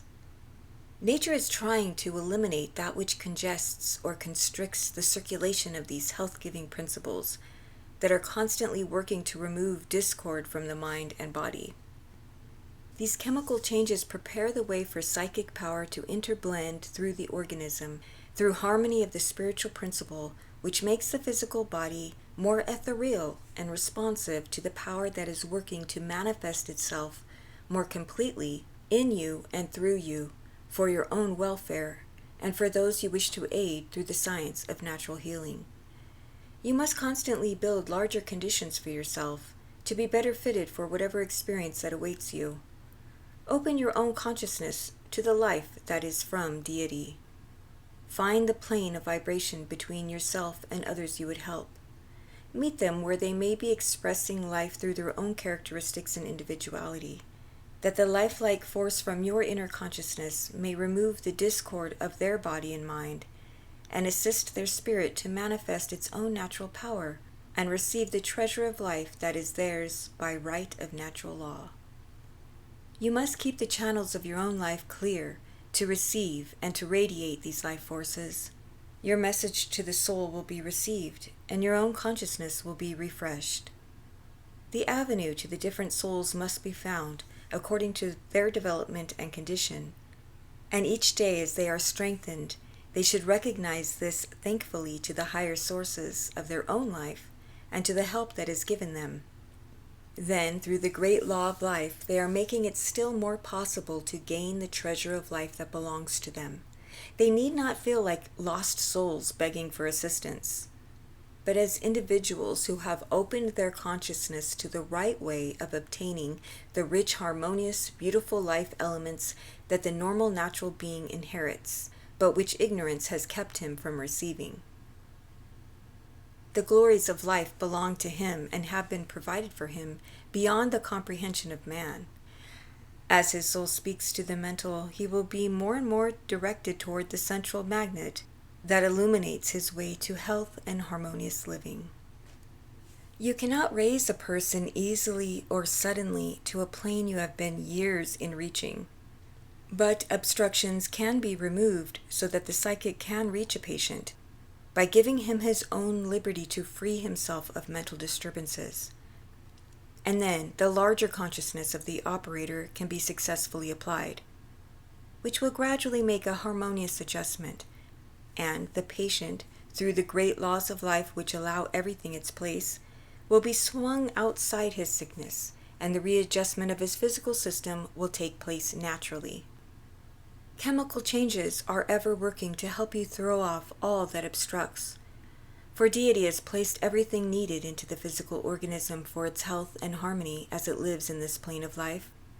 But through crude conditions and through ignorance of the masses, it is necessary that the wiser ones come to the rescue of the weak and the unfortunate and teach them the way to a normal adjustment of their forces. In this you can only assist nature, for nature cures the patient after you have taught him how to come in right relationship with these natural principles. You are simply a larger consciousness in this knowledge, and with your helpers you perform larger manifestations through the natural laws. The universe is filled with everything that is needed by man, whatever his condition, whatever his circumstance, whether sick or well, whether in discord or harmony. It is impossible to wish for anything, or to wish to perform anything, or to grow to any greater condition or position, without being able to find in the universe all the things that are necessary to make this possible. You are a part of everything in the universe, spiritually, mentally, and physically. You are from all its life elements and principles, as they have developed through chemical changes and progressed through forms to individualities. This shows the relationship you bear to the universe, and proves by natural law that you may become in harmony with all the universe because you have come up from all its life elements. Thus, according to the development and unfoldment of your own life, you are able to perform the possibilities that live in deity, and capable of doing this to just the degree that you find deity expressing himself on your plane. If you are living as a materialist in the cruder part of life, and have not awakened to anything beyond these possibilities, you are permitted to act with absolute freedom through the laws of life, to perform all things in accordance with your understanding or choice, and cannot do that which is natural to those who are living on a higher plane of life. Though you have all the wonderful powers and possessions of the universe, you are limited by your own conditions, and until you become more illumined from your own center and pass onward to a complete realization of the beautiful laws of deity and the inexpressible richness of all life, you cannot use these laws of the higher unfoldment. As you advance to a higher plane, you use the laws of the higher plane. You hold in your organism all the attributes of this plane, but until you enter into the consciousness of this, you cannot operate by these laws. You must become educated in them. You must become illuminated to a greater extent. You must expand the whole mechanism of your life, and step by step advance to a still higher plane, where you will find a similar experience to the former one, in growth and unfoldment, and still find greater powers, according to the degree of your comprehension and use of the universal principles. You may look upon yourself almost as you would look upon a tree that grows larger each year. While this is true in a sense, it is not in another. You are in a different stage of progression entirely. You are an individual, a personality, a part of the highest type of soul life and spirituality that can ever be, yet held to your own plane according to your own growth. In every analysis, physical, mental, and spiritual, we are a part of life, made up of the elements of all that life. Nothing in the way of elements can be added, for the material body is the perfection of all the forms of the universe, the life essences of all beneath it. But it is also animated by the spirituality that lives within the highest and purest soul center that is the fountain of all life, the unseen source of life. Now we no longer look upon ourselves as limited by material conditions like the tree, but as an individual soul center, a part of the great life of spirit that is all wise, all loving, all limitless in its eternal possibilities for development. This knowledge must remove all clouds, all narrowness, and lead you onward where you may review the past and look into the future, realizing you are on the great seas of life, where, according to your own desire for spiritual growth and development, you will make your way. This power cannot be taken away from you. It cannot be bought or sold. It is life. It is a part of every life. It is yours by birthright. Your growth is placed in your own hands. No one is responsible for you. You can be prompted and helped, but only as you are faithful to truth.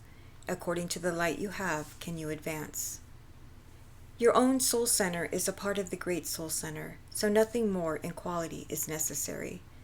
You must realize it as a great fountain to which you can appeal at any time for your own welfare and the welfare of humanity. This soul center is the essence of spirit. It flows through your life. Yet you must make conditions that are appropriate to the conditions you meet and the work you wish to do. You must have harmony. You must be awakened to the laws of deity, for you cannot operate laws to which you are not unfolded. This comparing of yourself to the universe will always be beautiful to refer to, because it gives you knowledge of what you are and what is possible. Sickness, evil, discouragement, misfortune, failure even, are but phases of conditions brought about by mistakes in living, the misuse of the laws of harmony, the cure of which comes only through making a complete adjustment of yourself, through nature's laws, earnestly desiring that the spiritual essence of your own life will manifest harmoniously in your own organism, for yourself and for others.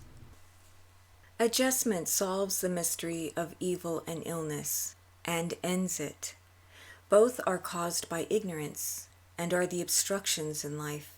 To seek for the higher realizations and try to purify your own organism as you pass on through every stage and plane of life. This progression goes on plane after plane in the spiritual spheres. Though there is no physical disease, there are errors and mistakes that are carried there through man's lack of growth here. So we see how necessary these teachings are. The man may rid himself of all his coarser traits and not carry them as waste matter, but make himself a clean, beautiful individual, to live as deity has prepared through natural law, the unfoldment that shall continue throughout eternity. You must become a oneness within the law of harmony. A physical healer operates only on a physical plane and helps the material organism through the circulation. You are capable of using the law to just the degree that you have unfolded as a limitless spiritual being, and you need not be held by any station because you are free to become a large soul, even to heal without the laying on of hands, if you can make the conditions necessary for this growth. You thus realize more fully your oneness with the Father as you live in the universe, a part of every atom and spiritual principle. Life is in your own hands. Your growth depends on yourself. In order to be consistent and intelligent and scientific, we should be conscious of the principles of life on the plane in which we live. This is superior to faith, for faith is mere belief in what you are depending on, whether there is any basis for faith or not, and may be a direct contradiction of natural law. The results obtained by faith are never powerful unless there is an intelligent, developed mentality and reasoning power as basis of faith. There must be a union that produces a harmonious working out of truth, whether recognized or unrecognized, that produces desired results. If the material mind is satisfied with material paraphernalia and opinions that are formed from limited conditions and understanding, then the results will be in true proportion to those material conditions, whether of earth life or of spirit life. The bounds of such knowledge are always limited by the unfoldment of the consciousness, and it's not always a question of the plane you are living on, whether earthly or spiritual, but it is a question of your intelligent recognition of laws and your manner of operating them, whether you are in this sphere or the spirit spheres. All share according to their capacity and desire for unfoldment. As you come into harmony with all life elements, you will naturally express a conscious freedom and harmony and interblending of your life with nature, and with the intelligences of the higher planes of life. In this way, natural science teaches you a complete harmony with physical, mental, and spiritual expressions, all governed by the same laws and principles, all unfolding from the same source of deific power, all proclaiming truth. This proves that faith is only needed where ignorance prevails. Truth must be the shaping power of our lives. Then there is no chance for failure. The whole personality becomes a part of all the laws of life and consciously conforms to these laws. This superior condition is gained through a molding process and a harmonious recognition of natural law. Progression always reveals the naturalness of every plane and makes clear all that seemed obscure when you were on a lower plane. As you move onward and upward and trace all the life elements that are forming and reforming, unfolding and growing and transforming your life, you will see that it is one grand round of development and progress. And the more fully we are conscious of this, the more fully can we claim the right to become a part of every possibility and privilege that exists in the universe for our use and comprehension. All this is yours. You are a part of it. It was from the beginning a part of you. Life to each one of us means just that which we are conscious of in life. And as we have said before, there's everything in life, and it is just our degree of consciousness of everything that makes life to us as individuals and makes the difference in individuals. To have a clear vision of all conditions, we must always view from the side of spirit law as well as the material appearance, in order to gain the proper adjustment and poise to be able to weigh all things and to conceive of the value as well as to see its limitless condition. In looking upon both sides, we can see what good exists therein and discriminate between the useful and the superficial, and realize that the universe of life holds more than man will ever be able to comprehend. Our lives can be filled with most luminous power, and we will advance to a wonderful concept of all forms of life, especially that which is most unnoticed, the spiritual nature that lives in every form of matter and interblends with every organism. Thus we become more and more conscious of the truths of life and apply these laws in every condition physically, mentally, and spiritually. There is no reason why we should remain in the obstructed part of life, simply because man has lived in ignorance of the higher principles and has used the world for his own material gain. It is only through the right use of nature's laws that we can obtain any permanent advantage, and that will be in the degree of our unfoldment. It is through the spiritual consciousness that we behold the actual power and truth that are ours throughout eternity. This is the fulfillment of the law, and such progression is evidence that the individual is living his own natural life, as it was intended by the constructive elements of the universe. Under these conditions, he can see the things in life that are in keeping with the highest forms of development and not superficial matter. This power that unfolds within is of limitless value. It places you upon your own freedom, where you do not have to accept the words of someone else upon faith, but where you can use your own judgment and reasoning faculties. Everything you do is either adding to your own knowledge or obstructing you with waste materials that sometime you must remove in order to make a clear and clean avenue through which your own self must expand. The word of truth is divine. What is truth?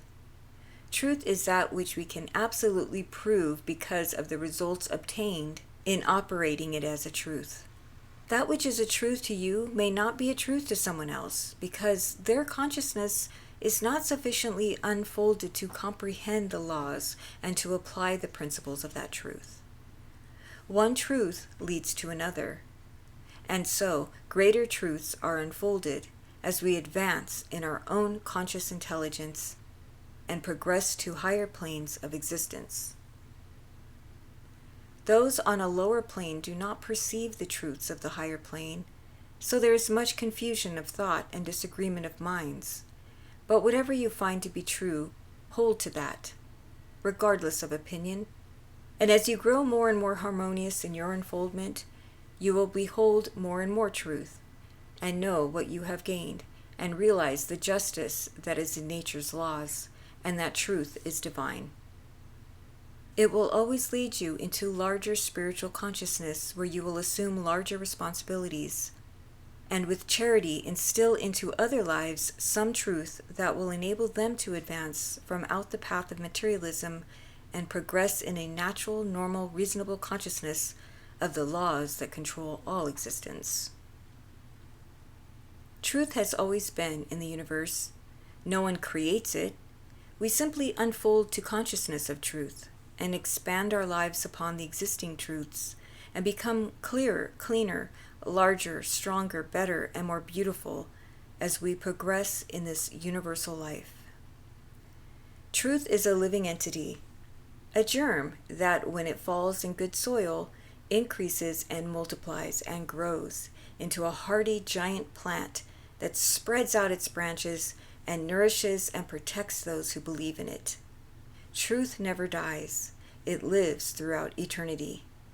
I repeat, truth is divine. Chapter 16. The Magnetic Aura. The magnetic aura surrounds the physical body and varies in coloring and quality according to the temperament and intelligence of the individual. And its color and quality depends upon the wisdom and love elements of the individual. It is an ethereal substance that is physical as well as mental, and is of influence according to the degree of the spiritual consciousness of the individual. The magnetic aura is most important in its power for healing, and for this reason, the healer should be strong, wholesome, clean, and of good mental atmosphere. A healer is dealing with a high order of refined processes and manifests these processes through his own being, which is as a deific center. So it is with every individual of any class, any profession, or any business. The mental influence is either to inspire an associate or acquaintance for higher and nobler living, or else to injure or tarnish with the superficial things of the lower mentality and abnormal living. The mind of every individual lives in this ethereal aura, and the effect of the life of the individual expresses itself unseen in the magnetic aura. The aura of one who lives in discord with himself, in ignorance, in selfishness, attracted by the lower, sensuous things of life, ignorant of the laws that govern and control the consciousness, could not strengthen nor sustain nor harmonize the life of another. This is a very important truth, and it relates to healers of every kind and cult, whether spiritual, mental, or physical. The combination of justice, truth, love, light, wisdom, power, peace, and harmony work out these powers and interblend the principles so that the whole aura of such a person is radiating life and light, and whoever comes in such a presence realizes these characteristics and senses an uplift. For this life essence always speaks in the silence to the soul of man and vibrates in his consciousness and stimulates him to higher action. The more clearly we understand these laws, the more surely can self-protection be gained. This is most important in regard to healing and in placing oneself under the care and influence of any operator, for in his presence you are in touch with the life of the person in the magnetic aura, and its influence on the mind and the body depends upon the life of the healer. This force and power affects the patient and is affected by its own environment. It's a magnetic aura by which the healer projects at a distance the healing power. Healers who are unprincipled and attracted to undeveloped lives may get favorable results in treating their own kind because there are harmonious vibrations between them. The principles of relationship are ever true in every plane of life. The aura is under the law of cause and effect and cannot be momentarily changed nor artificially adapted to different people. There is no such thing as disguising or falsifying it. The spiritual consciousness builds this and pervades the atmosphere in absolute harmony with the life of the individual. Each person, each healer offers just what lives in his aura, and he who has been sacredly guided to the fountain of his own superior consciousness and studied the laws of nature, which are the immutable laws of God, and who has passed through many degrees of development and unfoldment of mind into the larger consciousness of mastery of mind, has become individualized in the universal powers and principles and is building his life in likeness unto God. And his magnetic aura will be filled with higher healing possibilities and powers that are in accord with his own life qualities. The laws that govern and control one life govern all. As we have said before and emphasize the truth again, there are no two lives alike, no two individuals the same. Each has his own personal temperament and requirements, and each must be dealt with according to his own individuality. Physically and mentally, no one rule will apply to all people, except to obey nature in the true meaning of nature. Different organisms require different treatment, and the psychic gifts of seeing and understanding each individual gives the capacity to apply the right method under right conditions to obtain the desired result. Without this recognition of individual life, it is impossible to successfully prescribe for any ill in life or remove the unfortunate conditions. Without this true individualization, the individuality of others is not recognized, for we cannot see in another that distinct individuality if we do not recognize it in self. Thus we see why it is necessary to first become conscious of the unfoldment of individual life first. Then one may be able to be of assistance to other lives, physically, mentally, and spiritually. We find in the individual character the life principles set forth by deity through natural law. That means that every faculty should be harmonized and bring about the harmony of the physical organism and the harmony of mind. Thus, the unison of body, soul, and mind are complete and in perfect attunement with all life's expressions upon the various planes of development, and the value of all life is recognized, whether it be in a small form or of a high spiritual consciousness. This consciousness brings love and peace and charity and unselfishness to the individual, and gives to every creature absolute justice and the desire that all may partake of all that is true and good that is so freely offered by nature to all lives. This is the true guide and protector, and will heal, sustain, and unfold favorable conditions for the lives of others to characterize from the mountains of their own lives and expand in wisdom and power.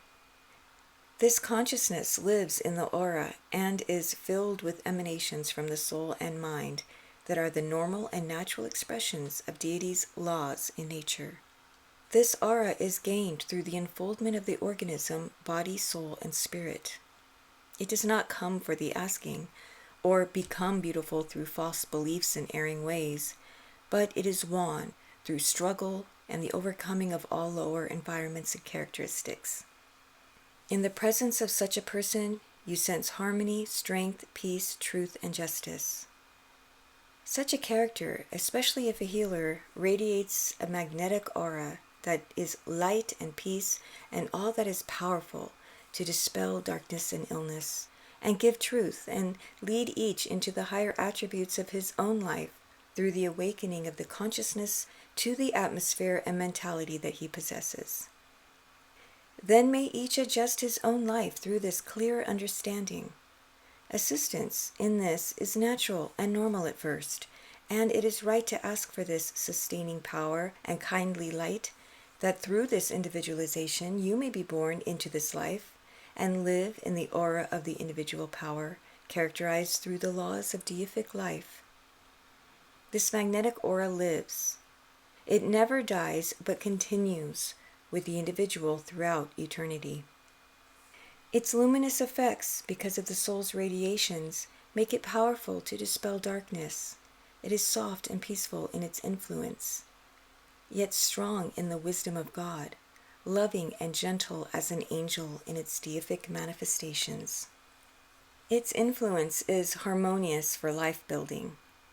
Its intelligence will manifest in the limitless degree of the wisdom of the soul that is ever drawing from the great soul center of the universe. And this manifests to the needs of every life, every hour, under every condition, and meets the demands of every occasion. All the powers of life play an important part in the magnetic aura of the individual, characterized by the powers and principles of the life of the Nazarene who unfolded his life through the same principles and laws. This magnetic aura is the ethereal form or emanation that holds the essences and perfumes and beauties and powers and life-giving principles for all that is upbuilding, all that is sustaining to all who will open their spiritual consciousness to truth and invite its help and yield to its influence. Thus may the world be made happier, wiser in the influence and deific power of this life-giving force that lives in the magnetic aura that radiates from the individual mind. Chapter 17. Psychic Science, or the Science of the Soul. When the spiritual consciousness of the individual has been awakened and the faculties of the mind unfolded and developed and harmony of body and mind is established, then one sees from the soul center of one's own being. This opening of the divine gateway and the natural use of all the soul's faculties removes all errors of thought and leads one into the supremacy of life. It is only through man's superficial and artificial living that these natural gifts have seemed unnatural and consequently have not been considered in their true relationship and possibilities to all men. This has made unnatural individuals who could not behold their true privileges.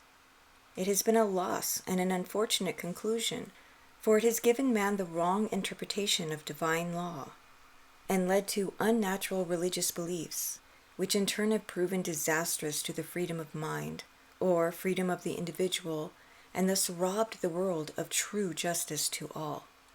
On the other hand, the spiritual scientists and seers have unfolded this soul intelligence and have become illuminated and have realized in their consciousness the truth of the spiritual principles that lead man into the larger conception of life and the more perfect adaptations of natural living.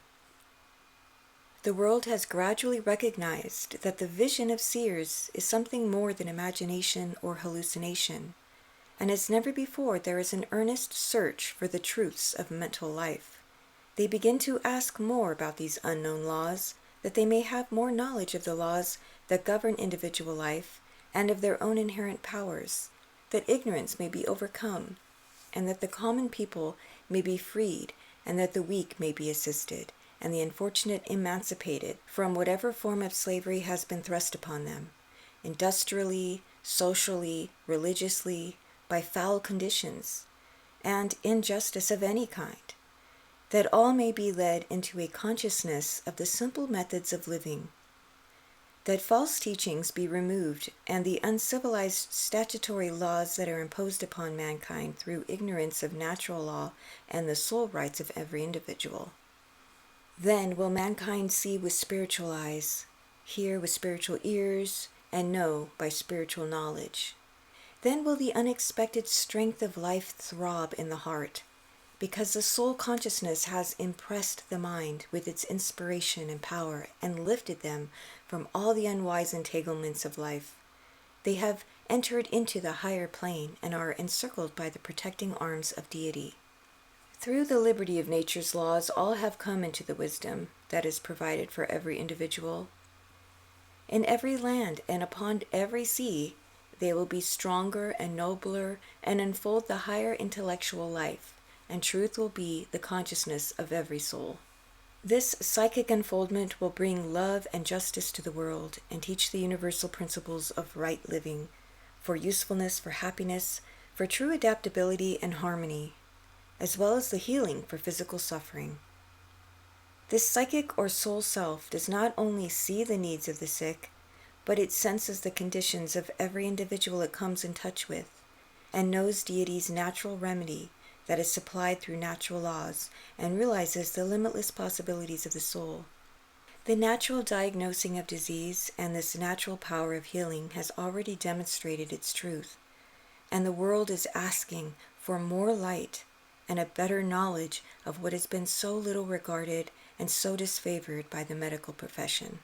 People are becoming conscious of its naturalness and are observing its results when the artificial methods fail. For the soul science of seeing and hearing lifts the individual out of the lower conditions of illness and inharmony into the higher vibratory plane which is in likeness to the soul, into a spiritual atmosphere which is life itself, into a power which is different from all other forms of healing. This soul power becomes a natural instinct in regard to every relationship of life, and will choose that or those with which it is in harmony. It is superior to any opinion, any form, any custom, any religion, for it is the divine illumination of every individual in whom it is developed and not made subservient to the interference and intervention of those who assume authority over the sacred rights of the individual. It gives one the keynote to all attunements. It is also the key itself that unlocks all truth. When this is understood, the world will not disregard the psychic laws, but will see that they are the principles of the soul itself that make the individual nobler, and that such individuals naturally attract those in likeness to them. Their own comes to them, spiritually, mentally, and materially. Through this natural gravitation, you will have labor and pleasure, and a larger consciousness of the welfare of all humanity. This is not an influence or attainment of a position that can be weighed or measured by the conception of man, but is a power felt and known by the throbbing hearts of those who appreciate such psychic values. It is recognized by large minds, it is loved by the angels, and it will always accompany you throughout life, here in the seen and the unseen. Afterword. We have endeavored to show what man may become by adjusting himself to the harmonious laws of the universe and of his own being. How the natural governing principles of life are the same in all manifestation. How health and harmony and all adaptations and relationships are formed by the vibratory conditions of the individual. How the mind through its powers can control the life of the individual. Mind has already accomplished the seemingly impossible in the physical world. It has studied physical causes and effects in all their branches and become wonderfully intelligent. It has undertaken colossal achievements. It has built wonderful structures, bridged chasms, cut into isthmuses, tunneled under mountains, irrigated desert places, mastered navigation, gone to the uttermost parts of the earth, and sailed among the clouds. It has invented marvelous machines and communicating devices. And yet, it is in the infancy of its development, for it is yet unacquainted with its own powers, its own possibilities, which are limitless. Through the qualities of mind as we have explained it, through a realization of the soul's radiation, through the better understanding of the vibratory principles, through a consciousness of the harmony of all life, and the realization that there is no beginning nor ending, no separation of the spheres, only relationship and degrees, man will know that it is in his own hands that his development is placed, and a new inspiration is given him by the truths of individualization.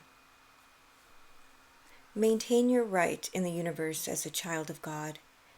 Maintain your right to do good for evil. Maintain your right of oneness with the Father and be limitless in your humanity.